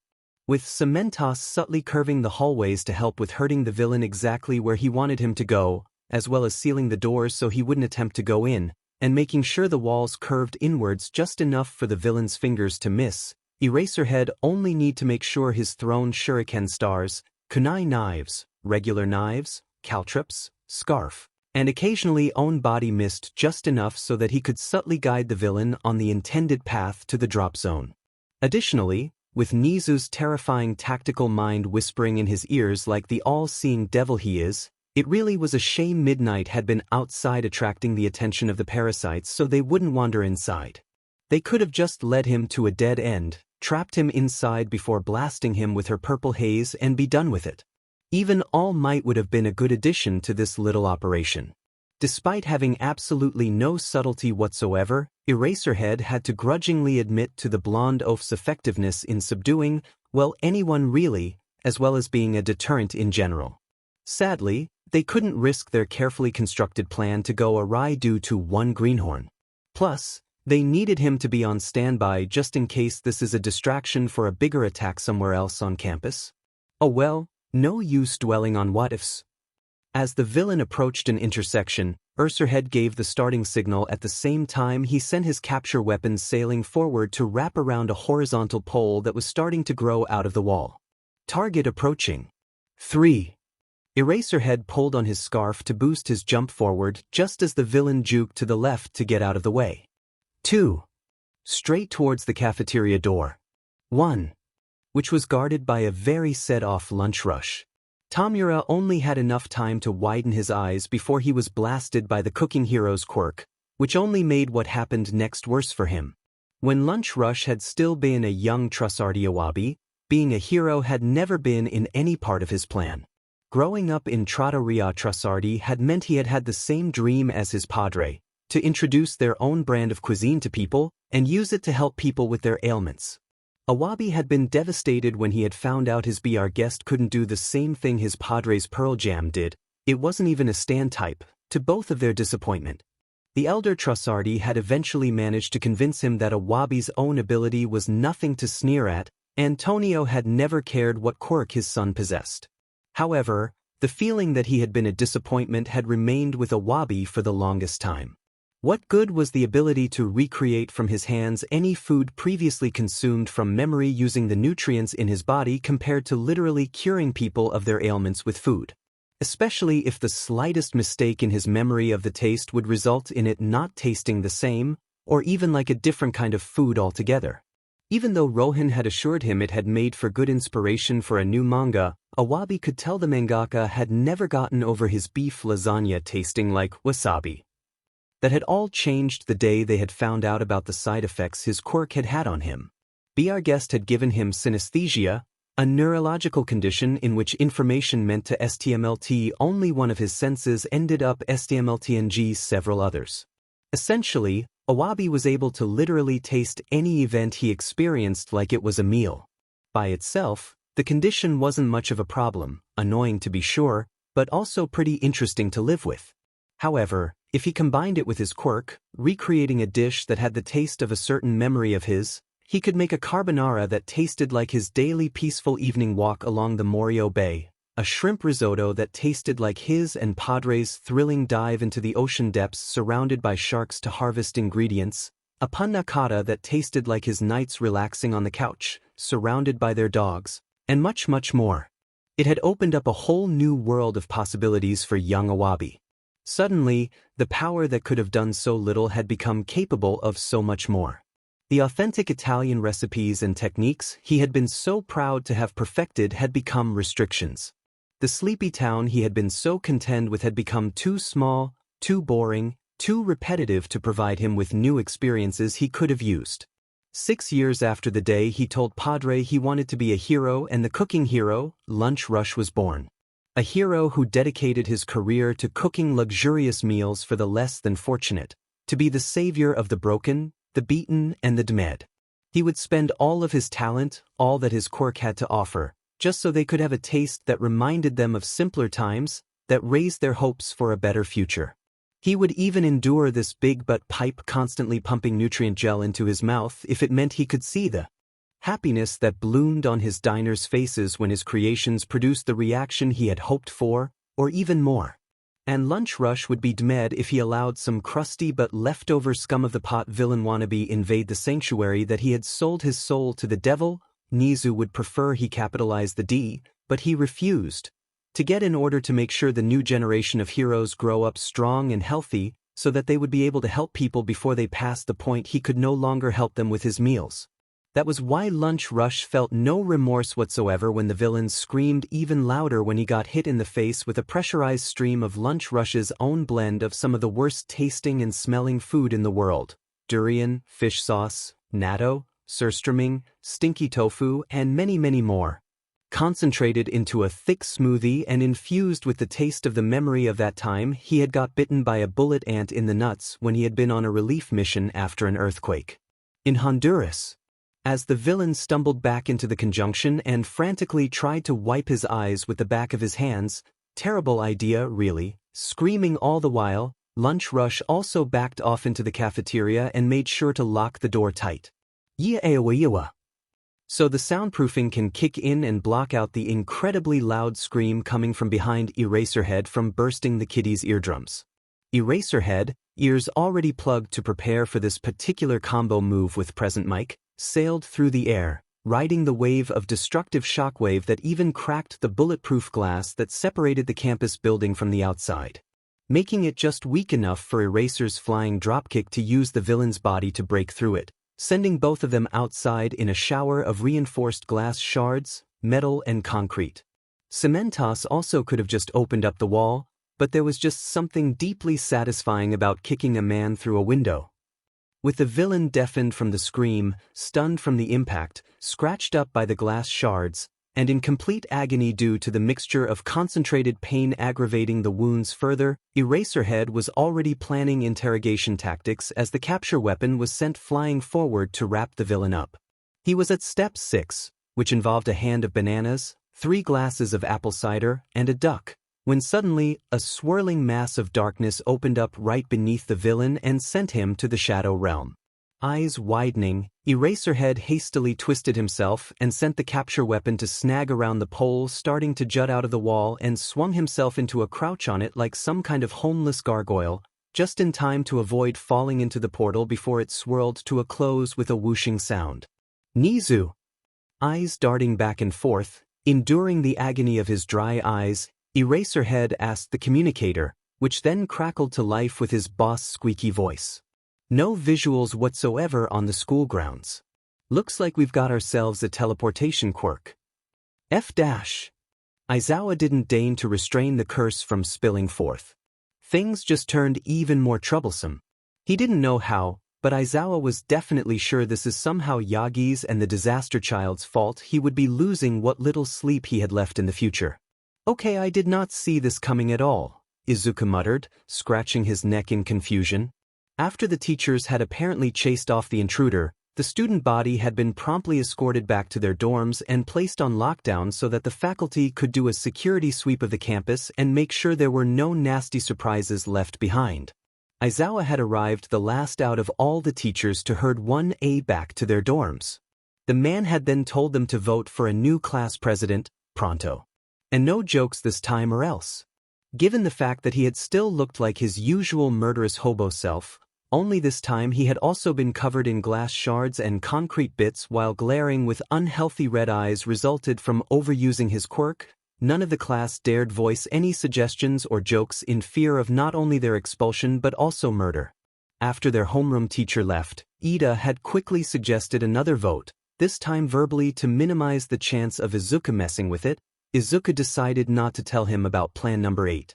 A brief nomination later and now, standing before his classmates and expected to give a speech as their new class president, Izuku was at a loss for words for the first time in a very long time. It makes sense. You put more thought into improving our quirks and their applications than even us, Ochako began, looking challengingly with a raised eyebrow at Bakugo's glare at her having voted for Izuku. Yes, that is not to mention you have a good sense of strategy. Even though you do apply them to questionable things more often than not, Momo continued while muttering the last part to herself, though not quite quietly enough judging by Midoriya's shrug. Trust is earned. Respect is given. Loyalty is demonstrated.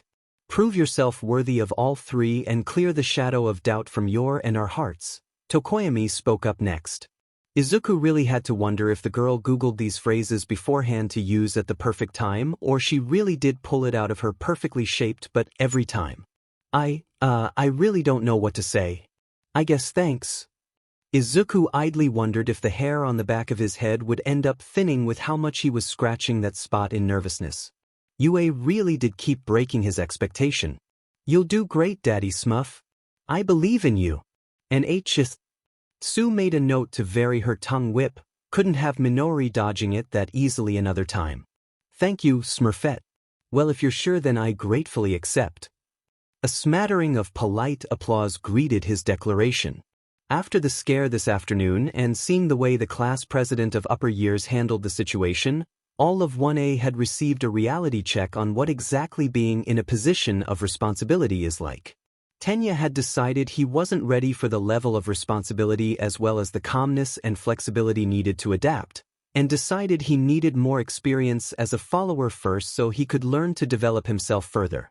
Momo had decided she was at this moment more comfortable assisting the leader than actually bearing the pressure of being one, and decided to aim for vice president instead.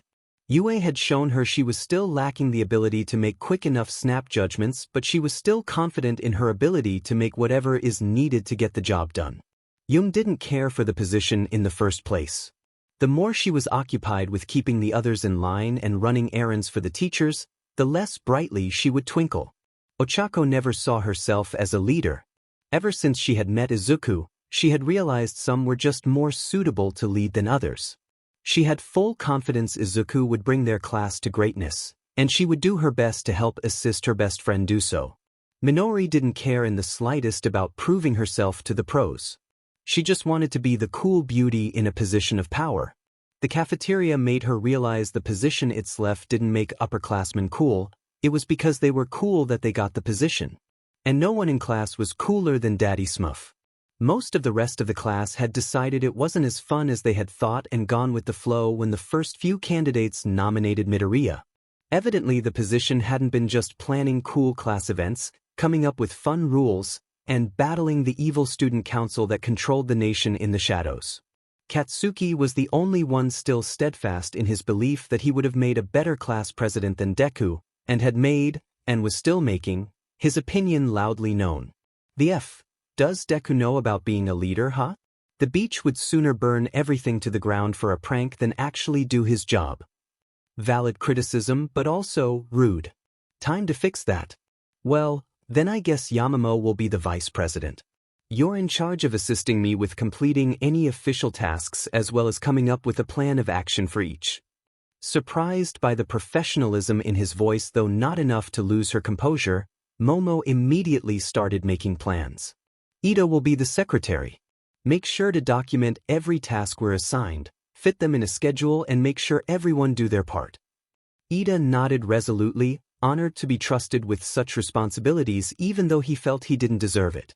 As more and more tasks got assigned to members of the class, nobody except a select few who had known Izuku for too long recognized the fact that he had been delegating all the boring responsibilities away to the people most excited to do it, only keeping to himself the fun ones. Only Katsuki was willing to speak up and call Deku out on his bullshit. However, he was too late and got interrupted by Deku clapping his hands for attention and raising his voice. Okay. I think that's enough for now. Once again, thank you for your trust in me, and at this Izuku made direct eye contact with Katsuki, making sure he knew exactly what was coming. I promise to never give you up and never let you down, never run around and desert you. Katsuki wanted to scream, to rage, to explode the motherfucker sitting across from him that just would not let that stupid half-AF millennia-old joke go. He wanted to scream at himself even more for starting to once again falling into the deep pit of explosive anger that he had sworn would only be directed at villains over such a stupid prank, again. Katsuki wanted to do all that, but instead he closed his eyes, took a deep breath, recited his goals for the year, counted prime numbers, and ignored the smirk Deku was sending his way. All the while the extras that he was supposed to call his classmates groaned at receiving a mere glimpse of the gates of hell. In contrast to the shenanigans happening in the various dorms, in the teacher's office, the faculty was having a much tenser discussion. Looks to be a GPS tracker, Power Loader muttered, picking up the projectile that the villain had thrown at Aizawa earlier to reveal the remains of a simple transmitter with a button to activate it. Can you rebuild it? Midnight knew the answer before her colleague shook his head no, but it didn't hurt to ask. Too many small delicate parts. Whoever made this made sure nothing useful is salvageable if it's destroyed. Which was quite impressive really. A shame such brilliance chose to side with crime. Nothing is missing that I can tell, Hound Dog snarled, coming back to the group from investigating the office. But there is a worrying lack of sense at Eraser's desk, and there are signs of paperwork on his desk being shuffled around. No signs of the drawers being tampered with, though. So it's safe to assume they know about this week's schedule, and my brat's pitifully low English score. Eraserhead grunted, ambling towards the group from escorting his class back to their dorms, posture still very much ready to go despite the official all clear. Quite, Nizu agreed quietly. I am now placing the campus on security level 3 until we figure out more. All Might, Eraserhead, Vlad King, 13, my office please. We need to discuss tomorrow's heroics classes. The rest of you know what to do. They indeed did. As Power Loader started typing away on his laptop to activate security measures usually kept dormant in lower security levels, the rest of the teachers went off to make some preparations for future classes and patrol schedules of their own. And as the quartet followed the one animal, Aizawa didn't bother to restrain the curse from leaving his lips, or even lower the volume. Because the blue-haired crusty villain breaking in and stealing his future sleep. In a bar deep in the seediest parts of Kamino Ward, Japan, where smart criminals exchanged information and stupid ones disappeared, a man let out a high-pitched scream, piercing through the deadly silence that hung in the air like a depressingly wet blanket that refused to dry. Or at least, he would have, had his throat still had enough strength to do more than let out pathetic whimpers not dissimilar to a kicked puppy. Before the gathered criminals could breathe a sigh of relief, the ones with male anatomy most of all, the owner of the Wails of Agony had painted a very vivid picture of what he had been feeling. A static-filled voice crackled to life, sounding disturbingly familiar to one the older criminals had been desperately trying to forget existed. Has he quieted down? While the entire bar flinched from the annoyed amusement emanating from the voice, the mass of swirling darkness in the shape of a bartender answered back as calmly as ever while still fixing everyone's drink orders. Yes, master. It seems the treatment has kicked in. About time, I suppose. Pausing for a brief second, the assorted villains didn't even have time to feel relief before an unbearable pressure pierced their very beings, laying their beings bare for the mysterious master of the voice dissect and categorized into usefulness levels as he saw fit.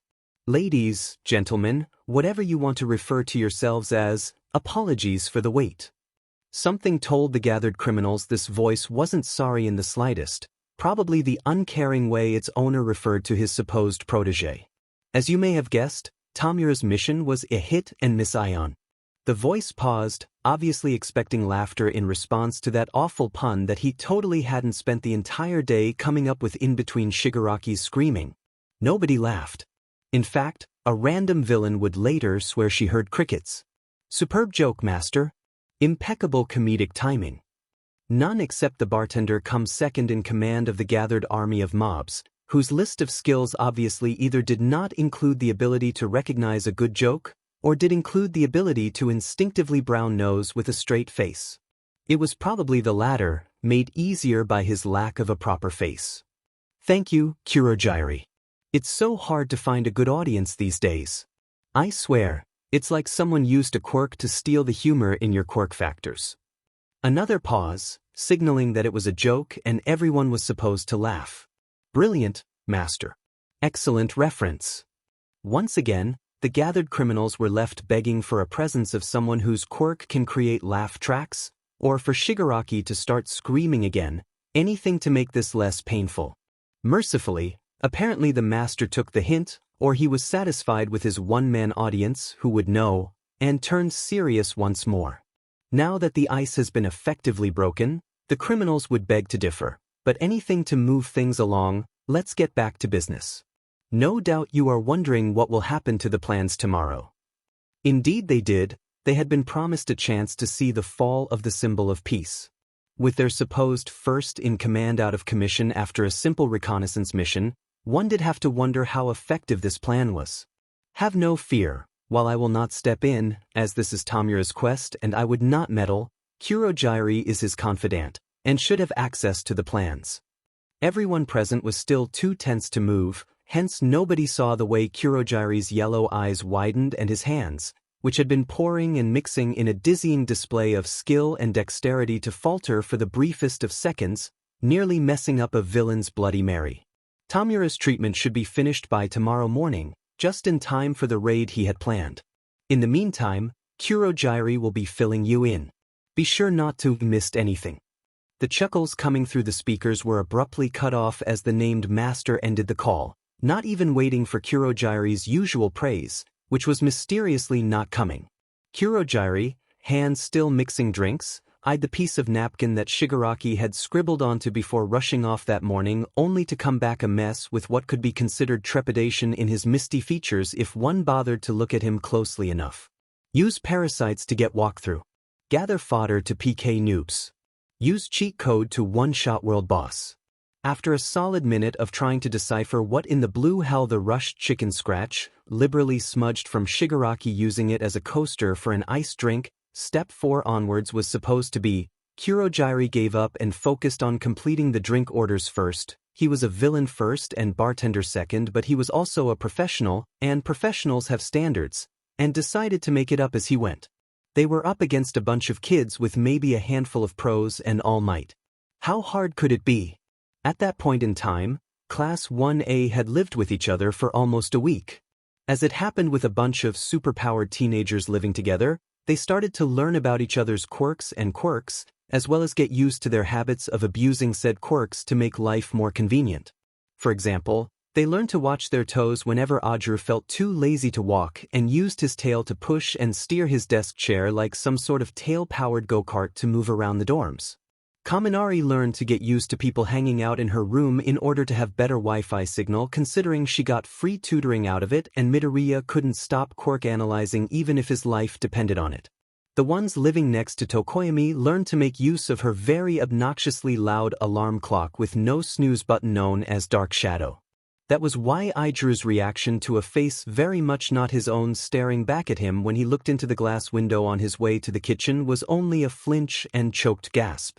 Considering Kuda had screamed in a volume nobody had thought he was capable of reaching for every sentient being that could hear him to raise the building to the ground the first time it happened, he considered that a win. Instead, the red-haired teen only sighed a sigh of someone repeatedly tricked into looking at jump scares and falling for it every time. Midoriya, get out of there already. Must you do this every morning? Doing his best Sadako impression, Midoriya sluggishly crawled out of the glass, hair a puffy mess and covering his eyes, making it clear that he had still not woken up fully. Ergurg. He also tended to let out a very Kayako-like rattling groan when he did that, which did not help with the sanity of those who came down to the kitchen at 3 a.m. for snacks and caught him doing that. On the other hand, if they ever decided to do a haunted house in the cultural festival, Class 1A now had an idea of where to start. After finally crawling himself out of the glass and flopping himself on the dining table, completing his journey from the mirror hanging in front of his room, Izuku let out a now very familiar wail. Why does school have to start this early? Rikia, whose turn it was to cook breakfast, ignored Midoriya's whining and slid a plate of blueberry pancakes over. Dude, shut up and eat your diamond breakfast. As the rest of the class trickled in, bets were paid off on who the green gremlin would freak out that day. Hanta won, much to his smug delight, once more, and he should be able to pre-order those pair of shoes that was due to come out next month. As Izuku ever slowly resembled a proper human being, Ida's loud voice cut through the chatter. Good morning, everyone. I would like to announce today's schedule according to the syllabus. After Midoriya's prank the previous day had revealed the majority of his classmates hadn't even glanced at the general direction of the epic-length syllabus, Izuku had assigned the class secretary to remind everyone of the day's schedule during breakfast and the next day's due homework after dinner. Today we shall participate in rescue training. As I have announced yesterday, please make sure to bring the appropriate gears so as to not slow you down if you are still not familiar with the new costumes.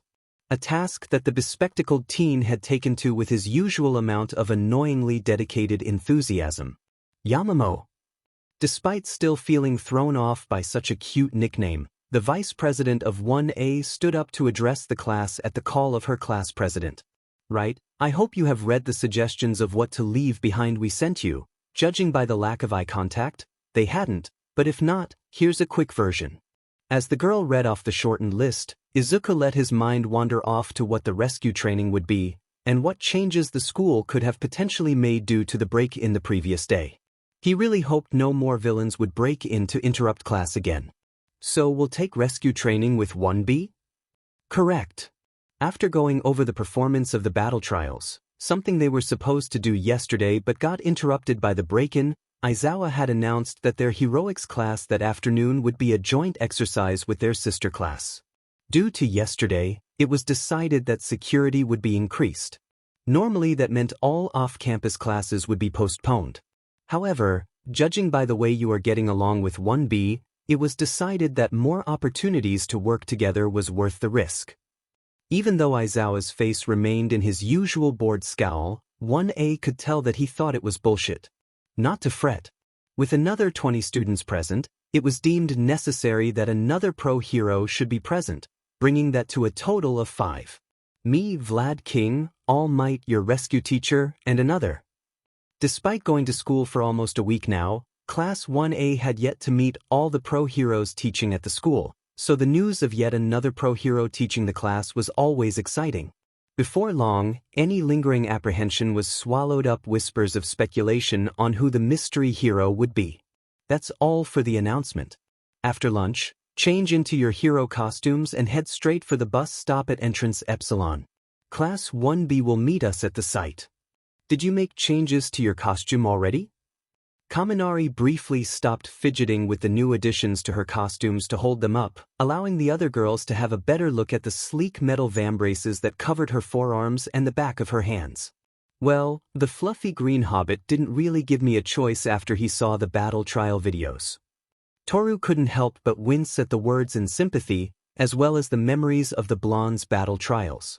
1,000,000 volts of electricity sounds a lot scarier than the way it was used. He dragged you off to the support course after talking your ears off too?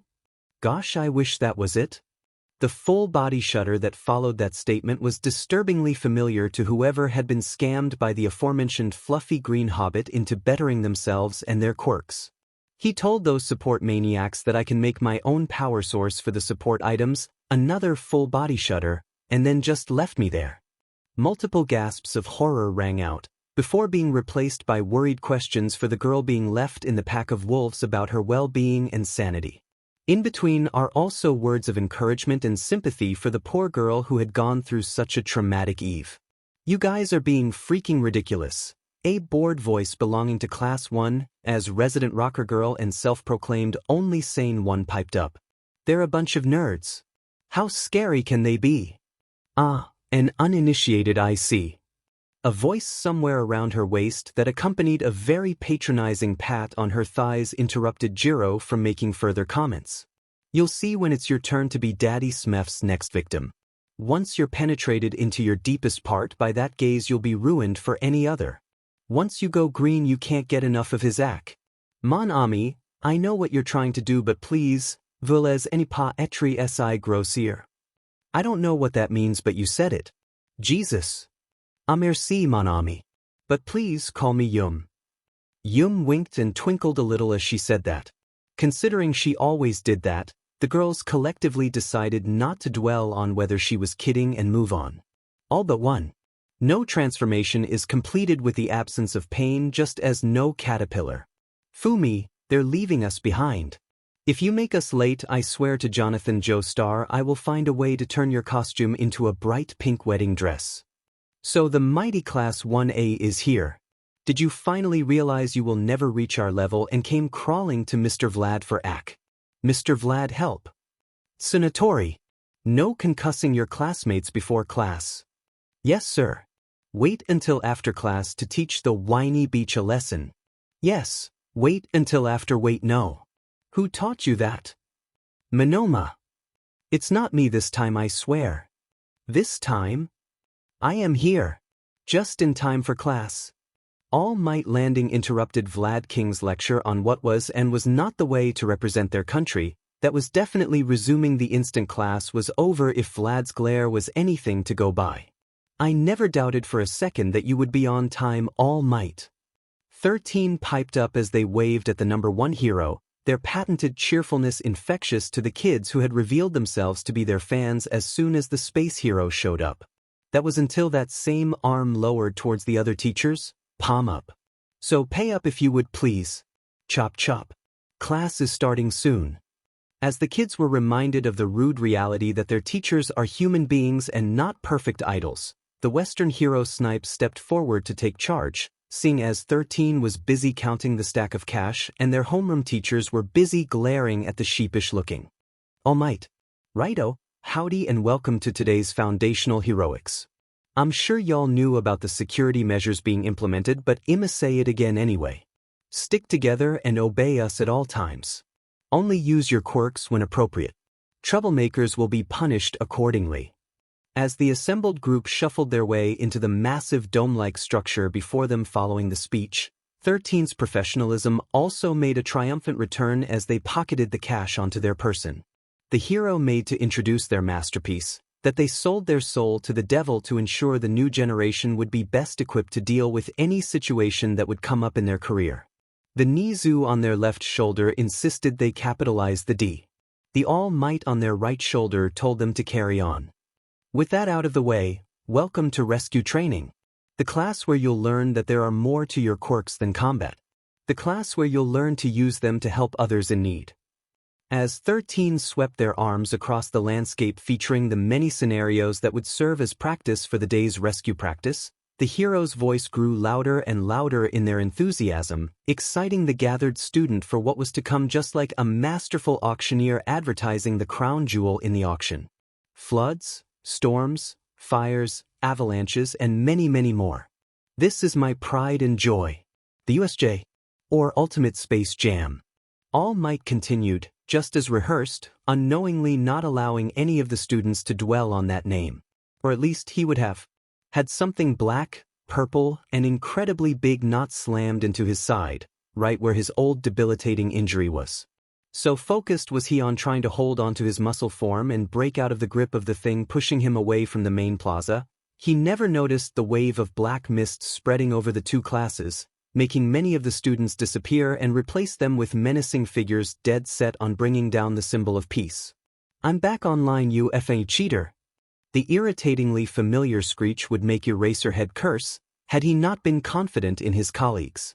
As it was, he spun away from the villain's decay tackle to focus his glare on the most troublesome one of all these trash, the teleporting villain that had sent his brats to who knows where. Aizawa would not admit it, even under Nizu's torture, but if anything were to happen to them, he was pretty sure he would kill everyone in the USJ and then himself. Get back here. Kawaiichi. Don't worry about him. I'm more than enough for you.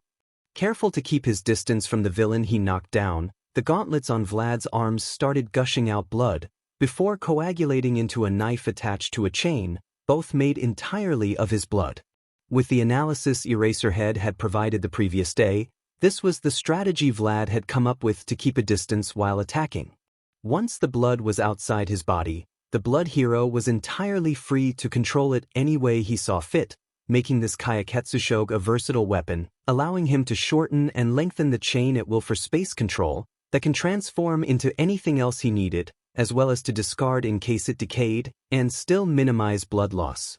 Confident the decay villain was being dealt with, the Erasure hero activated his quirk just in time to deactivate the portal opening right behind 13, who was doing a fantastic job at preventing any more kids from being teleported away by sking up the mist.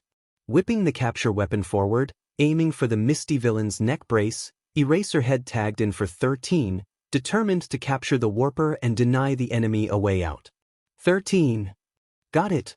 Knowing they would only get in the way, what with their quirk being completely indiscriminate in its destruction, as well as their general lack of combat experience, the space hero moved back towards the entrance to prevent any more students from being teleported away. As all this was happening, Snipe was busy, sniping. With each crack of his gun barrel, another bullet bent and curved its way into another non-lethal but debilitating spot in the villains' bodies, either putting them out of the fight for good or making them flinch just enough for the students they were ambushing to notice and put the villains down themselves. Speaking of the kids, somewhere in Snipe's subconscious, the part not focusing on controlling the bullets into that precise spot that it was needed, the Western hero felt immense pride in this year's batch of students. Immediately after they realized they were under attack, the class president of 1 Midoriya, he would eventually remember much later, had immediately barked out orders for the remaining hero students before wrapping his cape around himself and disappearing, leaving his classmates to quickly split off into groups best suited for defending themselves. The class president of 1B, not to be outdone, had immediately followed suit, bringing the disorderly panic to barely manageable chaos and barking out orders for her class to team up with 1A. It was rough. It was chaotic. There was barely a sense of strategy involved. They got into each other's way more often than not. Friendly fire is everywhere. It was working. They really needed to combine classes more often if this was the result. Despite only knowing each other for barely a week, the class president of 1B seemed to already have a decent grasp on her yearmates' chemistry. Constantly directing members of both classes into teaming up with people they would work well together, she was doing her level best to keep the infighting to a minimum while ever so slowly streamlining the teams. Big sister of 1B indeed. Class 1A, in contrast, did not yet have the sense of unity that 1B seemed to have yet. In compensation, however, they showed an understanding of their own quirks and their classmates that was, frankly, better than some of the second years. This led to them having better knowledge about what their role should be in a fight and quickly got into the spot that could maximize their quirk's potential and minimize the friendly fire. Apparently someone had been doing extra homework. That was not to mention the combination moves. They weren't supposed to cover that for a few more months yet. That tiny contemplative part of Snipe's brain shut off as one villain who looked like an unholy mix between a big dog and a little girl came too close to biting. One of the students for his liking. That part of his brain was ruthlessly killed and its parts Frankensteined into the rest in order to put his all in directing his bullets into said villain's kneecaps. Plus ultra, Snipe. Nothing else mattered at the moment. UA is secured. Backup is on the way. The squeaky voice crackled to life on the loudspeakers and the communicator was just what All Might needed. It was like a devil-sent gift straight from the principal's office. A lighthouse in the dark that gave him something to focus on rather than the blinding storm of pain and agony assaulting his senses. Finally managing to concentrate enough to focus one for all into his body, the hero flexed his arms to the side, breaking out of the grip of the thing dragging him away.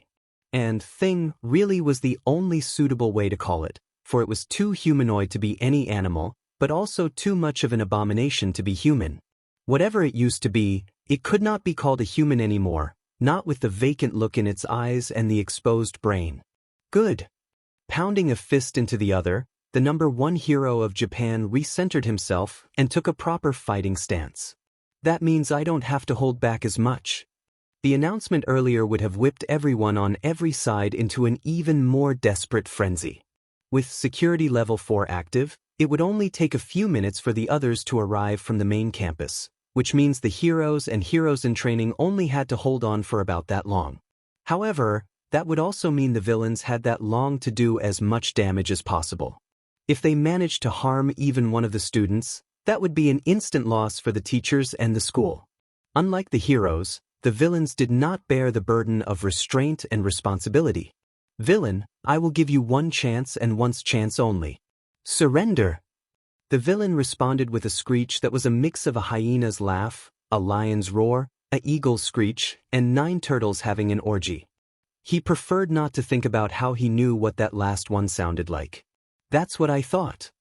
Thanks to Nizu's wide variety of tactics this morning to keep him from wasting his time, All Might knew he still had decent time on his daily limit. The question now being, can he defeat this thing on time to help the others before backup arrived? Without overexerting himself and shrinking the time he could be a hero even further?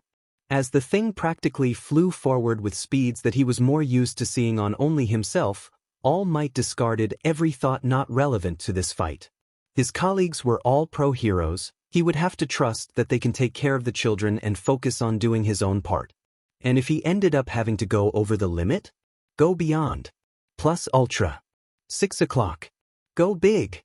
Following the disembodied voice from the fishbowl guy that had appeared on the freshly hardened glue around the restrained villain, Kojiro turned around to spray as much of his glue as he could produce at once behind him, managing to hit the giant naked mole rat-looking thing that was chasing the screaming Mineta from 1A. Normally, that would have been the end of it. No one had ever managed to move after being hit by Semendine. However, fear gripped his heart as the giant mutant-looking thing was only barely slowed down and kept lumbering forward, angrily trying to swipe at the students even with what was practically a blanket of glue holding him back and dozens of sticky ball restricting his joints. Shut the F up, D. Don't F tell me what to do. Just as the villain seemed to be breaking free from his restraint, the pink girl who had been fighting alongside Kojiro since they were dropped in this area laughed out loud as the apparent cavalry arrived in the form of an angry scream somewhere on their left. Bondo! Follow our lead. Trusting the ones who seemed to know what they were doing, Kojiro did just that. Producing more glue than he had ever done before from every single hole on his face, ignoring the numbness that was starting to spread from his eye holes to the rest of his face, Kojiro angled it outward and upward, joining the spray of acid and hail of sticky ball thrown up by the girls. Combo move, Purple Rain.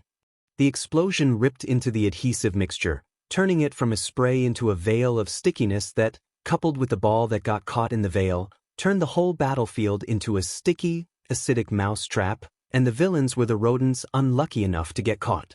At the same time, the blast's concussive force made the giant stumble and fall face first onto the ground, finally stopping his charge. Still struggling, the villain attempted to give a final defiant roar. Their backup, who was apparently Bakugo from 1, roared back even louder, silencing the villain. Kojiro wondered how the hell could he yell that much and not screw up his throat? Is this some sort of secondary quirk only extroverts have? Sneering, the explosive blonde stalked off, no doubt to find more villains to beat up. Hee hee hee hee. Girl, I can swear. Imagine the hate to see with him though ack. With Ishido and Mineta bickering, Kojiro finally felt safe enough to allow himself to sag in relief. That was so freaking scary. What the hell, what the hell, what the hell? His family had been assured that this was the safest place on Earth. It was even on the brochure. It was why they even allowed him to attend in the first place. And now not only had the school been infiltrated by a freaking villain less than 2 weeks into the year, but now they were actually attacked during class and he had to face actual hardened criminals that wanted to kill him, and how are 1A joking around, right? Bondo! Bondo! Startled out of his panicked thought, Kojiro snapped his gaze upward to see Ishido standing in front of him, concern etching her face. Come on man, stay with me. Breath in. Now out. There we go. As the three of them slowly went through the breathing exercises together, Kojiro distantly noticed the girls' shoulders also slowly losing tension and their fingers starting to shake. Before he could feel shame, Mineta interrupted his inner monologue. Feel better? If not, I know a few techniques that can now stop that. You can join too. Why I'll quit it. Despite the apprehension still permeating his very being, Kojiro couldn't help but smile as they started their trek to the USJ's main entrance. Something wicked this way comes. Prepare yourself and your prayers. Kurashimi Aki could feel her headache building as her accomplice's cryptic mutterings started to sync with the rattling of the shifting debris and the pouring rain in the hurricane zone. Don't get her wrong, Tsukigami Kishiya was as good a teammate a villain could get. He was quiet, didn't ask many questions, knew how to fight, and was also decent eye candy. Conscious speaks to me. He advises caution. Really, if it wasn't for such a weird drawback as being convinced he was possessed by an Egyptian god of the moon, Tsukigami could have been one of the bigger villains instead of being stuck doing grunt work with her. Then she wouldn't have to pretend to care about his rant, while creeping about a simulated disaster zone, in the middle of an artificial storm, trying to kill some kids she didn't even care enough to know, all the while trying to not jump at every rat or insect moving in the corners of their eyes. You would think UA, being the best high school academy in Japan and all, would have better sanitary standards. My God has warned you about this horrendous scheme. The measly coins are not something worth bearing an eternal grudge for adolescent fatality. What about this not very eternal but still very potent grudge that she was having right now for ever agreeing to use the huge favor she got to get him to come, huh? Really, why did she even bother feeling excited that they got some alone time? The others clearly had the better idea after they couldn't stand Tsukigami's rants and left them behind. Comparing the screams coming from the other parts of the zone and the muttered rants that were still going on, it was quite obvious which crew was having more fun. Tsukigami Kishiya, don't get me wrong, I like you. But I swear if you... Artificial thunder interrupted their conversation just after artificial lighting split the domed ceiling, illuminating a robed figure standing deathly still in an alleyway next to them. Like the professionals they liked to think they were, Aki and Tsukigami immediately switched to battle mode. The black blots on Aki's skin shifted and joined together to form ebony claws on her fingertips as Rorschach's blots activated just as Tsukigami finally shut the hell up and shifted to a fighting stance. Together, they moved into the alley to kill the student, who was no doubt locked up in fear, and get it over with so they could go home to dry off. Khonshu abhors pointless killing. Surrender and we shall make it a quick death. That okay, never mind. Why couldn't it be a new moon? New Moon Tsukigami was so much cooler and smarter and stable, even though he was practically an invalid. Full Moon Tsukigami was practically physically invincible, but had the mental stability of a senior high school student cramming 3 years of schooling into the 4 hours before the university exam with as many hours of sleep in the past month. Just as Aki shifted forward to get it over with, the figure spoke up. YOUWOULDKILLME,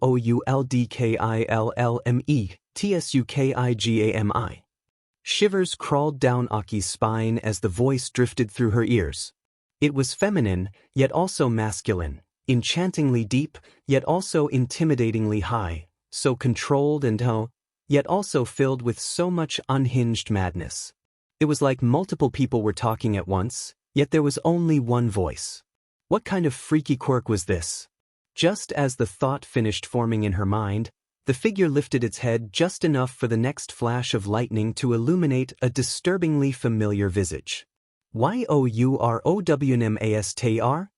It was a black bird's head, perched on top of a human body.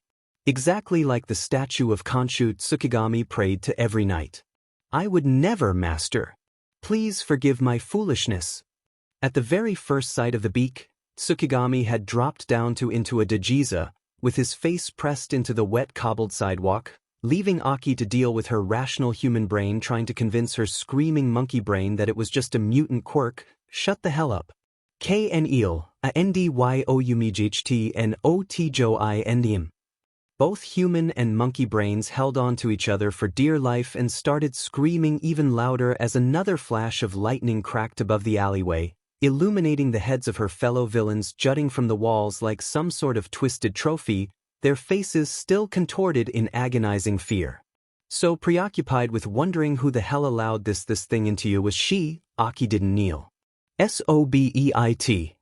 With a too smooth to be human motion, the apparently real god of the moon flung the dark cloak they were wearing outwards, revealing a female figure beneath. Not that Aki was able to take note of that, as a colossal mass of darkness, as black as the night sky and as terrifying as the void exploded out of Concha's body and headed towards her, its shrieks promising only pain and terror. Aki tried to run. She really did, whether an undignified sprint away from the monster or a tactical retreat to fight back, she didn't know. What she did know was the rats that were simply contending to run away before had now surrounded her and tripped her up and were now climbing up her body. Oh shit, get it off, get it off. Before she could remember she had a quirk to defend herself with, the ground disappeared from beneath her body, and the hands of the souls of the Demed pulled her down to the underworld to be judged, plunging her beneath the tidal wave of chittering and biting and clawing rodents. The last thing she remembered before horrifying darkness claimed her consciousness was ominous glowing red eyes and her own screams. Kishiya dared not lift his head, even as Kurashimi's scream got abruptly cut off, even as the noisy alleyway was suddenly plunged back into a deafening silence, only interrupted by the steady sizzle of the artificial rain. Not even when a pair of boots appeared in his vision. Now, Tsu Kaigami Kishaya. As one of the boots slowly, tantalizingly, slid under his chin and lifted up his head, Kishiya finally dared to open his eyes. I want to hear, with your own mouth, what excuses you have for being here and not instead doing your duties to me.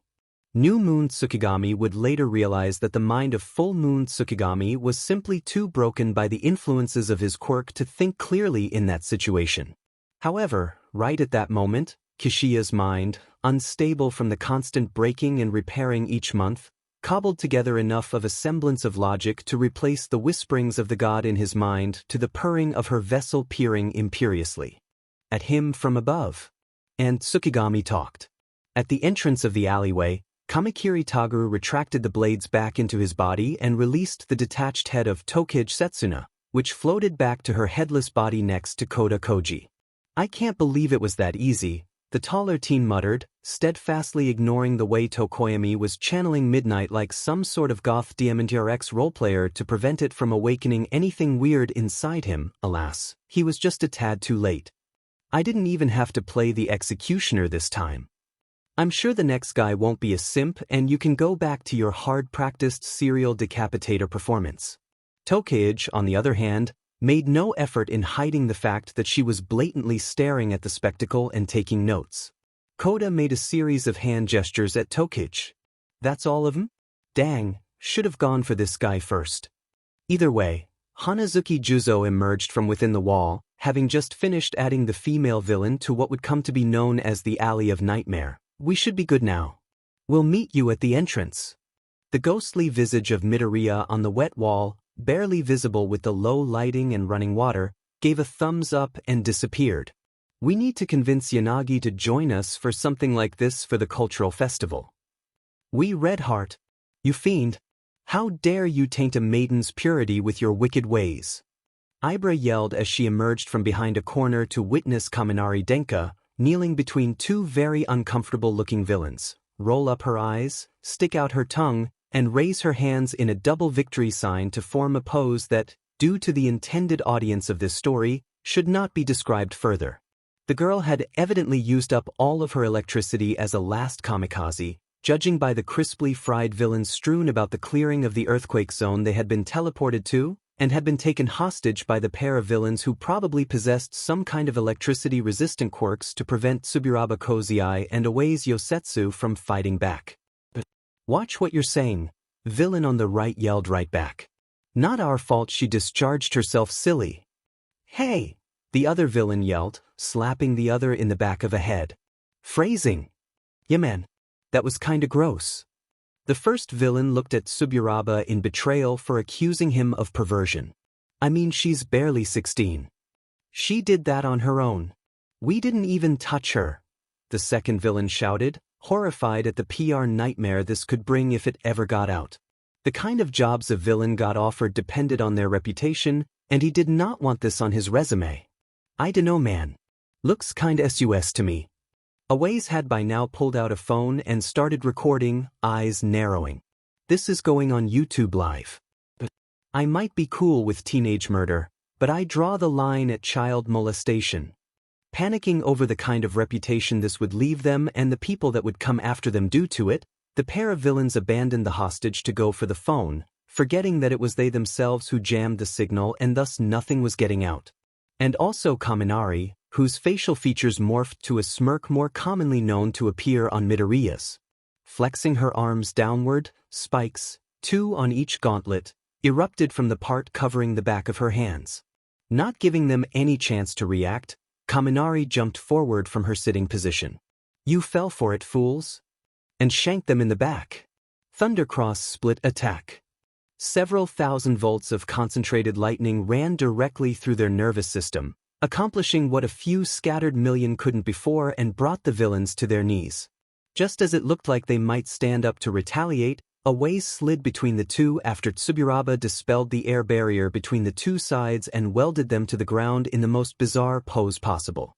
Ibra, having witnessed all this happening, felt her jaws go slack and her vines, who had been burrowing underground in an attempt of rescue, froze in their tracks, not knowing what to do in the face of such immorality. "Please never make that face again," Cozy Eye muttered as he handed away his phone back and reached out to help the crazy 1A chick up. "Why?"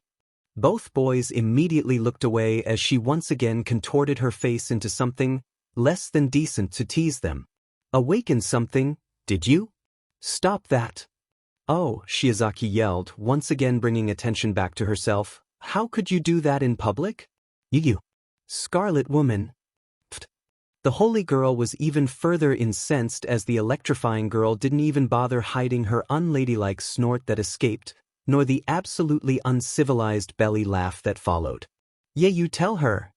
Yosetsu cheered for his classmates to tell the crazy 1A chick what for, along with the villains he was interrogating, only making Kaminari laugh harder. If anyone present noticed the tears that were free falling down her face were not only because of the laughter, nobody chose to comment. "Where are you little beach? Show yourself." Kageyoshi Futari was thoroughly annoyed. For the better part of the whole FNG morning, she had been wandering this desolate wasteland. How big is this place? Jesus! With not a single brat in sight. She was promised commission for each of the hero wannabes she killed and/or tortured, demand it. How could she afford that vacation to Hokkaido without any dead kids? It was like they knew where she and every other villain was and were avoiding them accordingly while picking off the impatient idiots that split off one by one. Luckily, thanks to her doppelganger, she was finally able to get a drop on them by sending out the clone as bait, tricking the pest that had been warning the brats about their movements as well as distracting and interfering whenever a fight broke out into revealing themselves and capturing one of the others. A really mouthy one. You actually expect Class A to actually be heroic enough to HRK. Nodding at one of her associates, the one that just backhanded the brat to get him to shut up, Futari decided enough was enough and it was time for some drastic measures. She wanted that trip to Hokkaido, and no snot-nosed hero wannabe was going to stand in the way of that. "I know you can hear me, so here's the deal, brat." Snapping her fingers, Futari gestured for another villain with giant scissors in place of fingers to step forward. "Edward Scissorhands right here. I told you my name is Hazami. We'll give you to the count of 3. After that, for any second I don't see you in front of me," Scissorhands, getting the hint, opened up all 10 of his scissors for the one holding the hostage to slide each of the brat's fingers in. The brat will lose a finger. 1. Futari fought the urge to create a clone to literally pat herself in the back. This would be the first one down. This brat should cover the ticket there. For more, and she should have the whole trip covered. 2. And she was confident she would get 4 more. This wasn't the first time a wannabe hero believed a villain would spare the precious hostage if they sacrificed themselves. Made it all the funnier when she killed the hostage first. 3. Wait! Just as she expected, a headless female figure clad in a black and white jumpsuit materialized in front of them, arms raised in the air in surrender. Ah, invisibility! How quaint!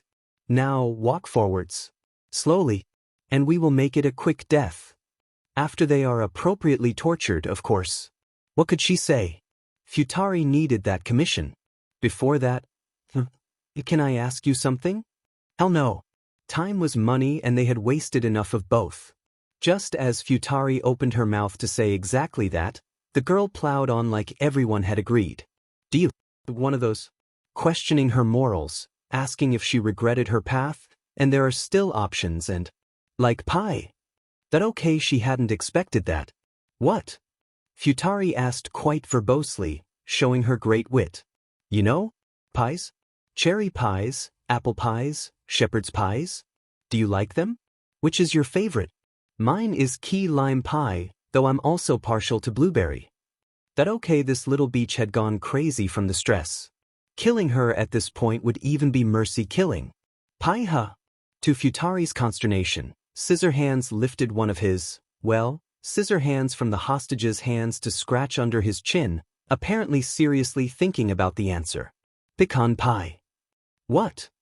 Screams of outrage were heard as the actual psychopath openly admitted to liking the baby food in pastry dough. Hey, don't knock it until you try it. Besides, it's way better than the horseshit you call cherry apple pie. A very dramatic collective gasp. How dare you? Your feeble mind can't contain the sweet and sour greatness that is. Oh please, we all know chicken and mushroom is the sheet. Sacrilegious. How dare you call that soggy mess a pie? The best pie is obviously calzones. Calzones are not pie, you cauliflower-brained. Enough. Children. The lot of them. After this was over, Futari would make sure to demand an extra babysitting fee. For now, however. Nice try. But now I would make sure to kill you extra pie irk. The assembled villains were startled out of their own embarrassment when their self-elected leader was flipped upside down, slamming her head on the ground and knocking her out instantly like someone had just suplexed her. A pity. A shiver ran up the weaker-willed as the invisible high schooler they were supposed to kill spoke up, voice now eerily calm and filled with condescending malice, arms raised towards the now out-cold villain.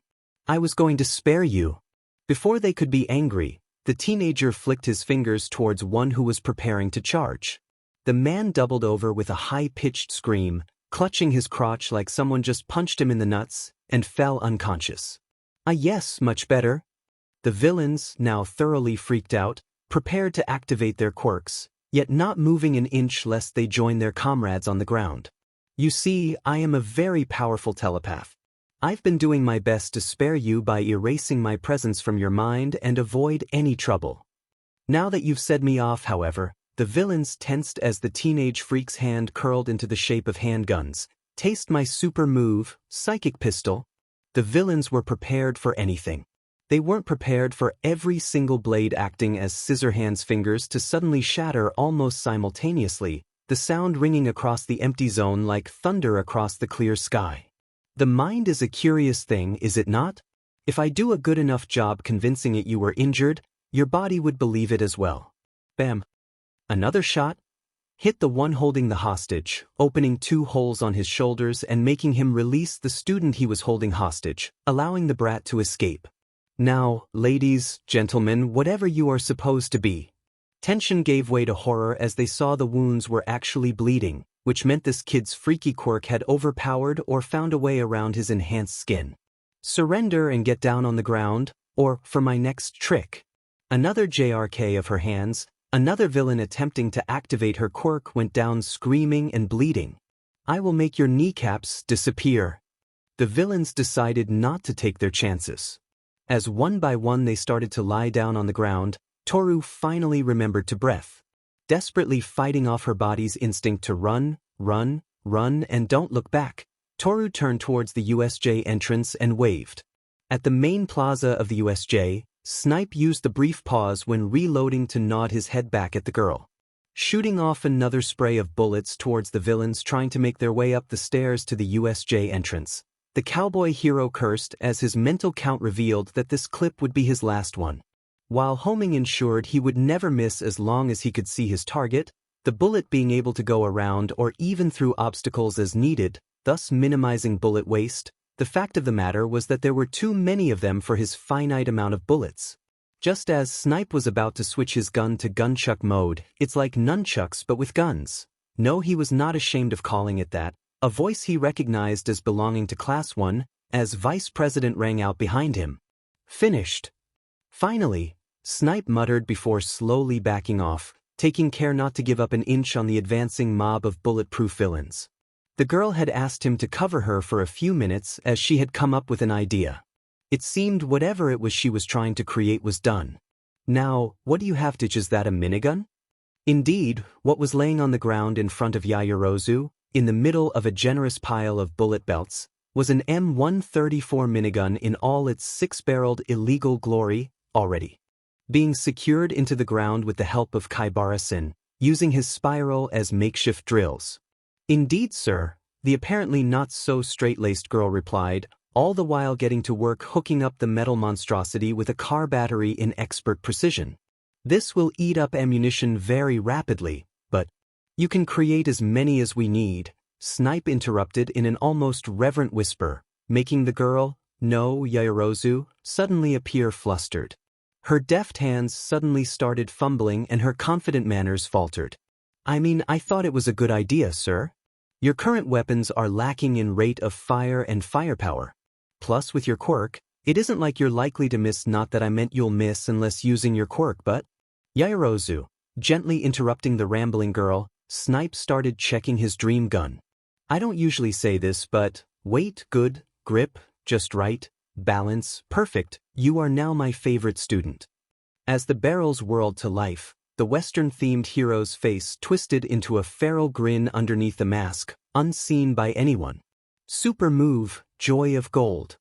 The high-pitched screech of death's mechanical horse rang across the battlefield as metal bullets rained judgment down on the sinners, preceding the cries of pain and agony and finally pushing back the mob and taking down the tougher ones, and which still wasn't quite loud enough to cover Snipe's scream of ecstatic glee.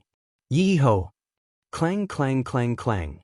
Reacting to the sound of giant hard things being hit by several small hard things, Ojiro ducked and spun around as fast as he could, ignoring every single instinct drilled into him by his childhood quirk counselor to tuck his tail in and avoid hitting people, to accomplish the very opposite as hard as possible. It worked, to an extent. The bullet had failed to pierce the villain's crystal armors, but it had also made them flinch just enough that Ojiro managed to avoid having his head cut off by the double lariat they were aiming for.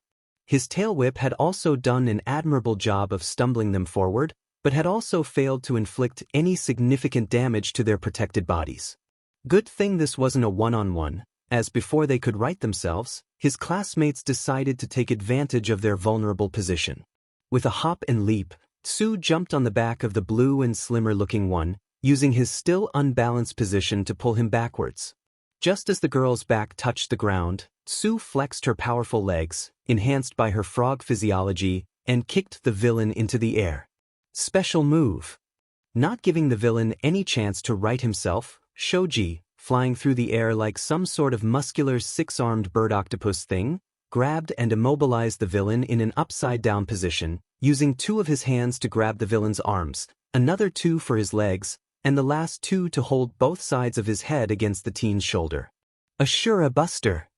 At the same time on the ground, coming out of nowhere, Sato, whose muscular body was now even further buffed up after ingesting sugar, grabbed the bigger red villain, still doubled over from the hit, at the waist. Special move. With an animalistic roar of effort, the large teen lifted the comparatively smaller man almost full cycle to have him sit backwards on his shoulder. Cherry bomb. Sato's slam of the villain back onto the ground was perfectly timed with Shoji's drop onto his shoulders, combining the impact of both to finally inflict a blow strong enough to shatter their crystal armor, knocking them both out. Combo move, muscle docking.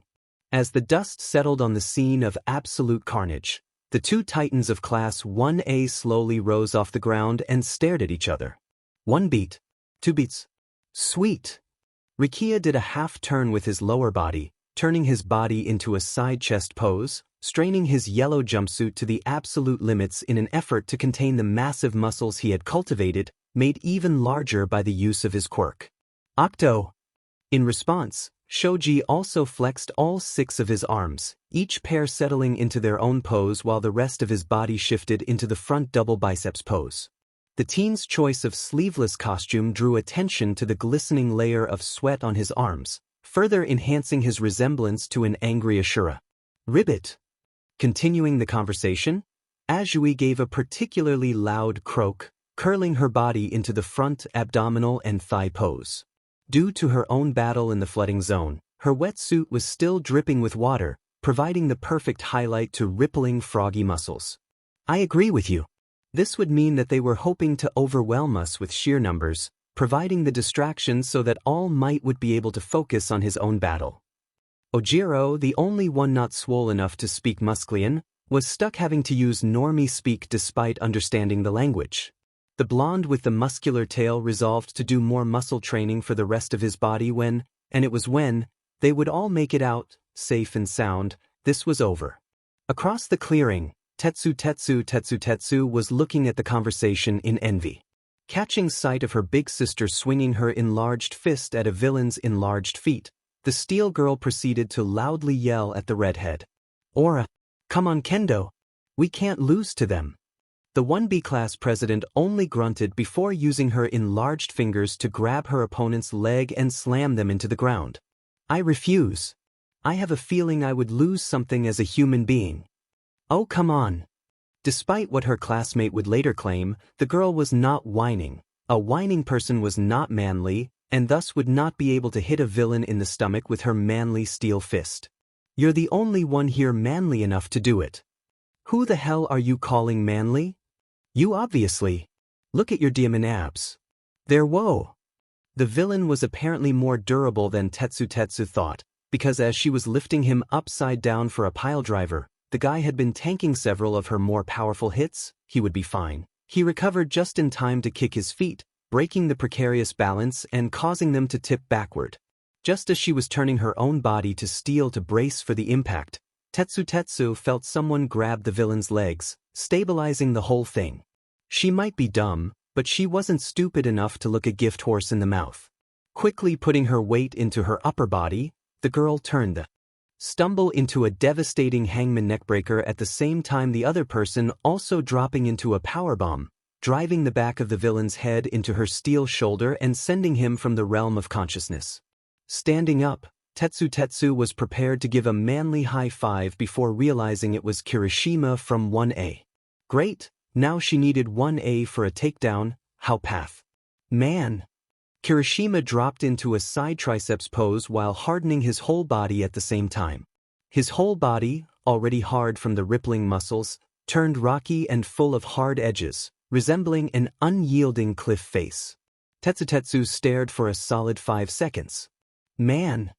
Before also dropping into a quarter-turn pose, turning her own body into shiny unbreakable steel in answer, accentuating her hard muscles tempered by feminine curves. As the two started conversing back and forth, taking down enemies in perfect tag team fashion, Kendo Itsuka wondered if it had been a mistake accepting Yue's offer letter. In another world, Midoriya Izuku's DNA never gave him a quirk. Therefore, seeking solace in the repetitive motions and the aches of screaming muscles, he would throw himself into bodybuilding, just to have something in common with his idol. This would lead him to go to UA as a general studies student, and, having been influenced by the gym community's positive support, he would retain his sunny, helpful personality, which would lead him to establish the Body Improvement Club, seeking to help in any way he could despite his quirklessness.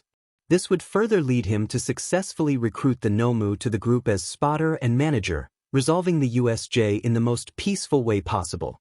Alas, in this universe, Izuku had been granted a quirk suited for mobility while surrounded by toxic schoolmates, and thus had approached the USJ incident as a coordinator for his new schoolmates, full of spite and desire to help achieve victory. And thus, with no Body Improvement Club to save him, the Nomu was getting pummeled into the ground by All Might, who, without Sunny Izuku as a mediator, was far more concerned in defeating the monstrosity trying to kill him and his students than to recruit him for anything. And pummeled was a correct word to use, as All Might, not having to worry as much about his time limit, was putting his many years of hero experience in good use by utilizing a cautious approach and taking his time to find the best strategy against the seemingly unstoppable and invulnerable opponent. Ducking, weaving, parrying, jabbing, The fight between the #1 hero and the dark-skinned abomination looked more like a professional boxer humoring a drunk man flailing his arms around hoping to hit something. So he is super strong, super fast, and super durable. The symbol of Peace's scowl of anger, having long since replaced his signature smile, deepened further as the wounds inflicted on the Nomu by his Milwaukee smash knitted itself together, erasing any signs of damage from existence. And he can also regenerate. Just fantastic. Some quirks are versatile, yes, but this was multiple quirks woven together to form a monstrosity designed to go toe-for-toe with All Might. Despite the usual lack of finesse, this stank to high heavens of all for one's doing. Evidently, the supervillain was not as dead as All Might had hoped him to be. Forcing his mind to stay focused on the task at hand, any suspicion could be dealt with later. After everyone was safe, the hero settled on his next strategy and bent out of the way of a sloppy swipe by the black monstrosity. And then promptly started coughing blood as the Nomu's knee flew up straight into his old wounds, displaying a feat of technique, agility, and strategy that it hadn't shown any indication of in the whole fight. This thing was still sentient. Apparently it was not as much of a brainless puppet as I thought. The Toshinori Yagi part of All Might's brain supplied, while the All Might part was busy swimming through the sea of pain and confused panic, made worse by the fact that, taking advantage of his opposition's vulnerable spot, the Nomu had started wailing on him, reversing their previous roles. Eventually, All Might managed to focus enough to separate from the monster to regain his bearings. No sooner had he put up a sloppy guard did the Nomu pounce on him again, aiming for his left side. Road roller da! And was promptly crushed by a massive pile of wood and metal dropped from the sky, and was then frozen solid along with it. That was actually a boat, Uraraka. Shut up, Todoroki. Wait a minute, he recognized those voices. Those were his students' voices. Get out of here. This isn't safe. The little sure students had the nerve to ignore him. With all due respect, sir, All Might had the strangest feeling that he wasn't due much respect based on young Todoroki's deadpan stoic voice. You're bleeding and barely standing. Let us help while you wreck. Whatever the teen was about to say was interrupted by a massive crack that ran through the glacier, trapping the monster, announcing the fact that it was trying to break free.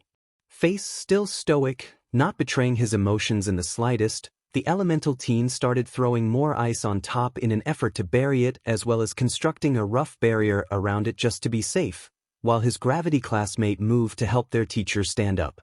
It was all for naught as, with a mighty screech, the thing flexed the glacier off it, breaking its own body to do so, and exploded the formerly massive mountain of ice into smaller chunks of ice. Coup special, Lumière du Ciel.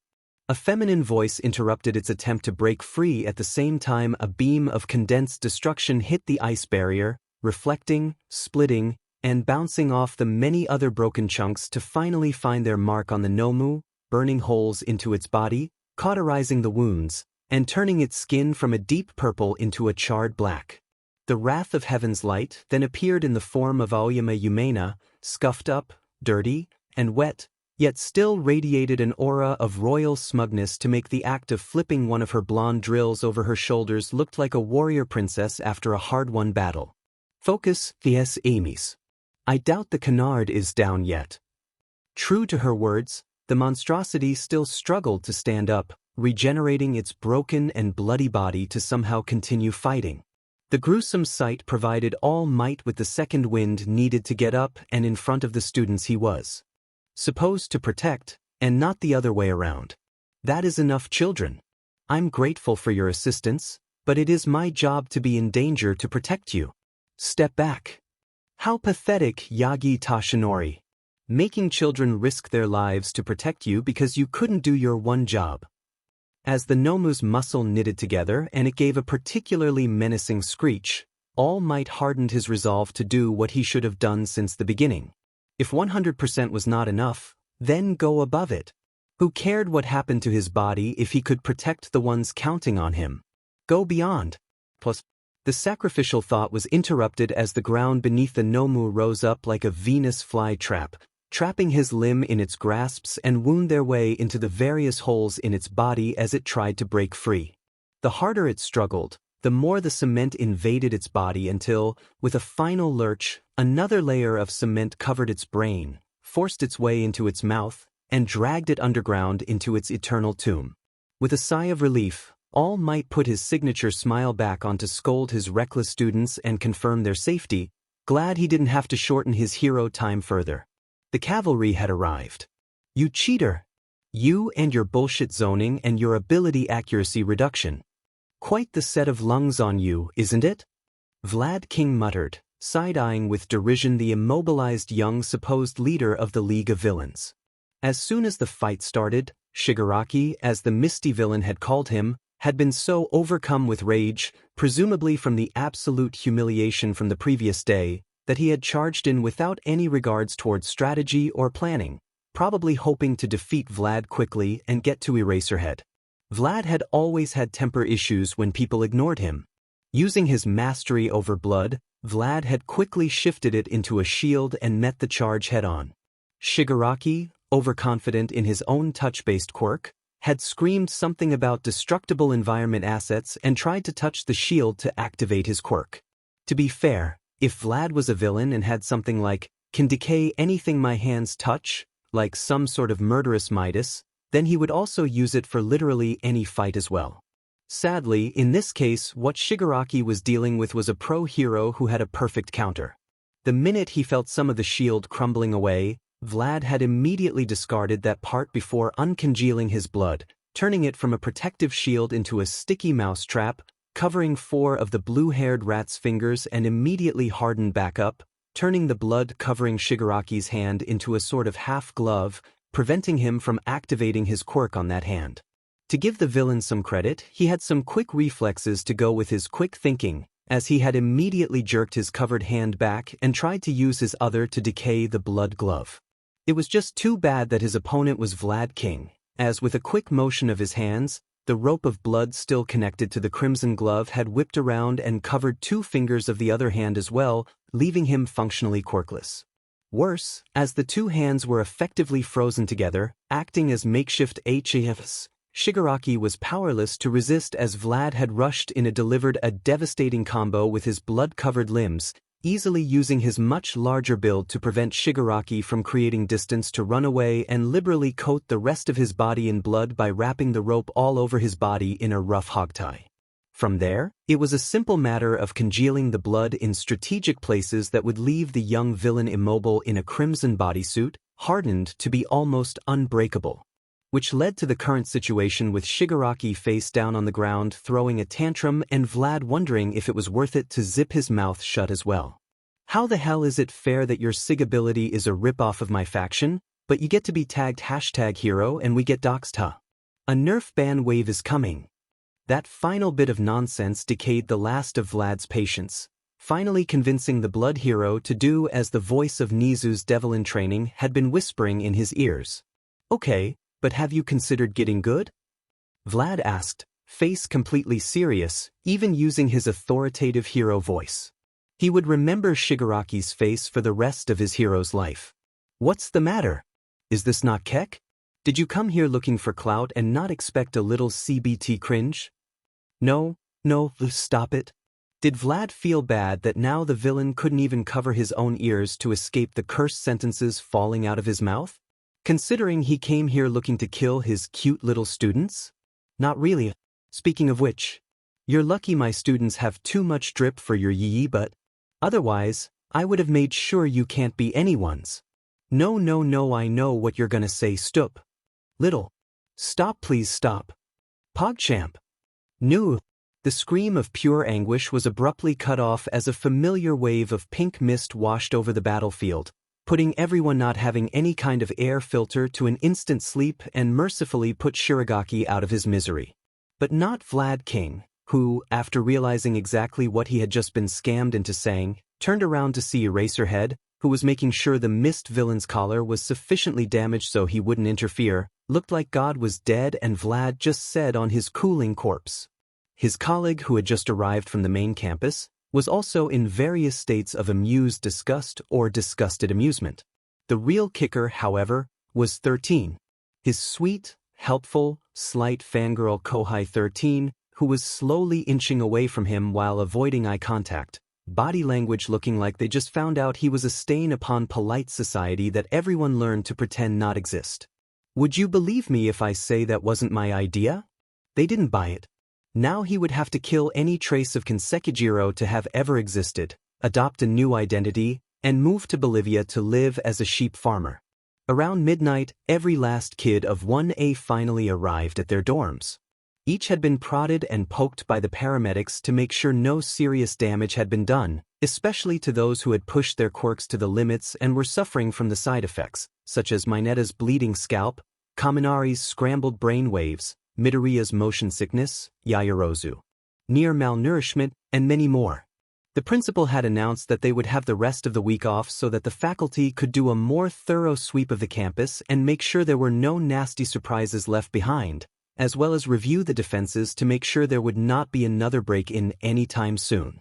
Therefore, all homework for the rest of the week had been delayed. Parents were called, tears were cried, fear and panic temporarily assuaged so that they would not drop every business they had to come get their babies back home to safety, but wait for the official meeting in a couple of days to address the attack. Now, the kids were gathered together in the common room, just like how they usually did each evening. Only, unlike every evening of the past almost week, there was no laughter, no animated conversation, no whining about classwork, no scolding from Ida, not even Bakugo's screams. Instead, every member of 1A was uncharacteristically quiet. What little conversation that started up was spoken in hushed tones within small groups, started suddenly and was cut off just as suddenly when they eventually touched on what had happened that day, or what might happen next. The air, usually filled with a sense of childlike excited wonder, was instead thick with tension, filled with the nervousness of people whose adrenaline had drained out of their bodies and now just wanted to be with other people to remind themselves that all of them made it back alive. Every once in a while, one of the more exuberant kids tried to speak up, to do anything at all to pierce the heavy atmosphere and bring back the energy, only for their classmates' haunted face to cause them to wilt and sit back down in their seats. Just as it seemed like the tension would linger there for the rest of the night and all the way to the morning, and likely the rest of their 3 years there was a knock on the door. Ida, with manners drilled into him, by himself, at a young age, power walked to the door to inquire who would come bother them at the late hours. The door opened to reveal the entirety of a noticeably subdued Class 1B, without their usual aggressive friendliness and the noisy energy that Class 1, as secretary, had come to know so well. Mama always said the best way to cheer up was to eat. Pony, who was leading the charge, answered the unasked question with a smile too brittle to be natural, holding up a big pot of what would later be revealed to be chicken pot pie. Ida took one look at the assembled students, who were clearly out past curfew, to the way the normally hostile Monoma was also much more reserved than usual, and the very much unsaid, "We also don't want to be alone." Ida decided that exceptions could be made. The commotion drew the attention of Class 1A, drawing the more polite and social of them to come greet their fellow students. The heavenly smell of Mama Tsunatori's recipe prompted Izuku to head to the kitchen to make more snacks for the rest to munch on, which triggered Sue's big sister instinct to make sure they were all fed, and also Katsuki's competitiveness, making him stomp to the kitchen to also make something in order to not lose to Deku. All of this food made Sato decide to bake some treats for desserts, which also started an Uno tournament to decide who got to eat them despite the large boy making more than enough for the whole school. The commotion also reminded Koda that he had forgotten to feed his rabbit in his funk, prompting a discussion on pets and favorite animals, which, as all teenage conversation tended to go, derailed into a million more subjects. In the next 3 years of schooling and perhaps beyond, the shadow of the USJ incident may forever haunt their hearts. Come tomorrow, they would have to face the fact that they could have been killed. However, right here, right now, there were only 40 students taking comfort in each other's presence, doing everything they could to release their pent-up emotions in order to temporarily forget the fact that they had had to grow up far too quickly and far too abruptly. Non, monsieur. A week living with Todoroki is enough for me to get used to what burnt meat looks like. A pause of silence, sprinkled with the sound of porcelain clinking against each other. It's the smell that gets me. I loved roasted pork. It wasn't that bad for was that too loud? How about now? In truth, it was still a little too loud, but whoever the voice was talking to had apparently deemed it good enough. Anyway, I wasn't too injured. Some warning for that stunt manga pulled would have been nice, but Recovery Girl said I'd be fine in a couple more days. Buddy, I've been to mosh pits more brutal than that when I was 10. Hell, the old lady I got into a fist fight with last week for the AC/DC t-shirt hit harder, and she looked old enough to have been there at their debut. You know, I've never noticed how sharp scissors are. Apparently the right kind can cut through even steel. Flesh and bones don't stand a chance. In contrast to the previous voice, this one was so quiet that there were clear signs of the volume being enhanced digitally after. How do heroes deal with this every day? Every once in a while, since then I keep having this weirdest compulsion to touch all of my fingers together. That it's stupid, I know, but that I just want to be sure. Listen to me very carefully. What do you think people have been telling me for the last 10 years? It's dangerous if you short out, you should be more mindful where and how much you use your quirk, who do you think the people you'll be fighting are, and yada yada, like I'm some freaking airhead that doesn't know who or what I am. This voice abruptly cut itself off with an exhale, though the one this voice was talking to remained silent. I appreciate what you're trying to do here. But I didn't almost go through a heart attack pulling that stunt just so another person will think I don't value myself and others. I know that. They do. It's just that it was on the brochure and everything, you know. I just can't help but feel I've made a mistake, and that I'm not suited for this.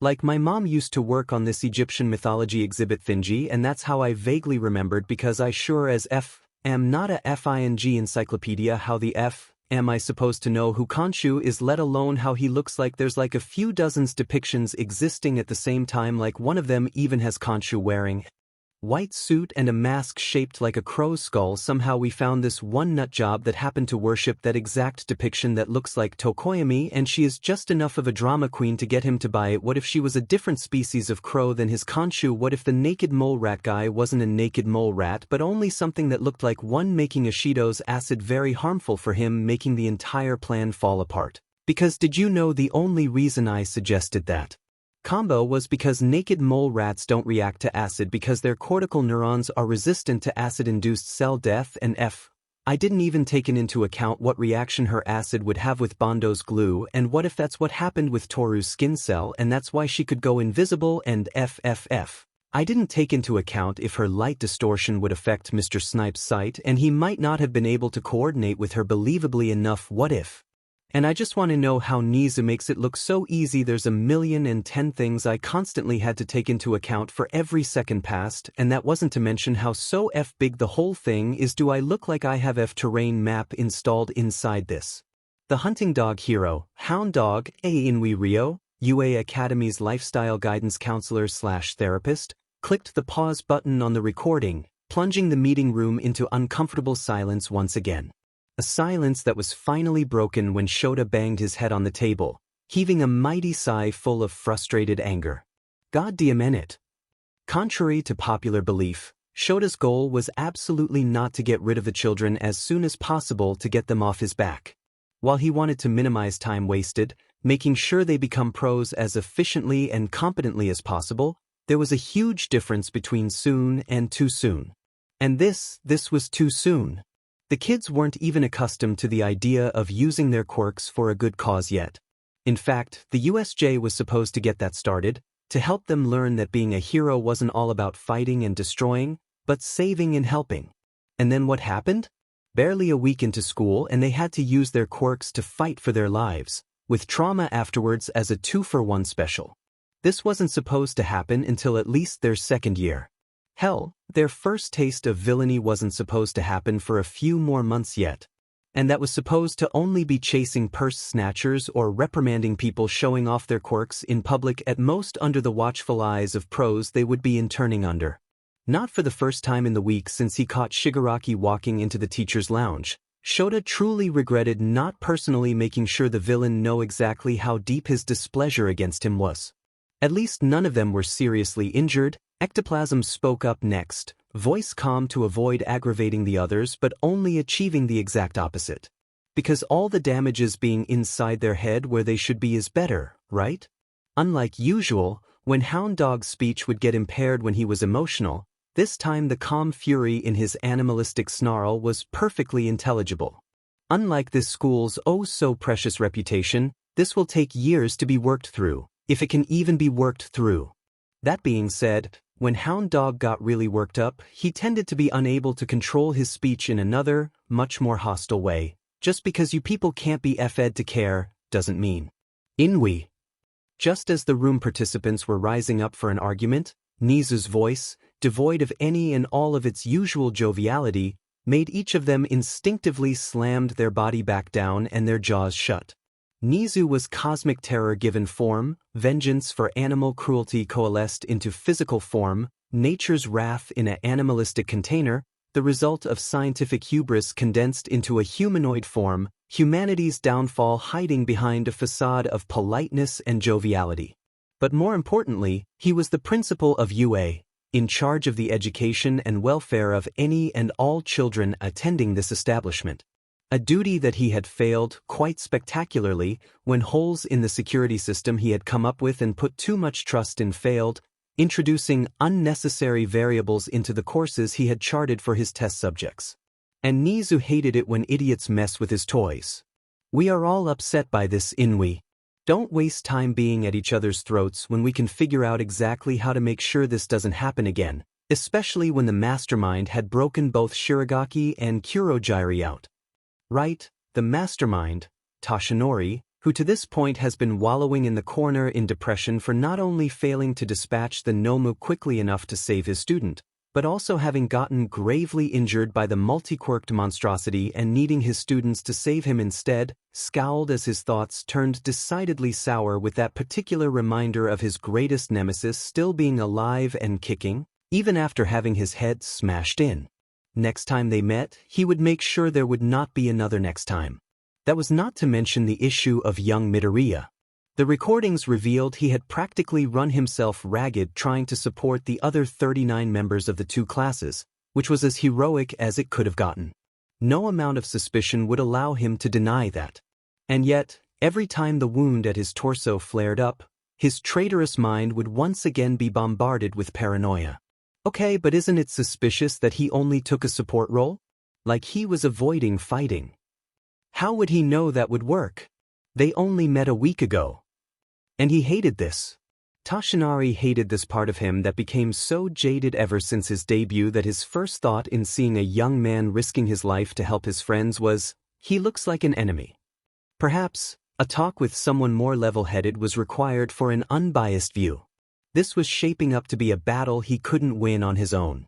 Plus, there is still the parent-teacher conference tomorrow to explain the events behind the attack. Toshinori briefly considered breaking the Nomu out of prison to fight it again. Now that battle he could probably survive. He just hoped they would at least make an effort to be calm adults. The good news was Endeavor was being a calm adult. The flame hero had not, in fact, raised his voice once throughout the entire presentation and only asked clarifying questions in a manner befitting the second-ranked hero getting in post-operation briefing. One would think that that was a great thing. Every faculty member was a pro-hero with plenty of experience working with or even around the foul-tempered number 2, and thus should have a much easier time handling the mostly civilian crowd of parents with the most troublesome of them not making a ruckus. Especially since the school had pulled out all the stops possible before the USJ incident to ensure the kids' safety, short of canceling all classes altogether and locking the kids in a safe house and throwing away the keys. The zero casualty and significant injury count was great in keeping the parents calm. Sadly, there was also bad news. 1. Instead of being calm and civil, Endeavor started sneering about how they were weak compared to his son, which, in the strictest sense of the word, was true, as the kid had managed to solo his entire zone without help in literal seconds, but he still shouldn't have said it. Normally, the civilians were used to his abrasive comments, and being civilians themselves, couldn't really retaliate. This time, however, his audience is a crowd of high-strung, very protective parents, consisting of only mostly civilians. Oh my! Which brought about the second bad news. Would you mind repeating that, Mr. Endeavor? With Pepesha Andrianov, the drunk hero spirits, aka former #1 pro hero of Russia, aka protector of the motherland, Irozu Momo's mother, standing up to her full considerable height to bear down on Endeavor, who for once was having to crane his neck up to look a woman in the eyes. I could have sworn you were saying something about my daughter. Now, contrary to popular belief, NG was always very careful when using his quirk. Being careless with a quirk called Hellfire was a great way to make a case that went from in progress to dead end. Plus, having to take care of regular paperwork was a waste of time. Why would he waste even more having to take care of collateral damage reports when he could be solving more cases? Mother, no. Hush, Momo dear. We're just having a friendly chat about our children. That was why, the second he sensed the air changed, quite literally seeing how the gas she started creating with her quirk, liquor store blues, were slowly and surely creating a possibly flammable and explosive cloud of mist around her, preventing him from just burning it, Endeavor immediately started coming up with countermeasures that didn't rely on his quirk, including and not limited to using the other civilians and heroes. Never waste an asset and all that. Well, Endeavor? Seeing the gentle smile on Spirit's face starting to turn into something sharp and dangerous, Endeavor decided on a course of action and lifted his upper lips into a sneer to provoke her into attacking first. Only for it to be forcibly pulled down, almost slamming his mouth shut.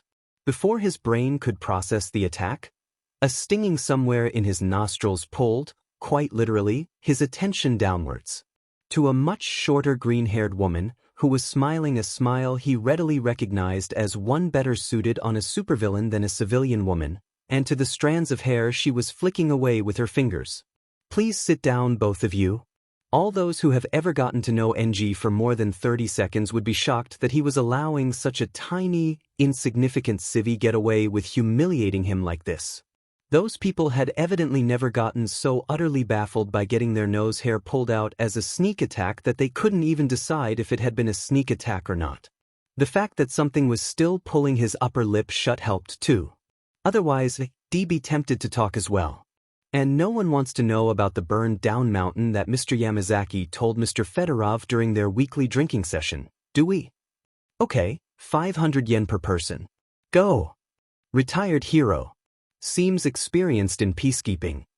I would instead say she used to be a vigilante. Had she been a hero, I would have remembered my family mentioning her once or twice. Nah, Yakuza. I can't hear what they're saying, but I recognize a threat when I see one. No one else would have the ball to do that to Endeavor. Yakuza's been a non-entity for decades. Secret services. Japanese Secret Service wouldn't worry spirits in the slightest. Russian spy. You're delusional if you think the Russians would dare to publicly do that to their national symbol. Former villain. I second that. There's gotta be a reason why her son turned out like that. Or, this is gonna sound crazy, but hear me out. What if she is just a housewife, you motherfucking troglodytes? 38 pairs of eyes turned to stare at Bakugo as if he just told them Jesus Christ was a short, hairy Canadian man with an overpowered stand that allowed him to heal from any injuries. So anyway, Mr. Midoriya has been famous for too long with a far too public rise to fame to reliably be a villain's secret identity. I think Mrs. Midoriya was some sort of super secret emperor of shadows that got her humanity reawakened after falling in love with him and retired to return back to the normal life she was robbed of when she was a child. Ahem, not that I know anything about that, of course. As cheesy as that is, that actually kind of makes sense. Similar things have happened before. Remember Catwoman and Red Death? Red Death was very much still a villain, but I do see what you mean. Izuku decided to ignore his bickering year mates. Similar events have happened every time someone new met his mom. He was very much used to it, as well as his childhood friend, who he had to admit was doing a fairly good job restraining himself from yelling on an almost metaphysical level. Katsuki had been doing very well on that front, and funny as it would have been to poke the bear, Izuku didn't want to actually sabotage his efforts to better himself. Instead, he moved to get Todoroki's attention. Todoroki, I have an idea. Just as any other time he was engaged in a conversation, His most stoic classmates simply stared back blankly with a gaze that would remind anyone watching of a minimum wage waiter preparing themselves for a stupid joke order and yet was too dead inside to care. It involved endeavor. The look had been upgraded to higher-end family restaurant waiter who thought what came next was going to dumb. But it was just the start of their shift, so was more willing to entertain the stupidity in vain hopes of a decent tip. Go on. It'll be the sports festival soon.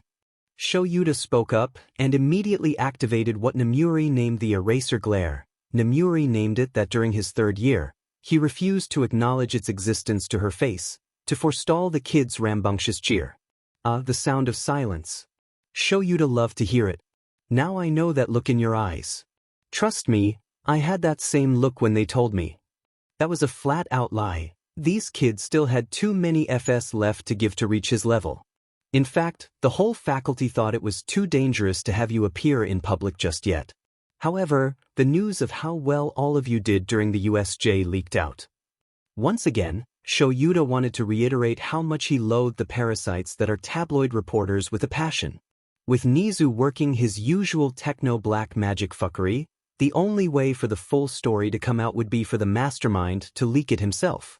Sadly, the breadcrumbs scattered throughout was enough for them to fill in the blank themselves with their bullshit to create appropriate sensationalist pieces. Now Japan wanted us to show them the class of prodigies, while the HPSC demanded we give the audience an image of unshakable stability and strength of the new generation. Which was bullshit in Shuta's not-so-humble opinion. The entire thing stank to high heavens of a publicity stunt, even more than the usual. After such an incident in the supposed safest place in Japan, the bigwigs in the Hero Public Safety Commission were clearly scrambling to save face, fully at the expense of these kids' safety and mental health. And judging by his students' eyes, they already understood some aspects of it, painfully too early, before their career even started.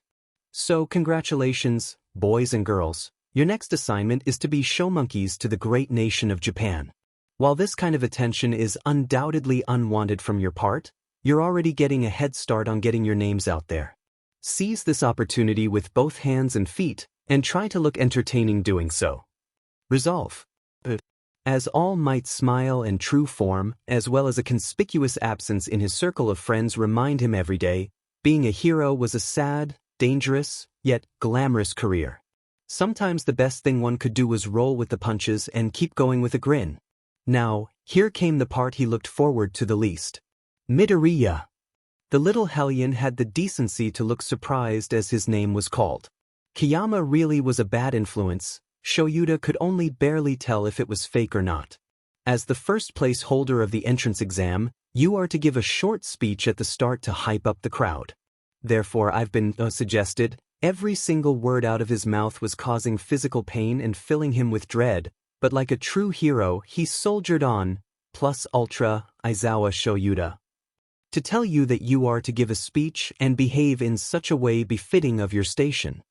As the monster grinned the same animalistic toothy grin that Shuta's boss gave him before pretty much ordering him to relay that request to Midoriya, Shoyuta sent a quick curse to the HPSC stooge who clearly did not know what evil they just unleashed upon the world by trying to tell Nizu and his favorite student what to do. Whatever, he did as he was told to do.